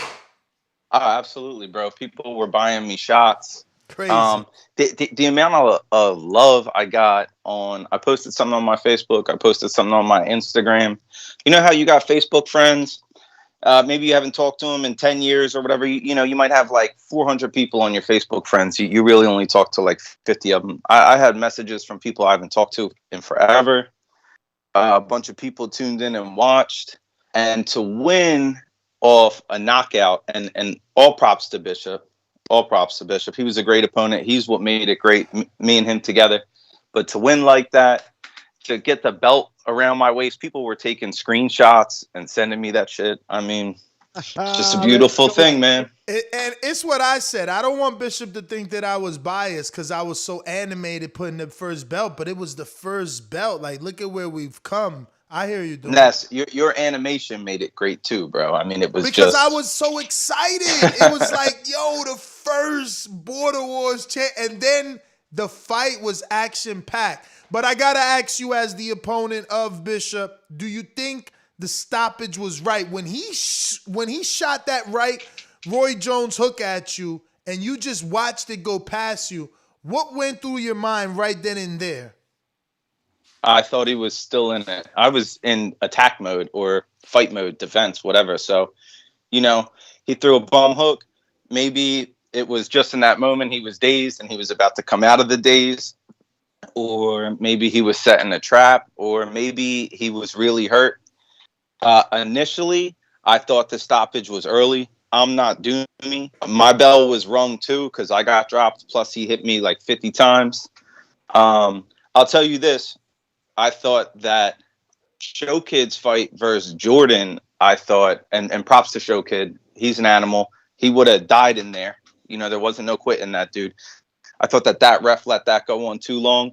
And I think that Doomy's a great ref. And, you know, it's his call. And that's did you see Bishop hit his head? Did you notice? Or no, what? I did not. Okay. No, because when that happened, I didn't see him hit his head. I seen him fall, and then I turned to go to the neutral corner, or maybe I was looking at Adrian in my corner. I just wish we could talk to him. I wish we could talk to him because I don't know how he feels, but I you know, he looked out of it to me from there. I mean, you can hear my live commentary. I thought he was gone. But you're saying you just thought it was a bum hook. You didn't think he was gone. Well, you know, it's a fight, and towards, you know, it's exhausting. So it's not going to look like the first hook he threw in the fight when he's all fresh and mentally there. Mm-hmm. So, Yeah, you know, look, I don't know. I got a weird shit happens in fights. I got a different view. You understand? That's the thing. And everybody has a different view. I have the most important view because I am the closest to the person's eyes. And we already know what we say about the eyes here on TBV. You know what I'm saying? Mm-hmm. The eyes, Chico. They never lie. They never lie, champ. And you guys, I mean, look, you guys had, if not the fight of the night, it was a war. You were catching each other with hard shots, hard exchanges. You guys were in each other's face, biting down on your mouthpieces, hooking. You guys was throwing heavy, hard shots. So the shots that you got caught with were really clean, hard shots. And, you know, even though it wasn't a stoppage where he got hit, I had to protect the fighter. And I know I'm not always going to be the good guy in this because the ref stands at a position where he has to make decisions where the other guy might lose. So it's a tough position, man, that I play, man. But I have to take care of the fighters. Big shout out to Sir Bishop, though. And if he's listening in, bro, you know, I got mad love for you. You had a hell of a fight. You have nothing to be ashamed of. So, you know, just take it in stride. He really doesn't. Let me just jump in from a rankings perspective. Like, he's under Cruz, and Cruz is number one. Rob is the champ. So, like, Bishop just got to get a win, and he's right back in Rob's face. Yep. And, you know, I could potentially see that rematch happening. I mean, we put on a classic. That's what I want. You know, I don't want a shitty win where it has no replay value and doesn't look good. And let me also just go back to the stoppage or stoppages in general. So I was ringside when Jordan fought Chris Vega in Dallas, and in that moment, I thought that stoppage was early. But then days later, when I rewatched it on tape, I didn't feel that way. So, you know, really only the ref knows, and you know that's what they're there for. So, no knock on Doomy or whoever thinks it was an early stoppage or whatever. I mean, only you know, Doom. So. I mean, no one argued, but I feel like because of Bishop's exit, he didn't stick around. There was no post fight. You know what I'm saying? So right. I feel like he caught. You know, he stuck around for a post fight interview in the ring. And in the ring. I'm just saying, like, you know, but that's all different things. I hope Brandon's listening. He's coming on. Those are things that we're gonna. You see, even though I like the way that the fights flowed, now we know we can have the post-fight interview in the ring. I'll get in the ring next time and conduct a post-fight in the ring and slow it down just a bit because we lost post-fights. I thought we were going to do them post-fight and we lost post fights. Yeah, for that power outage. Hey, listen, We anybody could out also there do that did press attend- conference though. We could also do press conferences though, like a final post fight press conference in front of the backdrop. Nice little table. Yeah, That'll be dope. I think that's the way to do it, Ness. Just like a thing off to the side after they exit to ring. Maybe Info Joe's there asking like, you know, some questions and shit like that. And just get a little in depth. Because, we did that before. My first Border Wars with Greg Morgan when we fought in Jersey. Afterwards, we were able to go to the table where you and Enrique were sitting and, you had a mic ready for us and we got a little post fight. I thought that was decent. And we had that set up this time, but just the layout didn't work for you guys to get out the ring, come. Plus the fights were coming too quick. So, because if we're gonna do the post-fight interview, we got to slow down the next fight coming out. Yo, can I just say a couple things too that are on topic, but just about Border Wars as a whole? Can I do that? Yeah. Okay. The event was great. Shouts to Adrian for really the man behind the scenes, making it all work. He was a great corner man. I met a bunch of great people. I think the next Border Wars should be in Las Vegas or Miami. If one's ever in London, I'll definitely do it. Ness, I think as far as fourth quarter Border Wars, September or October the latest, because you're too close to Christmas. That's just what I think. So put it in the calendar like that. And I think that Matt Garces versus Hottie with me and Matt Garces' corner, I think that's the next fight. That's going to be a big fight, and I think that's a potential fight of the night. They want Show Kid. No, Hottie. It's Matt versus Hottie. Hottie, we can't believe in Hottie anymore. Hottie's on the collateral list. If it's in Wisconsin, there's no traveling for that guy. So yeah, but it's not about traveling. It's about training. My man he pulled out the last one because he went to spawn and got pieced up.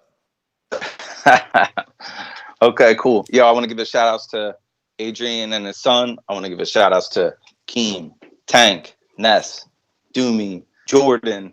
Man, I hope I don't forget anybody. Smoke 'em out, Jay. I met so many cool people. Vibes were great. Your girl, Doomy's girl, great people. Almost played myself. I can't forget my boy Sean, his people, Bishop. Just everybody, man. It was amazing. Even Ant. And also, I want to give a shout out to Show Kid for being a man of his word. He's a real one. So put that money up. Right? He bet you? And he paid. Nice. So man, you bet on yourself, Jason Litzau style. Motherfucker. Cruz said he had somebody who was going to put up 300, and I told him, text me. I'll definitely put that shit up. But, that never went through, so you know how it goes. But, yeah, man. So I'm not going to fight at the next Border Wars because it's too close to Christmas. I'm definitely going to be at the one after that. And if the next Border Wars ain't too far away, I might go there and work it. So We'll see what's up. So you still might see me. Bet. That'll be good, man. Have a champion on the desk. Yep, exactly. Thanks, man. All right, there you have it. Robert the Genius, our cruiserweight champ. Yeah, man. We got a new caller here in New York City. Let me see who's this. New York City. Forgot to ask Rob where he's putting that belt. Where in the house? Is it going in the trophy room? Where's it at? New York, who's this? Oh, I think you're talking about Elias, the Lion. Oh, shit. I don't have you in here, champ. What up, Leon? Damn, the cuz. What's up, man? Yeah, I got that 917 area code. Okay, the Lion in the building, bro. You look real sharp. Hold up, cuz. I got to hit you with the sound. Thank you. The Lion is in the building. Chill, champ. Yeah, man. Shout out to TBV, man. Shout out to all y'all, man. All y'all did a great job. I really like the whole setup. I see y'all improving every single Border Wars. Y'all improve more and more. Big shout out to what y'all doing. I feel like y'all gonna be big in a few months or few months from now. Y'all gonna be a big thing coming up. Bro, your outfit was amazing, bro. That shit had to be over Yeah. $500 because I, G. huh?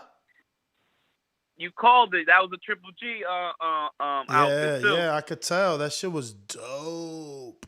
Pattern, that Yeah. trim, that gold trim. That shit, you don't even know. Did you watch the playback? That shit glittered so much in the camera. It was perfect. Damn, I didn't really. It was dope. I've been trying to sit back and watch all the fights. You know, I got home yesterday, actually today at 6 a.m. I had to go. I was in the hospital all night. With my coach. My coach wasn't feeling good. He had a horrible trip. He wasn't feeling good the whole trip out there, and he didn't even have no energy to be in my corner. Damn. You know, so I had to I had to lighten up his load and just you know, do what I do in one round. Bro, you look real sharp, man. People want to see you go pro. I'm like, hold up. There's a lot of work in this division for his ass. I don't know. Yeah. I mean, I see a lot of work. I see a lot of good work for me. Yeah, it's good work. It's good work, but it's work that you got to handle before you go pro, in my opinion. Like, excuse me. You sure you can beat these dudes, and you know, like that 168. What weight you fought at this fight? 168. Oh wow, yeah, you got a crazy division, bro. I don't think Keem should fight you. Obviously, you got how many amateur fights? You got 7 amateur fights, right?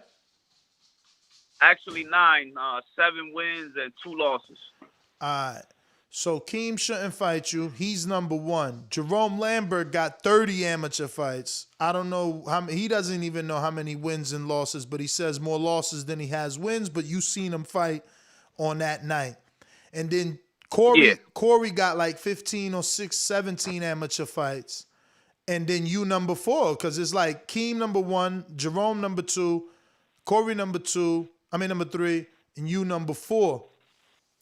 But you need to fight like a freak to Zeke the Freak. What you think about that? Because you got to fight Jerome when you 2-0, so you could get that. I mean, when you at least got 2 wins, so you get that title shot. Because if you fight Jerome now, then you got to wait for Corey to decide to fight you. At least we know Jerome fighting. So you got to fight like a freak to Zeke or an Alexis to get that second win under your belt to be able to be title.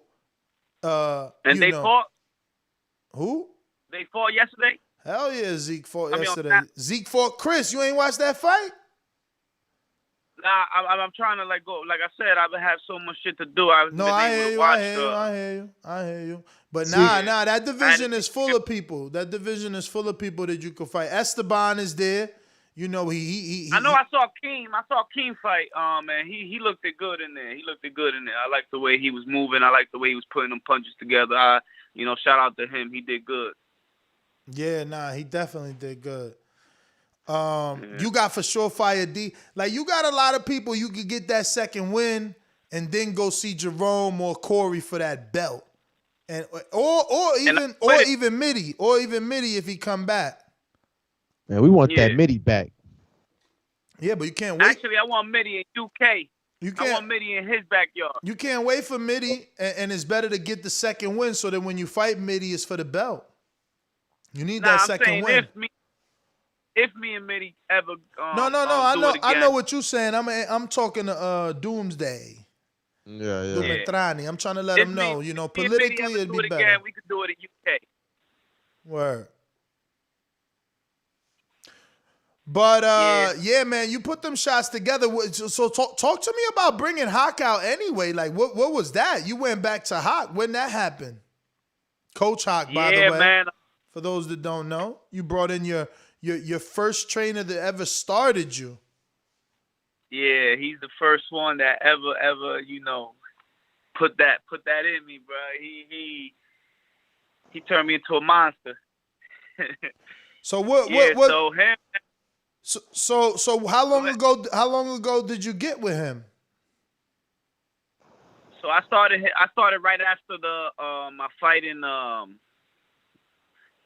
I don't know if people know, but I fought in July, and you know, I felt like, you know, that I felt a little, you know, I'm gonna say, I just didn't like the feeling that I was feeling when my other trainer put me in the underground fight. You know, I felt like, you know, he was just doing it just to, like, you know, like he wasn't looking out for my health, and he was just like treating me like I'm some type of dog or something. You know, you were his prime pit bull. Yeah, exactly. Like, you know, all he did was put me to fight backyard fights, and you know, like putting me to beat up all the guys he didn't like.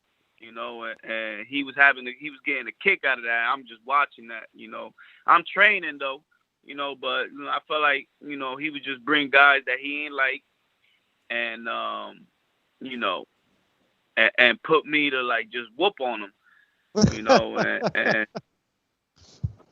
and I wasn't getting no real good work. That's the reason why I came to Hawk, because I wasn't really getting. I was only fighting, like I was only sparring street fighters basically, and you know, I felt like I needed some real work. So I, you know, where better to go than and you know, Doomy knows this, you know, very well. How get the best work. People come from all over just to spar his guys. You know, I've been sparring nothing but highly ranked amateurs from the moment I started training with Hawk. You know, Tavon, you know, I got a heavyweight there that I've been training with, you know, some guys that's just been winning. You know, I got some highly amateurs from Newark coming up, highly ranked amateurs from Newark.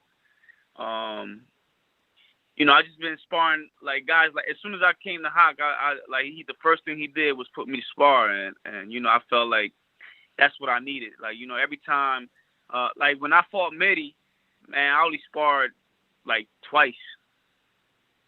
I sparred twice. You know, I didn't take that training camp seriously, man, and that was my downfall right there. And you know, I felt like if I would have trained, you know, it would have been like a way better fight for me and Mitty, and you know, maybe even a better outcome for me.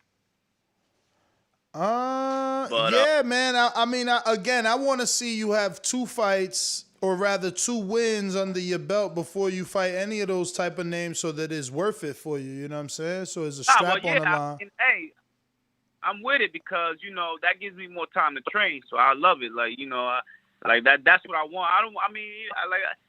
Like I said, you know, right now I'm just training to be better me. A better me every time you're going to see is a better me, more in shape, you know, and just going to do so what let me I ask you, what I got to do. How those dates sound to you? November 20th, December 4th, December 11th?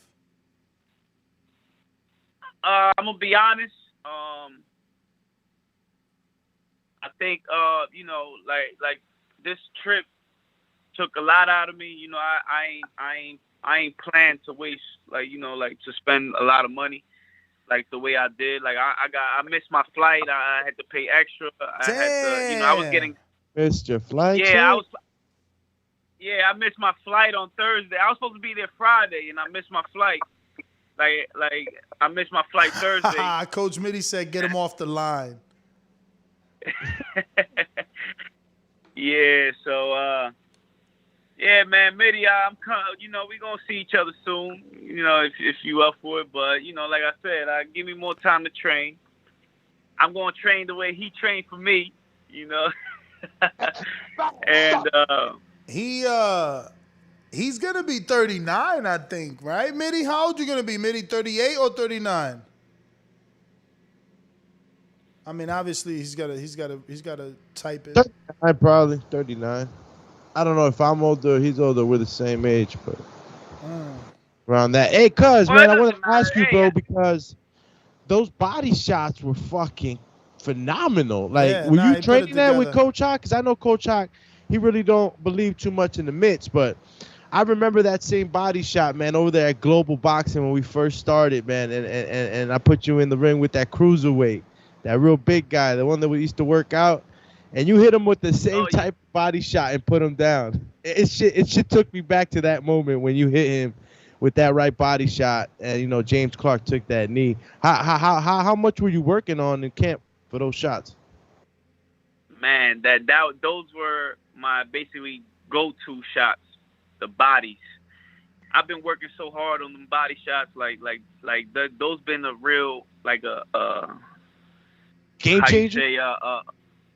A game changer for my training. Like I've been sparring guys, and you know they've been going they all went down with body shots, all of them. Everyone went down with body shots, and you know, Coach Hawk told me, you know, that's gonna be the one to do it. Them body shots, like those are my bread and butter.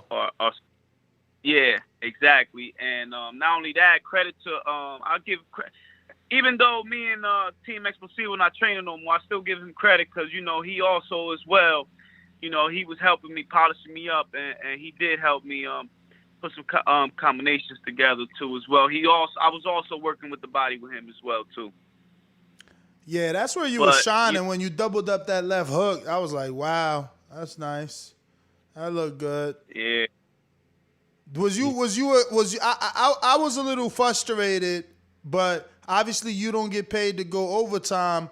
But did you get upset that he quit?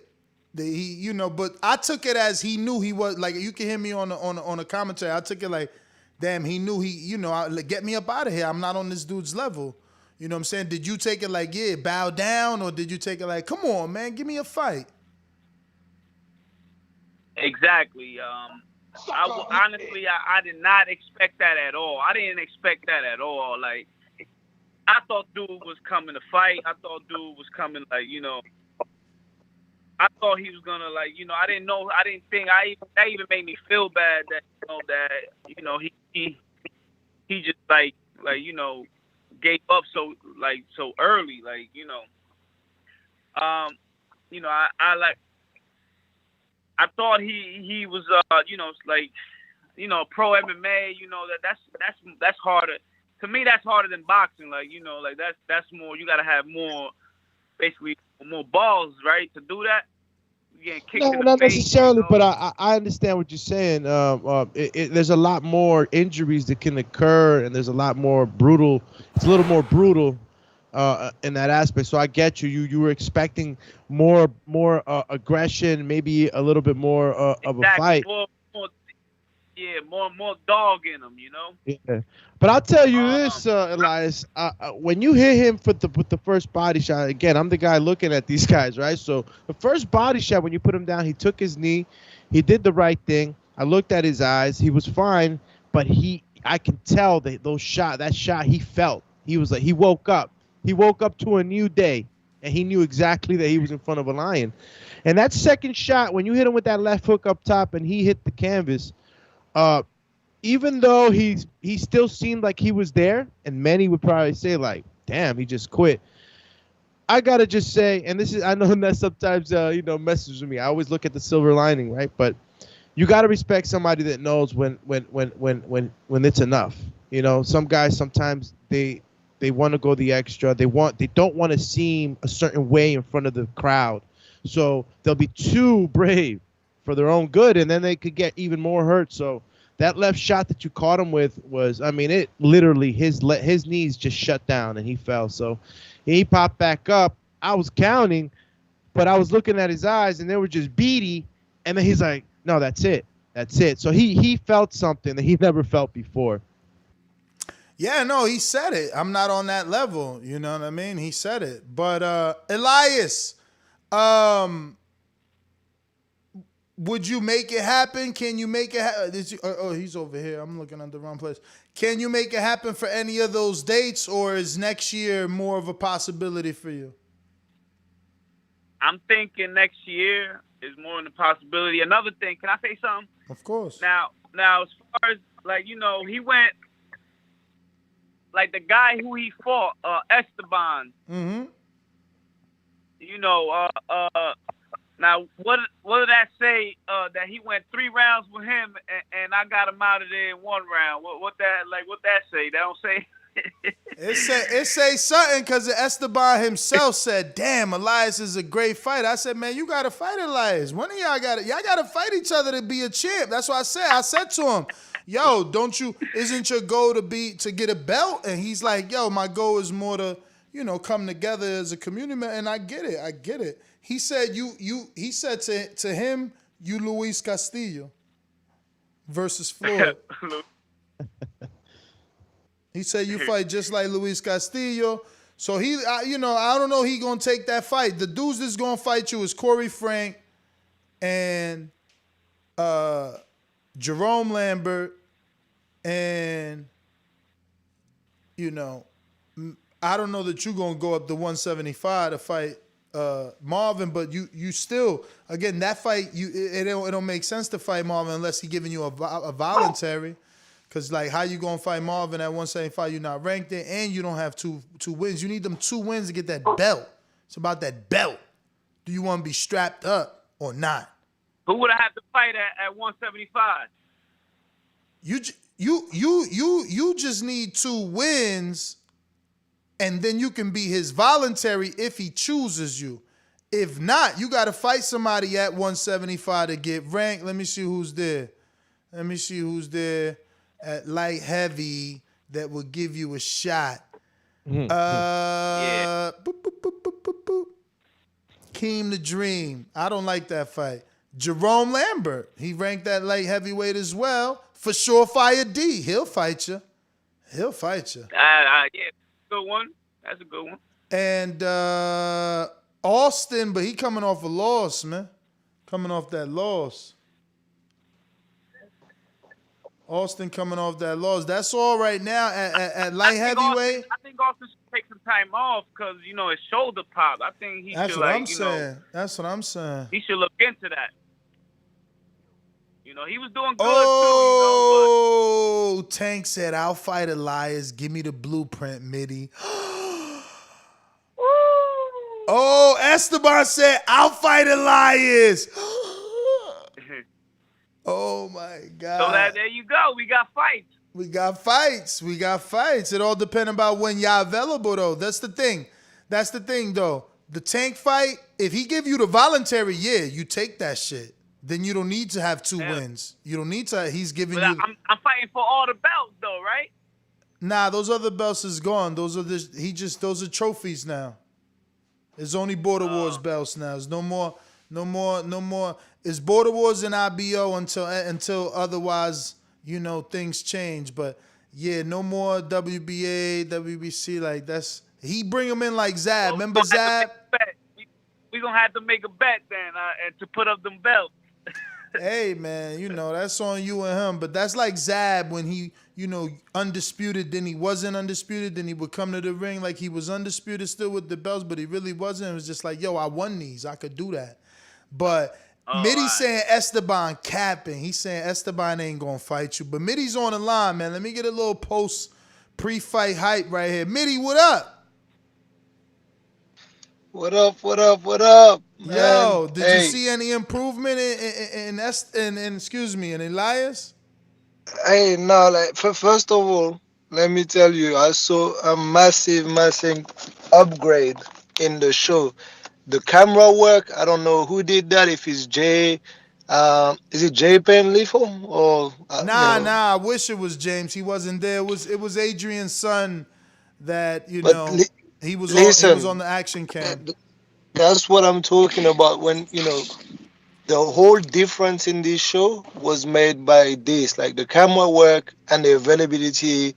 On YouTube, like live stream or on the next day. I called it on the next day, right? Because I fell asleep. But it was perfect for me.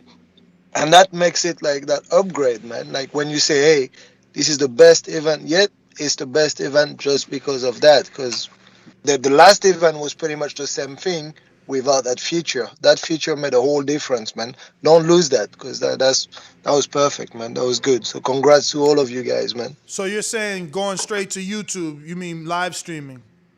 Yeah, live streaming, and or if you can't, right, just like at least have the same setup. Like whoever did the camera work did a very good job with that. And having that type of crew makes a difference, right? Yeah. And yeah, at least from from a viewer that is watching it on YouTube or that cannot attend there, that makes a massive difference in the event, and that gives you the global appeal to the event. So don't lose that, man. Trust me, that's the money maker, man. Beautiful, beautiful. So Yeah, right no, but now, that's good, man. right now, The fights are Texas, good too. Florida, and Las Vegas. Man, Florida and Vegas are tied. That's insane. Yeah. 38%, 38%.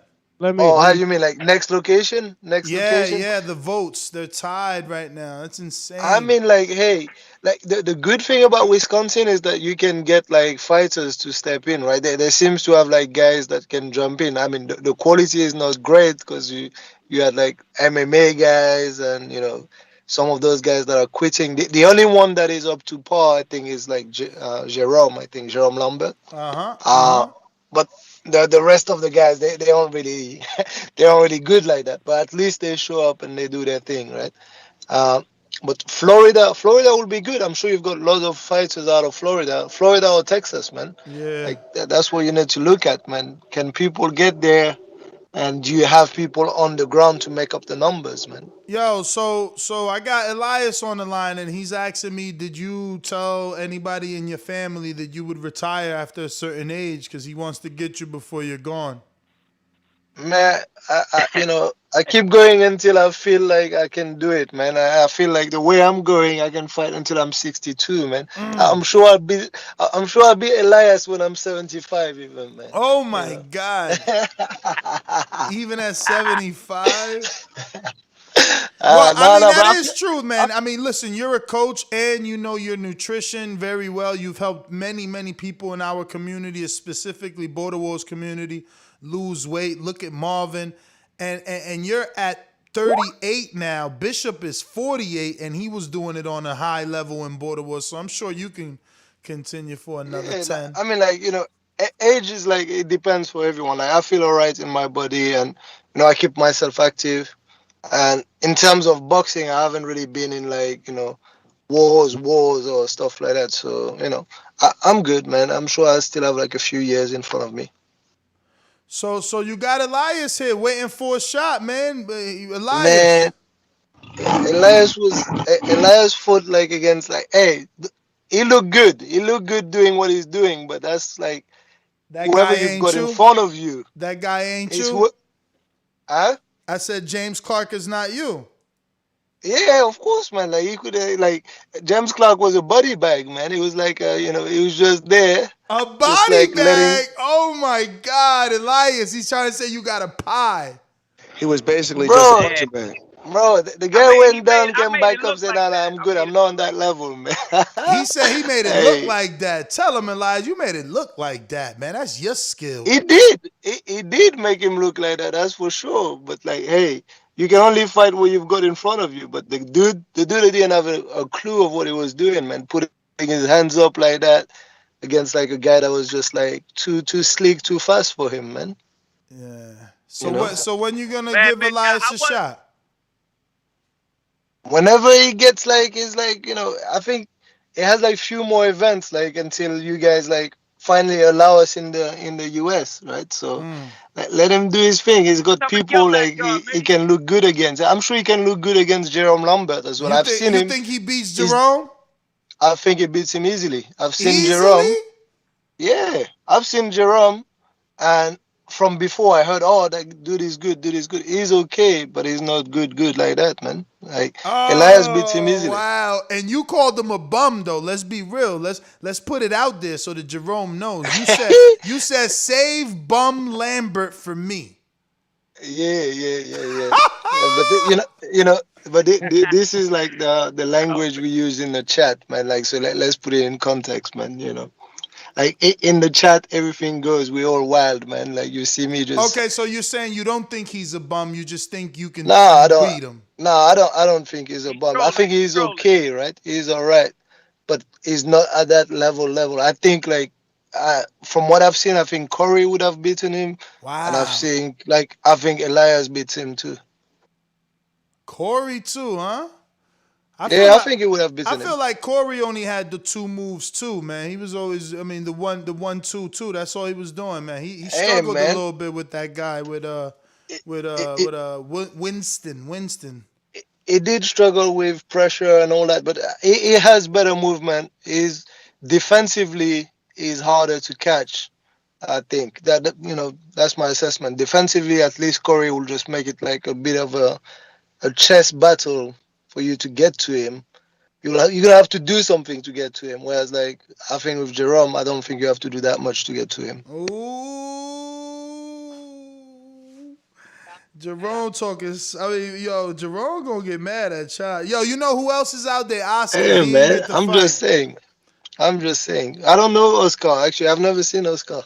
Did I see him like? Nah. Did he fight? He ain't get to fight. He had a freaking a very very tragic personal. Oh issue. yeah. Okay. But Elias, man, you let Mitty out talk you, man. We gonna go ahead and keep it moving, man. You were supposed to give me a virtual face off right here, man. You didn't give me nothing to use in the press conference. Yeah, he gets shy, man. Elias gets shy, man. Damn, Elias, he called you shy, man. My man said he got your number, Hey, man. I'm just gonna keep working, man. I'm just gonna keep working till you decide, your fate. Okay. Hey, man. Hey, no, but seriously, good work on those body shots like that hook. Doubling the hook and all that. I see you learned something from our fight, man. That's good, man. Yo, you heard of Elias? Oh shit, I love it. See, man, What he say? he said good work on a double hook to the body. He sees you learned something from his fight. From his fight, he didn't use that. He was pity patting all the time. Oh, he said you was pity patting, Mitty. The pity pats got him to win. That's it, man. We do what we gotta do, man. Yeah, you out working. That's gonna happen again. Hey, Mitty, what's up with UK? I'm down to go out there and beat you in your own turf. Man, hey, we come. You guys are welcome here, right? Like, the US guys, you guys can travel down here. So if you guys want to come, we've got events. Like, we're putting our own events. We're back on. We've got one next week, actually. What? Yeah. We've got events next week, full crowd and all that. What's so up? all good. What's up? You still got that offer on the table, or you slow? Or you still dragging your feet?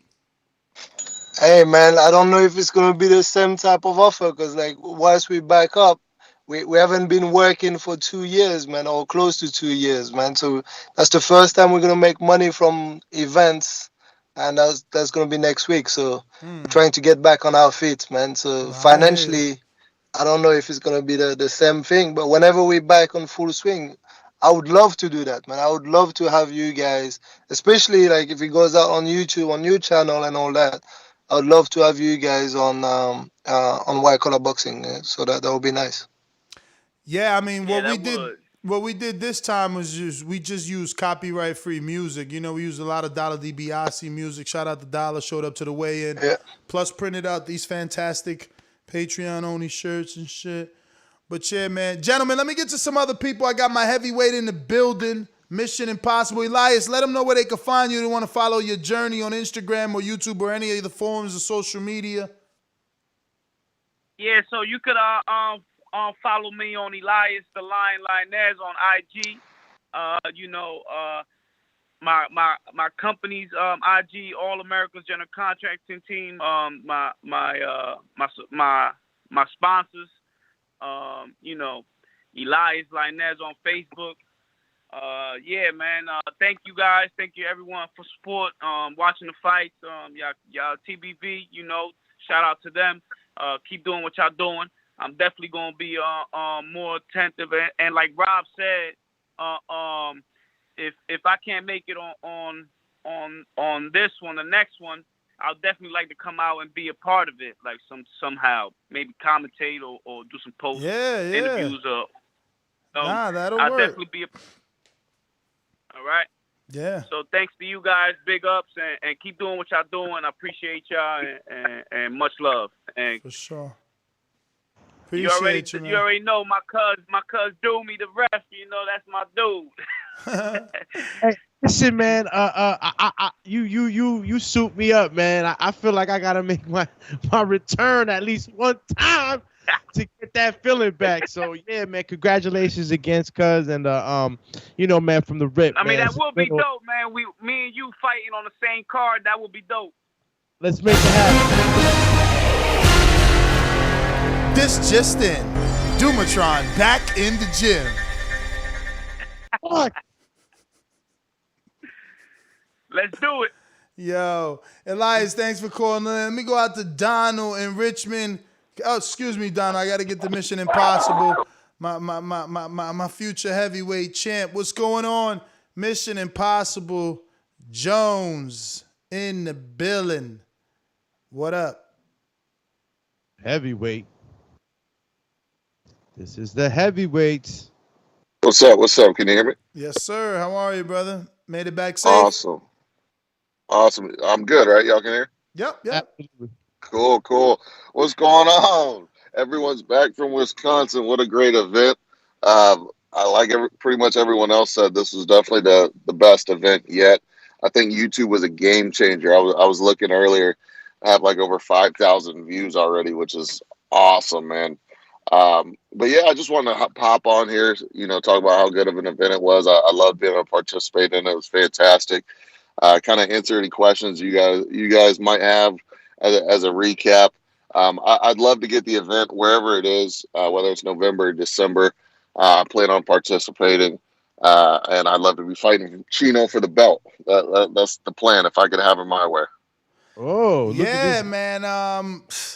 Look, that is a fight that I believe could produce a lot of action. I think that Chino isn't afraid, but like Marvin, he's got a weight loss journey, man, which kind of sucks for you because you have to wait for an eligible fighter, someone that can actually get in the ring with you and earn a shot at that belt. So looking at those rankings, did you see the latest rankings and who do you think should fight each other to create a winner? Yeah, I did see the latest rankings, and to be honest, I don't really give a fuck about a weight loss journey. You guys know that. I'm trying to get strapped up. I at this point, I'll be 10-1 by the time somebody steps up to fight for the heavyweight championship. It'll be crazy. It'll be the only guy with 10 wins in Border Wars that still ain't got a belt. everybody will keep running. But I want to see LJ the Don come back.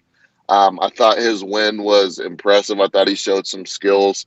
Both of them, he and I did talk a little bit before and after the event. Nothing but love there, but obviously he's in my division, so not too much love. But no, I was impressed with him. I think his opponent was a tough guy. I don't think he was a great boxer, but I think the opponent was a real tough guy. He didn't get him out of there. He didn't knock him down, if I remember correctly. So, I'd like to see him get another win in the ecosystem and then kind of see what goes from there. I don't know how reliable Rail is to come back and do something, so I don't even really want to bring that up. But if he does come back, obviously there's opportunity there. But we'll just have to see. He's got to create the opportunity. He's got to fight someone. And what I'm suggesting is 1-0 with one draw. Terrell Fireflame Harris. He could fight Smoke 'em Out Jay, who's 1-1. Or he could fight LJ Walker, who's 1-1. This way, the winner produces a challenger for the title versus you.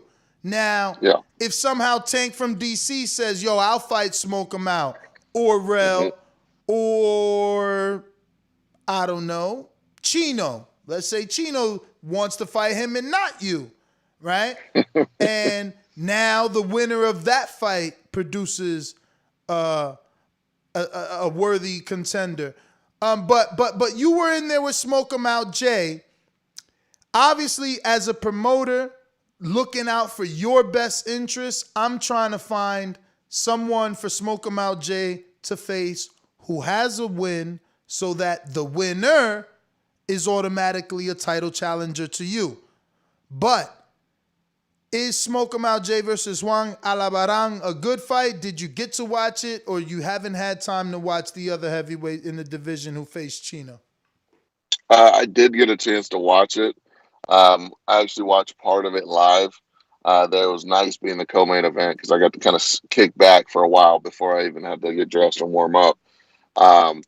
I did watch it. I think Smoke 'em Out Jay versus Juan is a fantastic fight. I think it's a fantastic fight.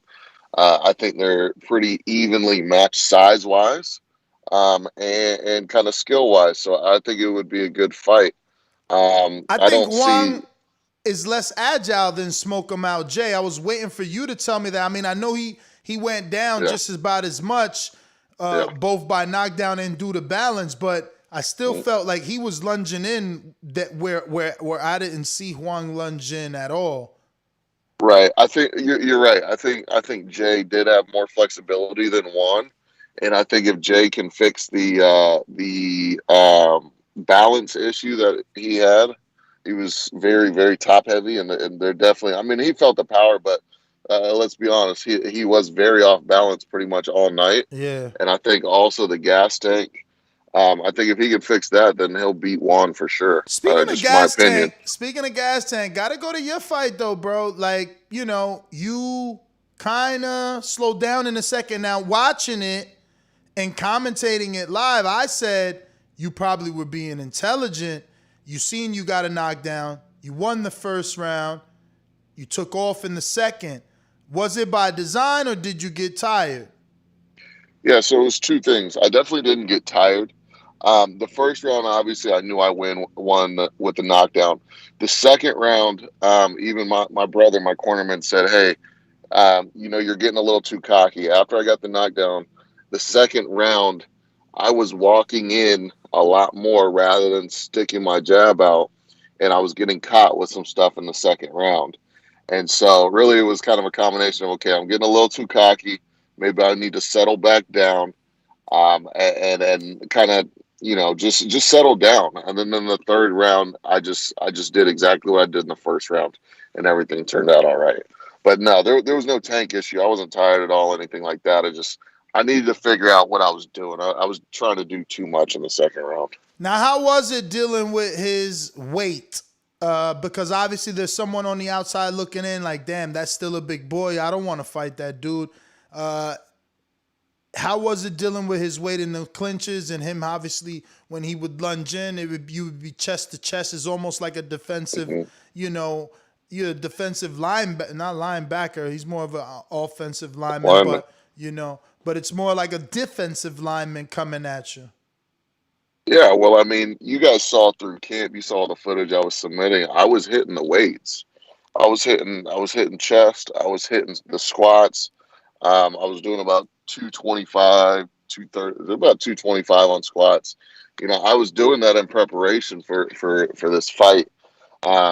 If he had more of a gas tank, I think it may have been tougher. But to be honest, every time we clinched up, all I could hear was him breathing. And so I think he was more focused on getting his breath back than putting his weight on me. Mm-hmm. So it really didn't affect me too much. Like I said, if he had a gas tank, if he had his breathing controlled, then I think he could have used that weight more to his advantage. You stood very composed. He definitely tried to hit you and gave you a lot of offense in this first round, but you stood kind of in a Mayweather. I know you brought the TMT hat to the weigh-in, but do you think you're doing your own kind of shoulder roll where it's not complete shoulder roll, but kind of like out of that style? Because I feel like that's the way you would back away from some of these shots in that Mayweather defense, and it was working. Yeah, so one thing I was extremely excited about fighting Jay because most of my other opponents, shoot, you could argue all of my other opponents were physically smaller than me. Mm-hmm. And that was actually to me a disadvantage because I just felt like I could bulldoze through all of them, which made me technically sloppy. I know you guys have said it multiple times. Some of my past fights, things got sloppy, little too much hugging, little too much this, that, the other. And that's because I knew I could just kind of walk through those guys. I could be aggressive, I could tackle them, all that craziness. With Jay, I knew that wasn't going to be the case. I knew my defense had to be on point because I knew he had power, and I knew I was going to have to move. So, to be honest, I've been using that Mayweather style for years. It's just this is kind of the first time I've showcased it at Border Wars due to the fact that I had to. I had to be a little defensive and worry about the power of Smoke Mount during the fight. But yeah, I mean that's hopefully I can calm down, and that's the Sean you'll get moving forward, regardless of size of opponent. Yeah, no, man. I feel like your composure is what kept you out of danger. Because he definitely lunged in with a lot of big shots, sometimes like swimming like shots. But, those are the ones that, hit you from different angles or hit you on different parts of the body. And I just felt like you were very composed and you used the jab a lot. That was, I think, was the best part because you were catching him right in his face coming in. I got a question. Sean, how much do you feel that this fight with Smoke Mount Jay pushed you in the reality of being in there with an opponent, like you mentioned, an actual big heavyweight? Yeah, it was I was extremely happy after the victory, obviously for all the obvious reasons, but it proved to myself and to everyone else that, in fact, I am big enough and strong enough and have enough power for the heavyweight division, and that I can take those heavyweight shots. So yeah, I mean, it was amazing. I was happy with the performance in the heavyweight division. Does that answer your question, Doomy? Yeah, absolutely. And another thing is, what impressed you from Smoke Mount Jay? What impressed me was the amount of punches he threw. I actually thought that as he tired, he was going to throw less punches, but he threw punches throughout all 3 rounds, which I was impressed with. Nah, he kept trying. And he's a southpaw, bro. He was a southpaw. Yes, I did not know that. I'll be honest, I didn't really know what his stance was. One thing that I'll kind of give myself some constructive criticism after looking at the tape. I wish I would have threw more right hands. Yeah. But the jab was just working so well. It was. That I didn't want to risk getting caught throwing a right hand, to be honest. Yeah. Bro. But that was a good fight. You guys put on the show, man. He kept coming and, you just kept getting closer and closer with the accuracy. But you also didn't show that, again, you slowed down in that second round, but you didn't show some of the exhaustion, I guess, of your last fights. You know what I mean? I feel like you were better conditioned for this fight. Is that fair to say? That's fair to say. I think more than conditioning, though, it was what you mentioned earlier was the composure. I think a lot of times, especially in Border Wars, especially with a live audience, especially with being streamed on YouTube, and as the level progresses, like the anxiety and just the emotions. Wow, that's dope for you bigger. to say. That's dope of you to say because obviously being your third time, who would think that you're still dealing with anxiety? And that's what I try to tell people. And when I was out there interviewing real fighters, I would always ask that, like, yo, do you still do you get the butterflies? And I think that that's always there, no matter how good of a fighter you are, no matter how big of a stage you've already fought on, there's always going to be some sort of jitters. So that's dope. Yeah, and there was, but to be honest, the first time in Watertown against Brad, I was more nervous then than I was against Jay, and I think part of it was I'd been there before. Obviously, I was still anxious, still had some jitters, but Gosh, I mean, every time I get in there, I feel more and more confident and being able to be more composed.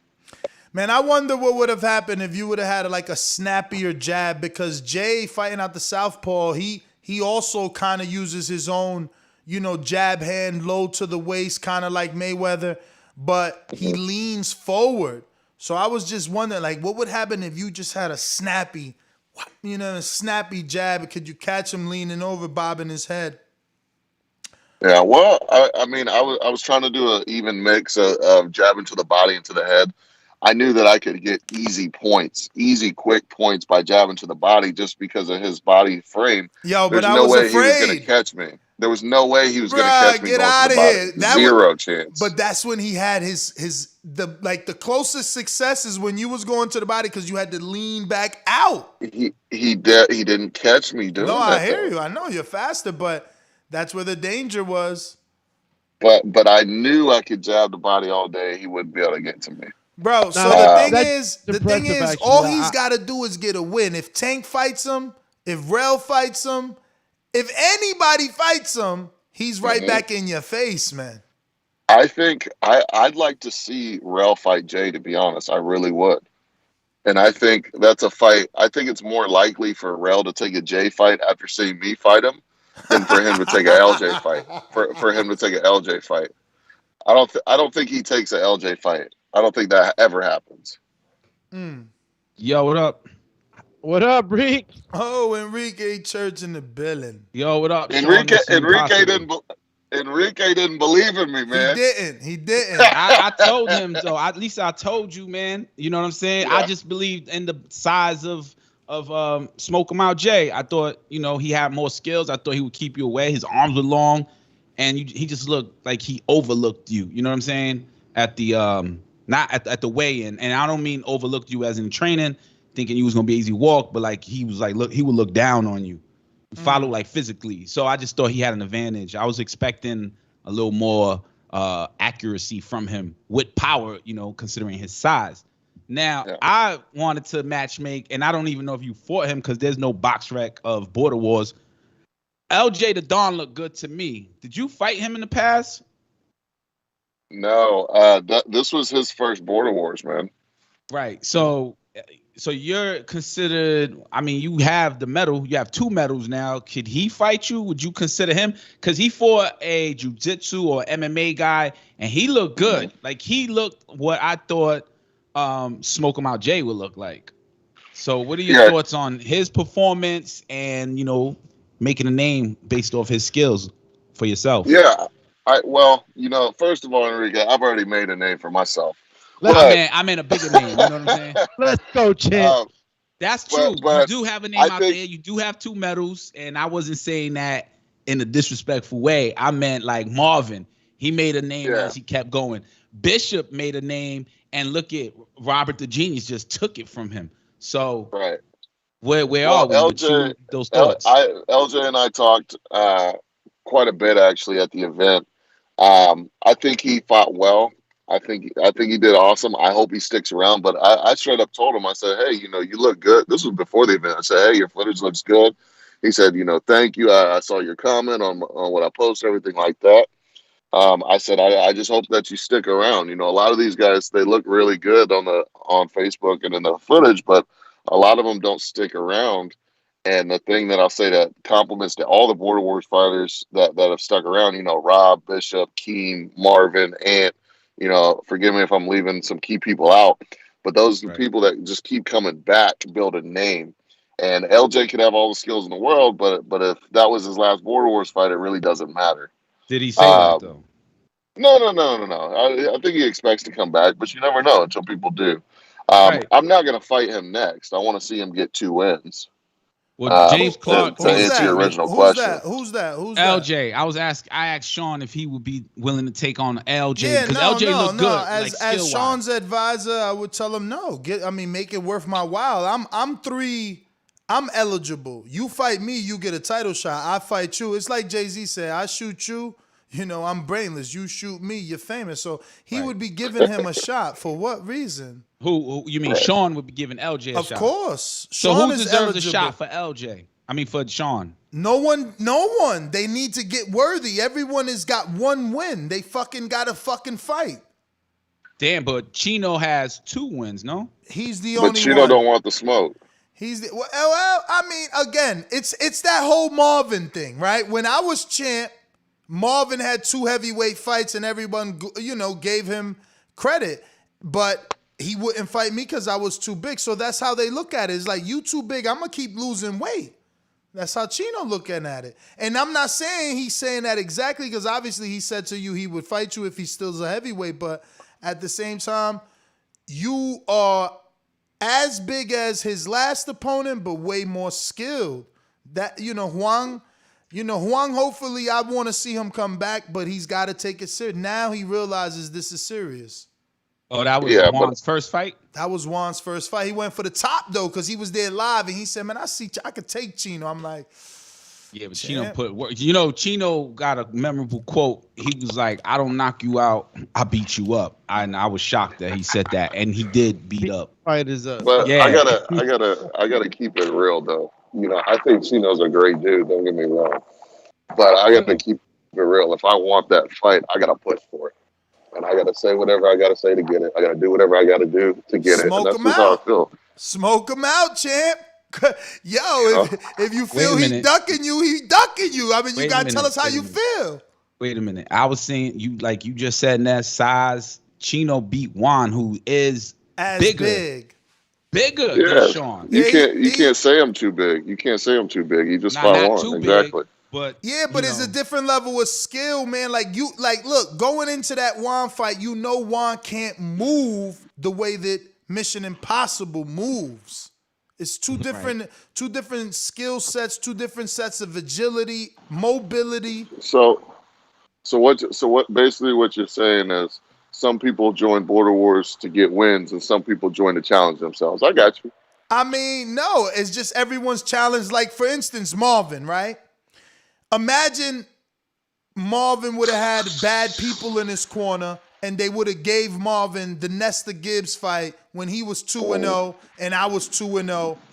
It would have given him a loss. He would have fought and lost at a weight class that isn't his natural weight class. Instead, his team let him continue his weight loss journey, and now he's one of the biggest, if not the best, Border Wars story. Now, obviously, you can argue that they're not letting you be the greatest story ever told in Border Wars, but that time will come, like Hagler. Hagler's story was that. They avoided him until they couldn't avoid him. Sean, I think you should club a lane it, man. I think you should keep it going, push for it, like you said. But Chino wants Robert the Genius. Yeah, I would say make videos. I would say call him out. I'm going to keep my consistency. We're doing Border Wars every Wednesday with or without an official date. So, yeah, I mean, you beat Smoke him out, so now you steal his catchphrase and smoke out anybody in the heavyweight division. Absolutely. Now we're gonna have to have a conversation, but I don't see myself sitting out of a Border Wars. I know it's something I could do with 3 wins and wait for someone to progress, but I'd rather take a cherry than sit out. I love it. Stay active. Absolutely. The thing is, who's gonna fight you?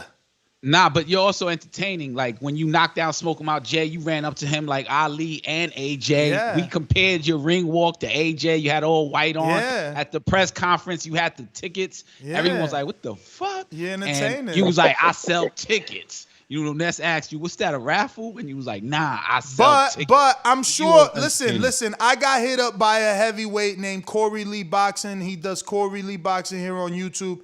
And he said he's in. There's people hitting me up. There's another heavyweight hit me up, and he's talking about he's in. Let me go to my messages because I wasn't even sure what happened. Yeah, I saw the Corey Lee audio. I never seen what he looks like, but it was very short. He posted some bag footage on his Instagram. It was very short. That guy? Huh? He's a heavyweight. I got to see him. The one you put on the chat, I think. I mean, he used to be a heavyweight when he used to be a caller. Now he's got a YouTube channel. He used to be a heavyweight from what I remember. I have a highlight moment that's fresh in my head when Smoke 'em Out Jay fell the first time. He needed help getting up, and Doomy helped him. Yes. And I was like, yo, is that even fair? We need to get to that. You know what I mean? We need to get to that. But we first, need to get to that. Is that even fair? And the second time he fell, he needed the ropes to get up. Yeah. And I was like, damn, was he too much work for Doomy getting him up? Was it like, what was mental in your head right there, Doomy? Real quick, before you even get deeper into that, I got to watch the entire card. I have a timestamp with every single thing that I could possibly think of that would matter and be something to talk about. Look at this guy. Only what he singled out matters and should be talked about. Now I'm fucking with you. I'm fucking with you. So hold up, that moment that you picked up Smoke 'em Out Jay didn't matter? No, relax, dude. I just wanted to say that I have a list of things. Now I'm gonna get to it because I'm the referee and I'm always, the guy. Ooh, big headed. Go ahead. Well. Let me finish with him. If we're gonna shift to now your critiques, you want to finish with Sean so he could go about his biz. Sean, I'm done with Sean. Sean's an entertainer. He did well. And the second round, I gave it to Smoke 'em Out Jay. I did not believe, but I thought that you would win it after that second round. Your performance was great. I tell you one thing. I appreciate you. Coach Lewis is there, and I hope he watched LJ the Don. That's who I wanted you to fight, Coach Lewis, because you got the 8 amateur fights. So, and he got the fucking 12 amateur fights, But, go ahead, Sean. Sean, if you were curious why I did that, just to answer that. Go ahead, Jimmy. Go ahead. Enrique asked. Sometimes it's a reaction thing, and sometimes, listen, you guys only got 2 minutes to fight, and I know that first when I saw him, he was fine. He was totally fine. He just couldn't get up because he didn't have his legs. He was too heavy. He's too heavy. Heavy guys like that getting up off the ground is a fucking mission. So I'm seeing him getting up, but I'm seeing he's okay. I need you guys to fight. I can't have a guy trying to get up off the floor wasting 20, 30 seconds. So that first time it was extensual, but then after that first time, I checked myself mentally. I'm like, no, he's going to have to get up off the canvas himself. If not, I'm going to have to call the fight if he can't get up. But, that was something that it was on the fly, and I had to just kind of check myself so that I wouldn't do it on the other ones. But he was taking too long, but he was fine. So I'm like, but if he keeps falling like this guy's only going to fight half the fight, and the other going to be getting up. So that's why I did that. Yeah, I noticed that in the second time when you didn't pick him up, I was like, oh, Doomy knew the first time that was wrong of him doing that. Yeah. So a couple points on that. In the moment, to be honest, I thought Hold on, Doomy for picking him up. Hold on, Sean. Hold on. This just in.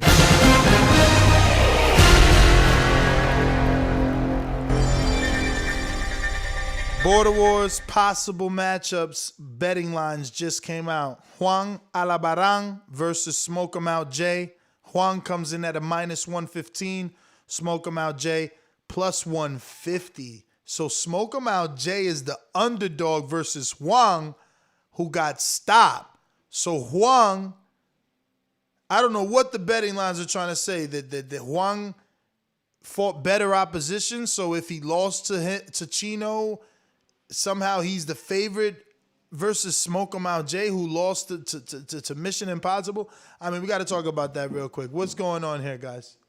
I think Juan showed, that he can be in the ring and he can take some good shots and react the right way. I think that at times, he seemed a little rusty, a little slow. He wasn't as fast, but that's the extra weight he's carrying around.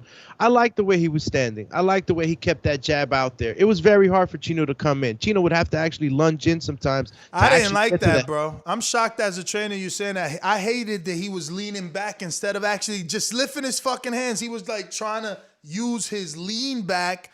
I'm pointing out the good things he did. You could point out the mistakes. My bad. No.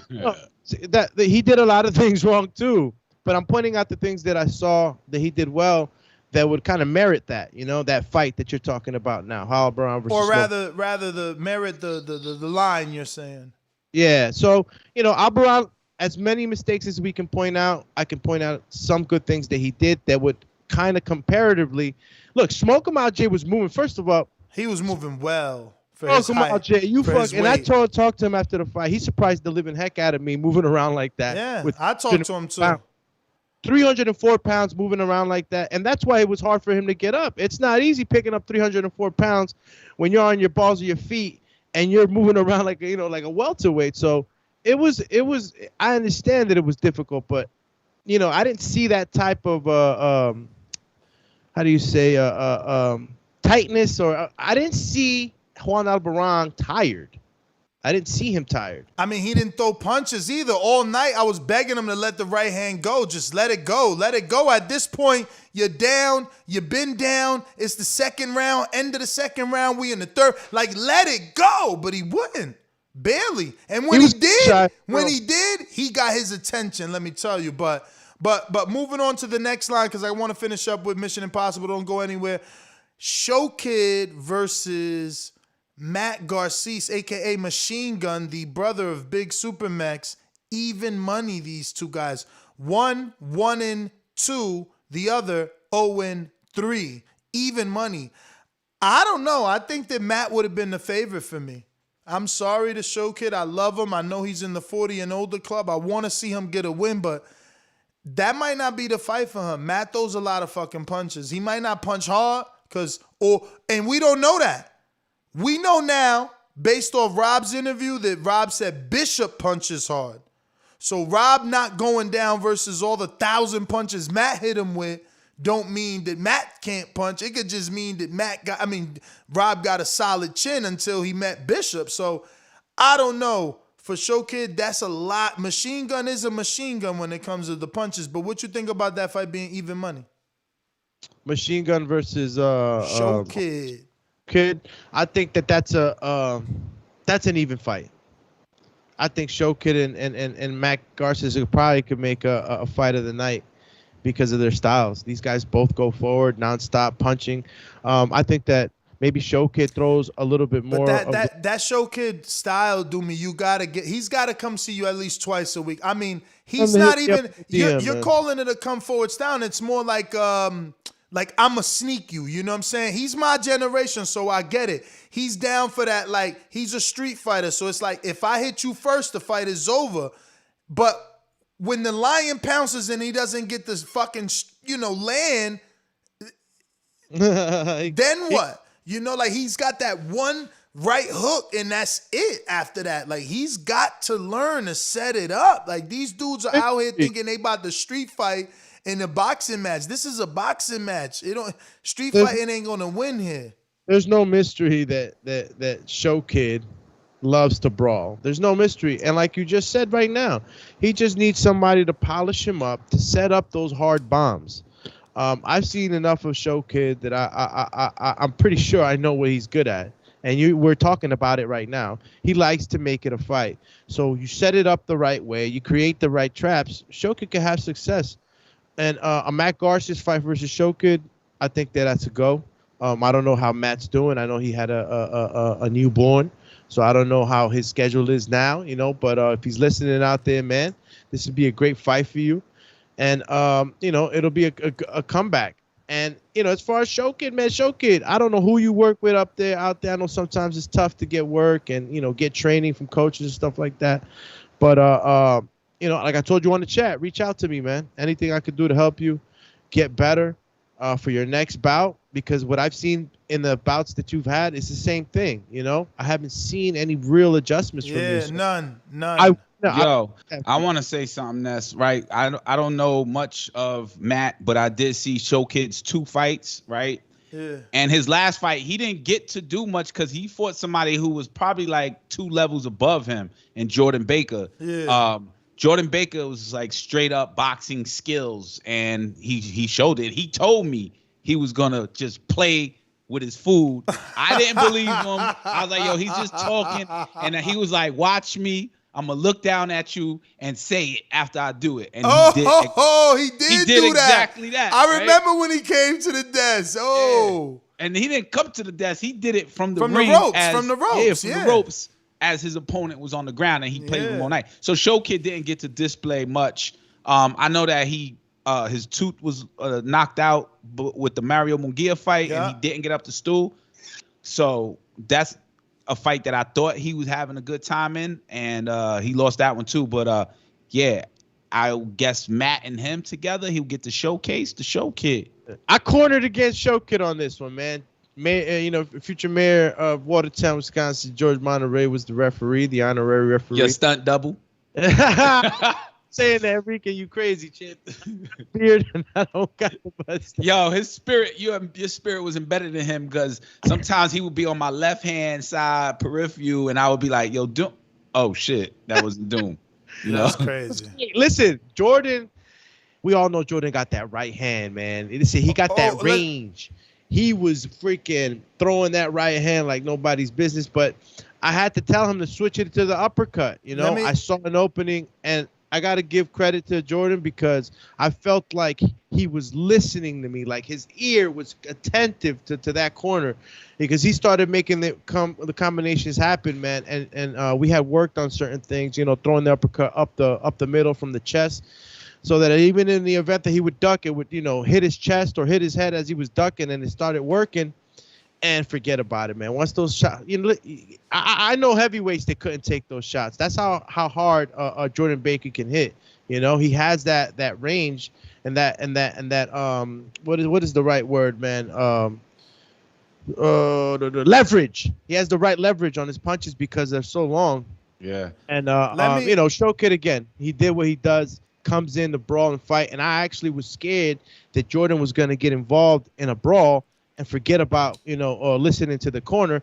And then, you know, last time Jordan's gas was going down. That was my thing. My main thing was like, Jordan, maintain discipline so that you don't gas out. You got to be throwing the right punches and it's okay to fight on the back foot. And when I said that, you know, even though he didn't want to, Jordan started to back up and kind of give himself some breathing room because the gas was the concern. Yeah. Yo, let me bring it back. Hold on, because the whole point of that, Sean, come make yourself available, was the next betting line is Sean versus Chino. Sean would be a minus 250 versus Chino, a.k.a. or rather Steven Rivera, a.k.a. Chino from Milwaukee, who comes in at a plus 300. What do you guys think about that line? That means the odds are against Chino. Yes, they are. Yeah, they're against them, man. I think there's nothing wrong with it, really, because I think that the look of this fight is Sean is the heavyweight. You know, he's the true heavyweight. He's bigger, he's taller, but he's more skilled than the guy that Chino just fought in Juan Albaran. No disrespect to him, but Sean's been in the Border War Series a little bit more experienced, more well-rounded. So yeah. But Chino lets his hands go, man. I think those odds are too separated. It's too wide. Damn, you're right about that, though, Enrique. Chino lets his hands go. It may put Sean in the defense mode. Ooh. He may steal rounds. I don't know. This is speculating, just guessing, man. And the fight has to happen for us to even say that. But I would say Chino's hands output, that gap, that difference is too wide.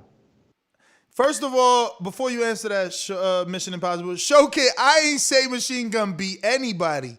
I said the amount of punches he throw will be a problem for you, man. So just you and your team, think about it. Watch the tape before taking all these damn fights. You take fights in the chat, man. You got a bad advisor over there, SDS. Y'all need to hire a true matchmaker, man. Go ahead, Sean. Apologies, man. How's it feel to be a 2-1 favorite? 2-1 favorite over this very exciting looking heavyweight. I'm almost shocked to know that he's a plus 300. Well, the odds are right. What can I say?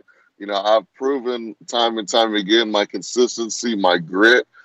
Never been knocked down, never been knocked out, really never been hurt. Shown that I got the power to translate all the way from 175 all the way up to 220, knocking down guys that are 315 pounds. I mean, I said it after the fight to my brother. I said, if I can knock around Smoke 'em Out Jay with that jab, what do you think I'm going to do to Chino? I'll roll that man up like a freaking bowling ball. Let's be real. That guy's my set in weight. Chino's 220, just like me. If I got the power to snap Jay's head back while punching upwards, what do you think is going to happen when I can throw those shots downwards into Chino's grill? I think when Chino hears this, he's going to be really mad.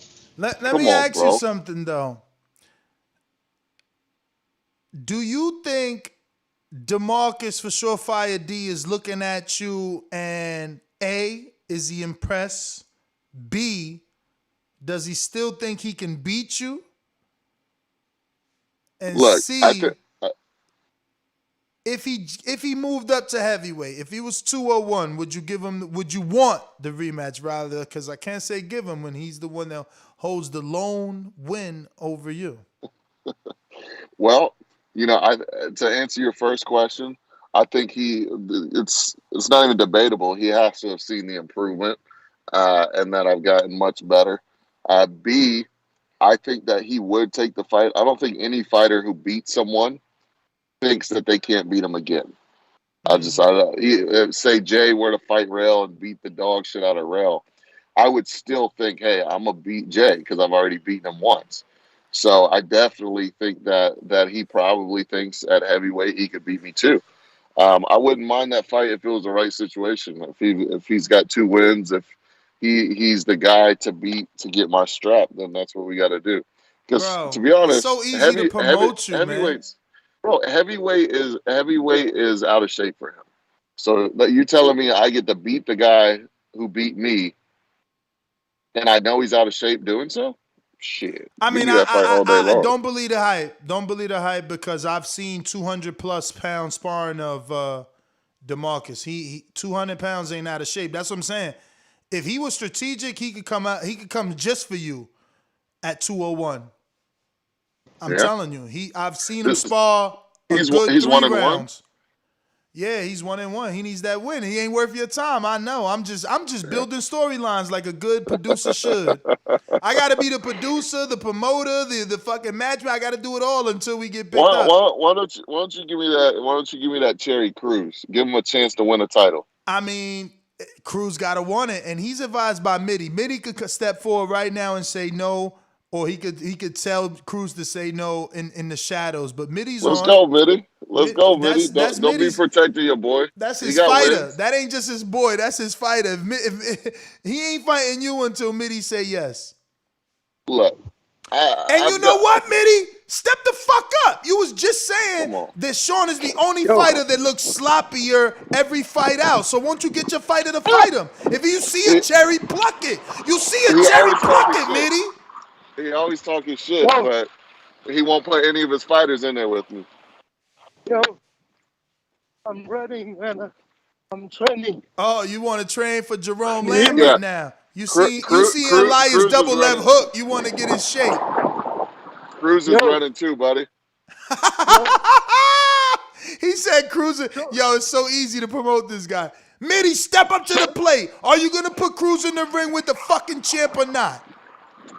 Sean is the most horrible fighter in Border. So tell Cruz to say yes. No, Cruz is going for Rob the Genius, man. Rob the Genius. Oh, now he's leaving the heavyweight. He's leaving the heavyweight division. Tell me this. Listen to me. Cruz versus Sean is a title shot right now. Cruz got 2. He got 3 wins. Let's go, champ. Oh, you saying you picking a cherry champ, right? You saying the easier champ to fight is Rob. Not that I think Rob's a cherry, but you saying no. If you want to be a champ, Cruz, go fight Rob. Don't fight Sean. Yeah, that's what I was saying. He said, yeah, this guy. No shame.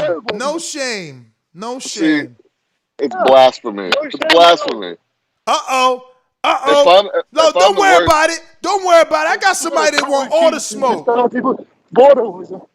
Man, we can't hear you huffing and puffing. Get out of here, Mitty. He got scared in the shape. You see that? Elias and Jerome got him running. Elias and Jerome got him out there getting that dad bod back right. Listen, Mission Impossible, don't go nowhere, man. I'm telling you, the most exciting fighter in Bordeaux. That needs to be your new tagline, because look who called in. You say his name 2 times, he shows up like Candyman. He don't need a third one. DeMarcus for Surefire D. What up? Yo. What up? What you weighing these days, champ? What you weighing? Man, I'm walking around about 200 right now, man. I told Sean. Yeah, man. Yo, but you got that radio playing in the back. You doing the barbershop? Let me tell you something. Again, like I told Sean, that fight don't make sense unless you got 2 wins, so it's worth a belt. You know what I mean? Yeah. Hey, man. I really ain't worried about Sean right now, man.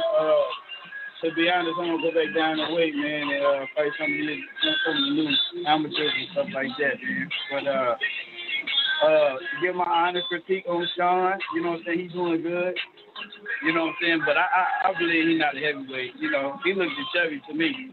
You know what I'm saying? I feel like he should go back down, maybe to cruiserweight or back to light heavyweight, maybe be his best weight for me. You know what I mean? But I kind of heard all that, but you got too much T-Pain in the background. You're going to get his flag. I'll be back later. But basically, it sounds like he said he sees Sean. He looked good, but he doesn't think he's a heavyweight. He look a little like his body ain't right, and maybe he should go down to cruiserweight or even light heavyweight again. But he said he's not worried about you, man. He got that run. He running with it like Marquez. You already know.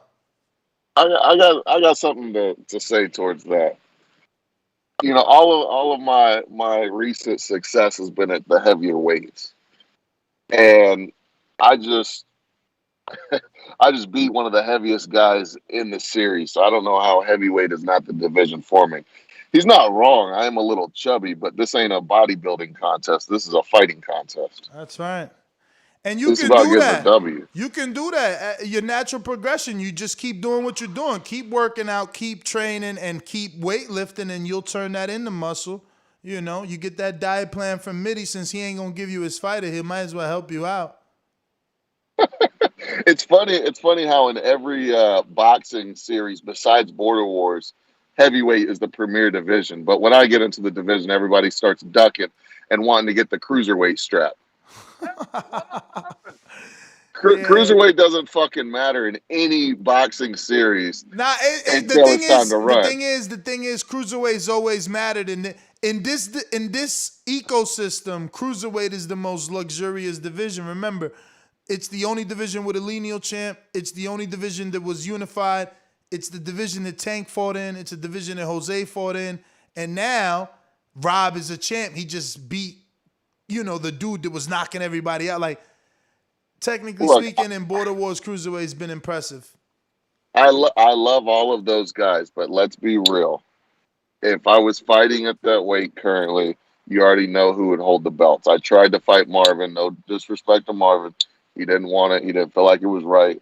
It is what it is. I tried to fight Cruz before at that division. Marvin is on his weight laws. Marvin is on his weight laws. No. Let's not even do that. Let's not even do that. Listen Let's to me. not do that because I was at cruiserweight and he wanted to push me all the way down to 76 when he knew there was no chance of that happening. But listen, because he was on his weight loss journey. He wanted to push you to 76 so he could defend his cruiserweight belts. But where's his next fight was at? 75. I got pushed into the heavyweight division because nobody at cruiser would fight me, right or wrong. And listen to me, and I see how you can feel that way, and I see that there is even a universe where that can be true.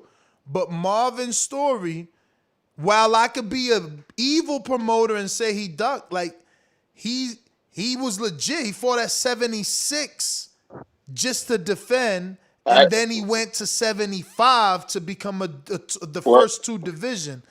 And you started at 75.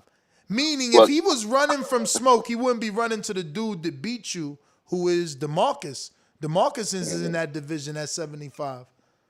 I'm gonna put this out there so it's very clear. I respect Marvin. I love Marvin. We have definitely developed a much better relationship than we had previously.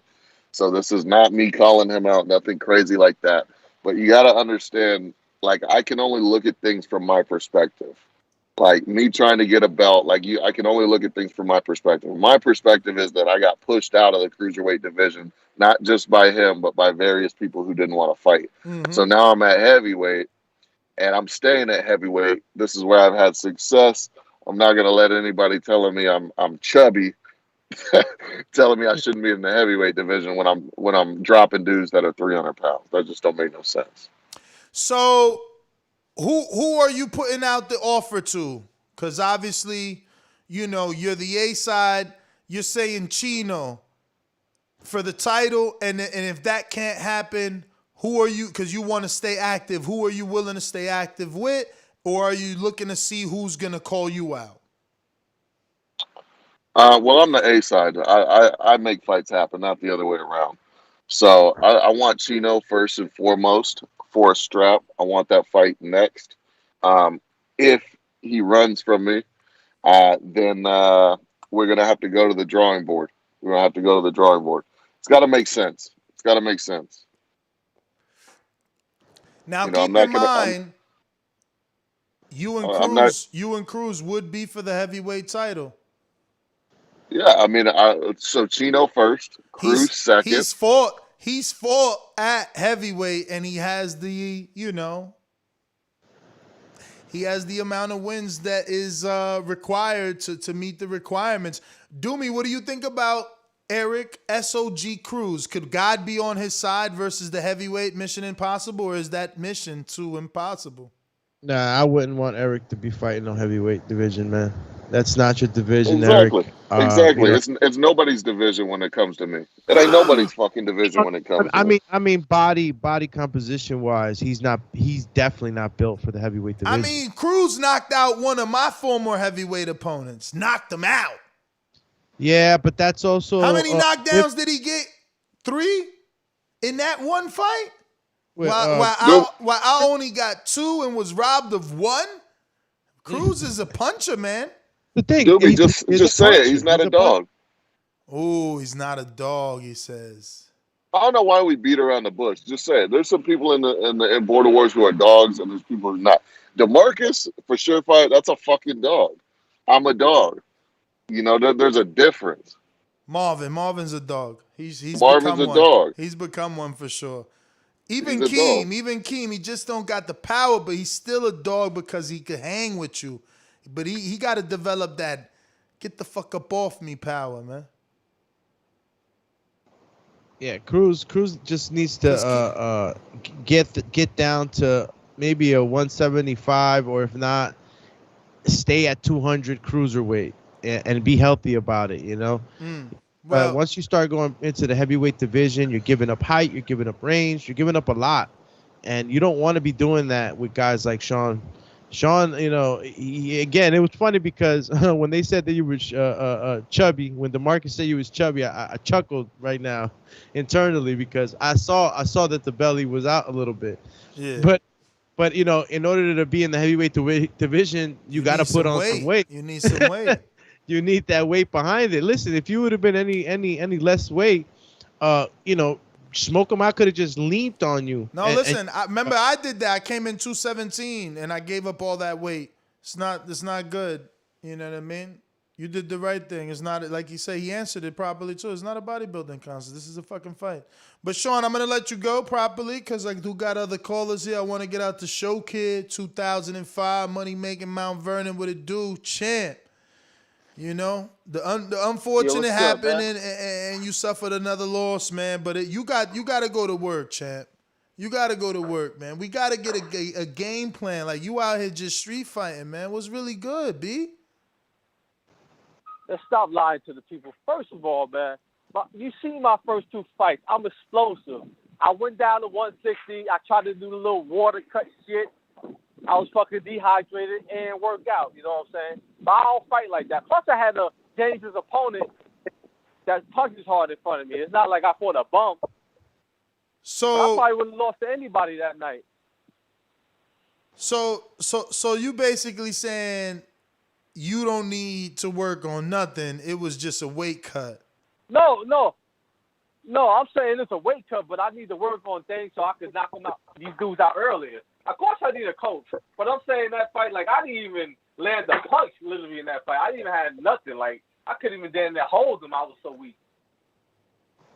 So you saying but Show Kid, you gotta get down. You too short, man. You can't be up there at I mean, you could pick your fights so that you don't. No, I'm not saying I can't.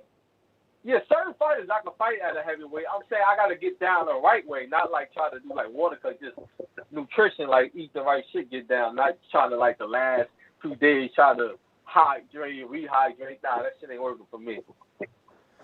So basically, the odds came out for a possible fight between you and Machine Gun Garces, the brother of Supermax. Yes, he doesn't have a win, but he a dog. Did you watch all 3 of his dog fights? First of all, keep in mind, one of his losses is the champion. Yes, I did. One of his losses is to champion Robert the Genius.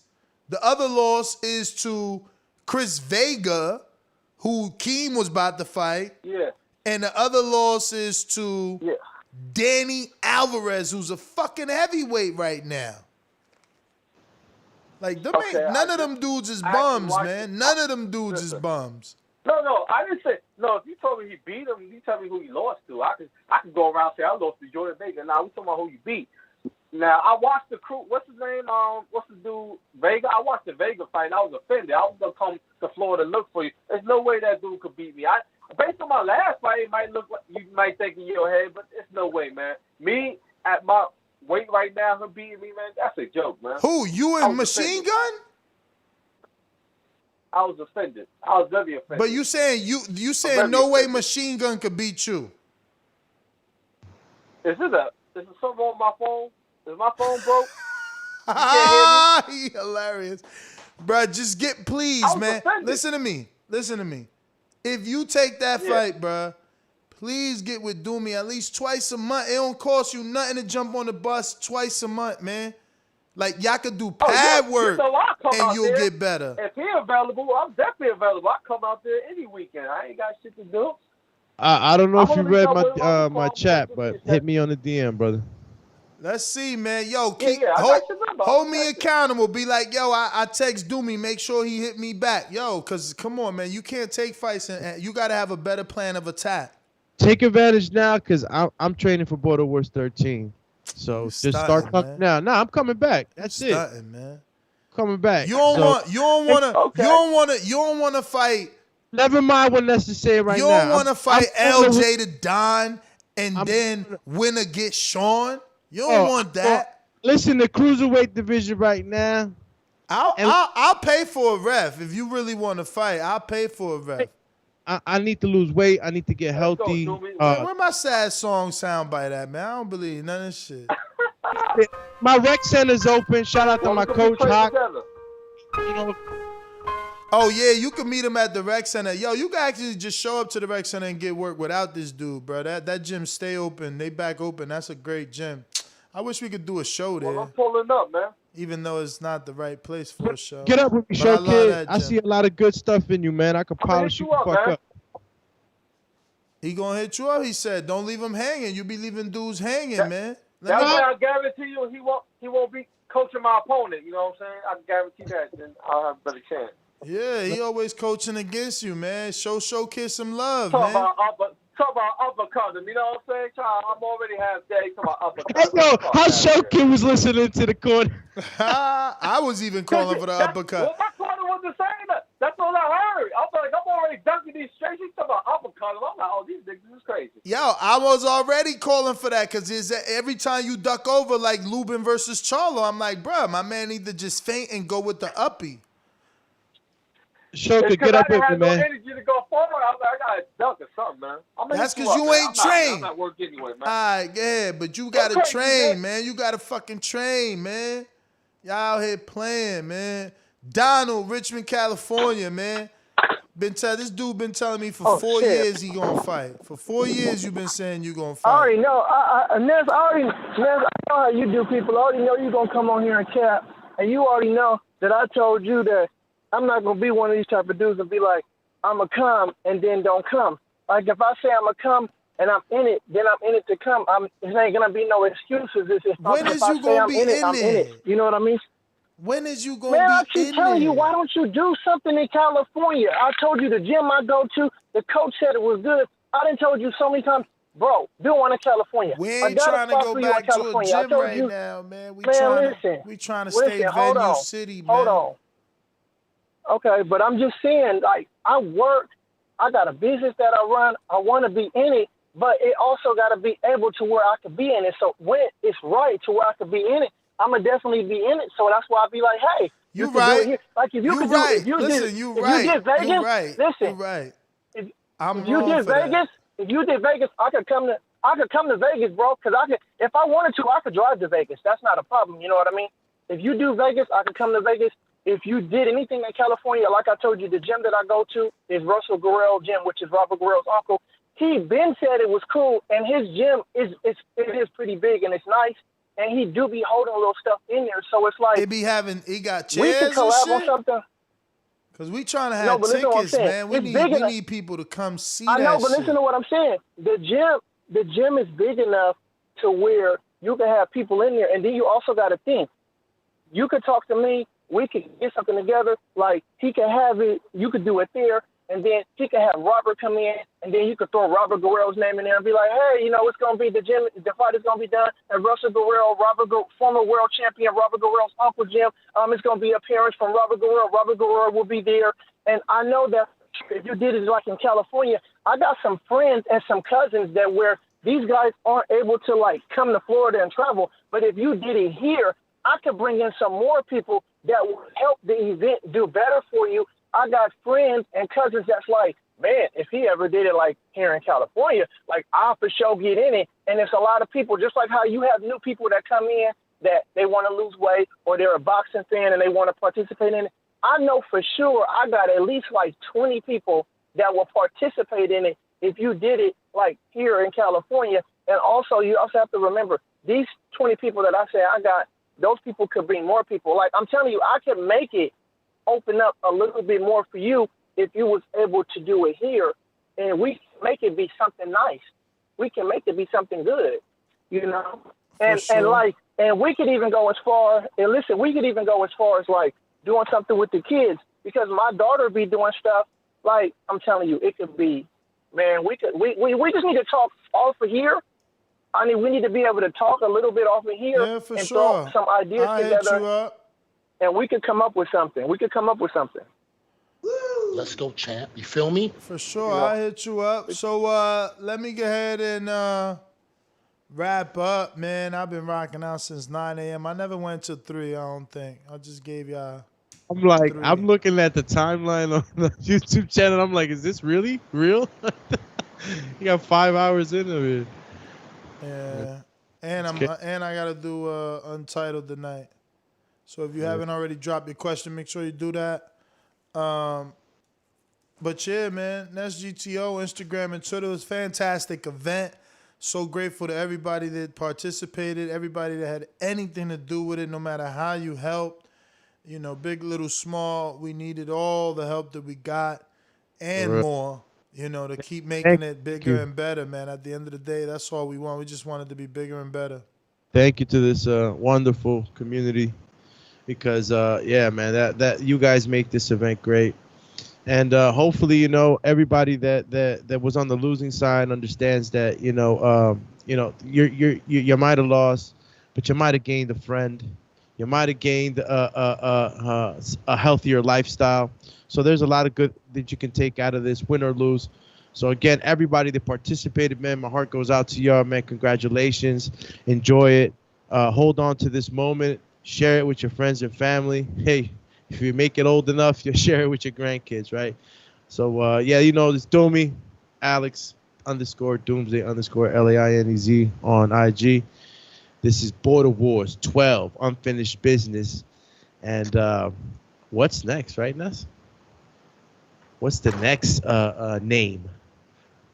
No, I mean, that goes according to the fight, man. It could be the duck and stops if Sean gets a fight. I mean, it could be so many things, I get to do what I love here. This is what I love, promoting, man. I just need you guys to want to fight,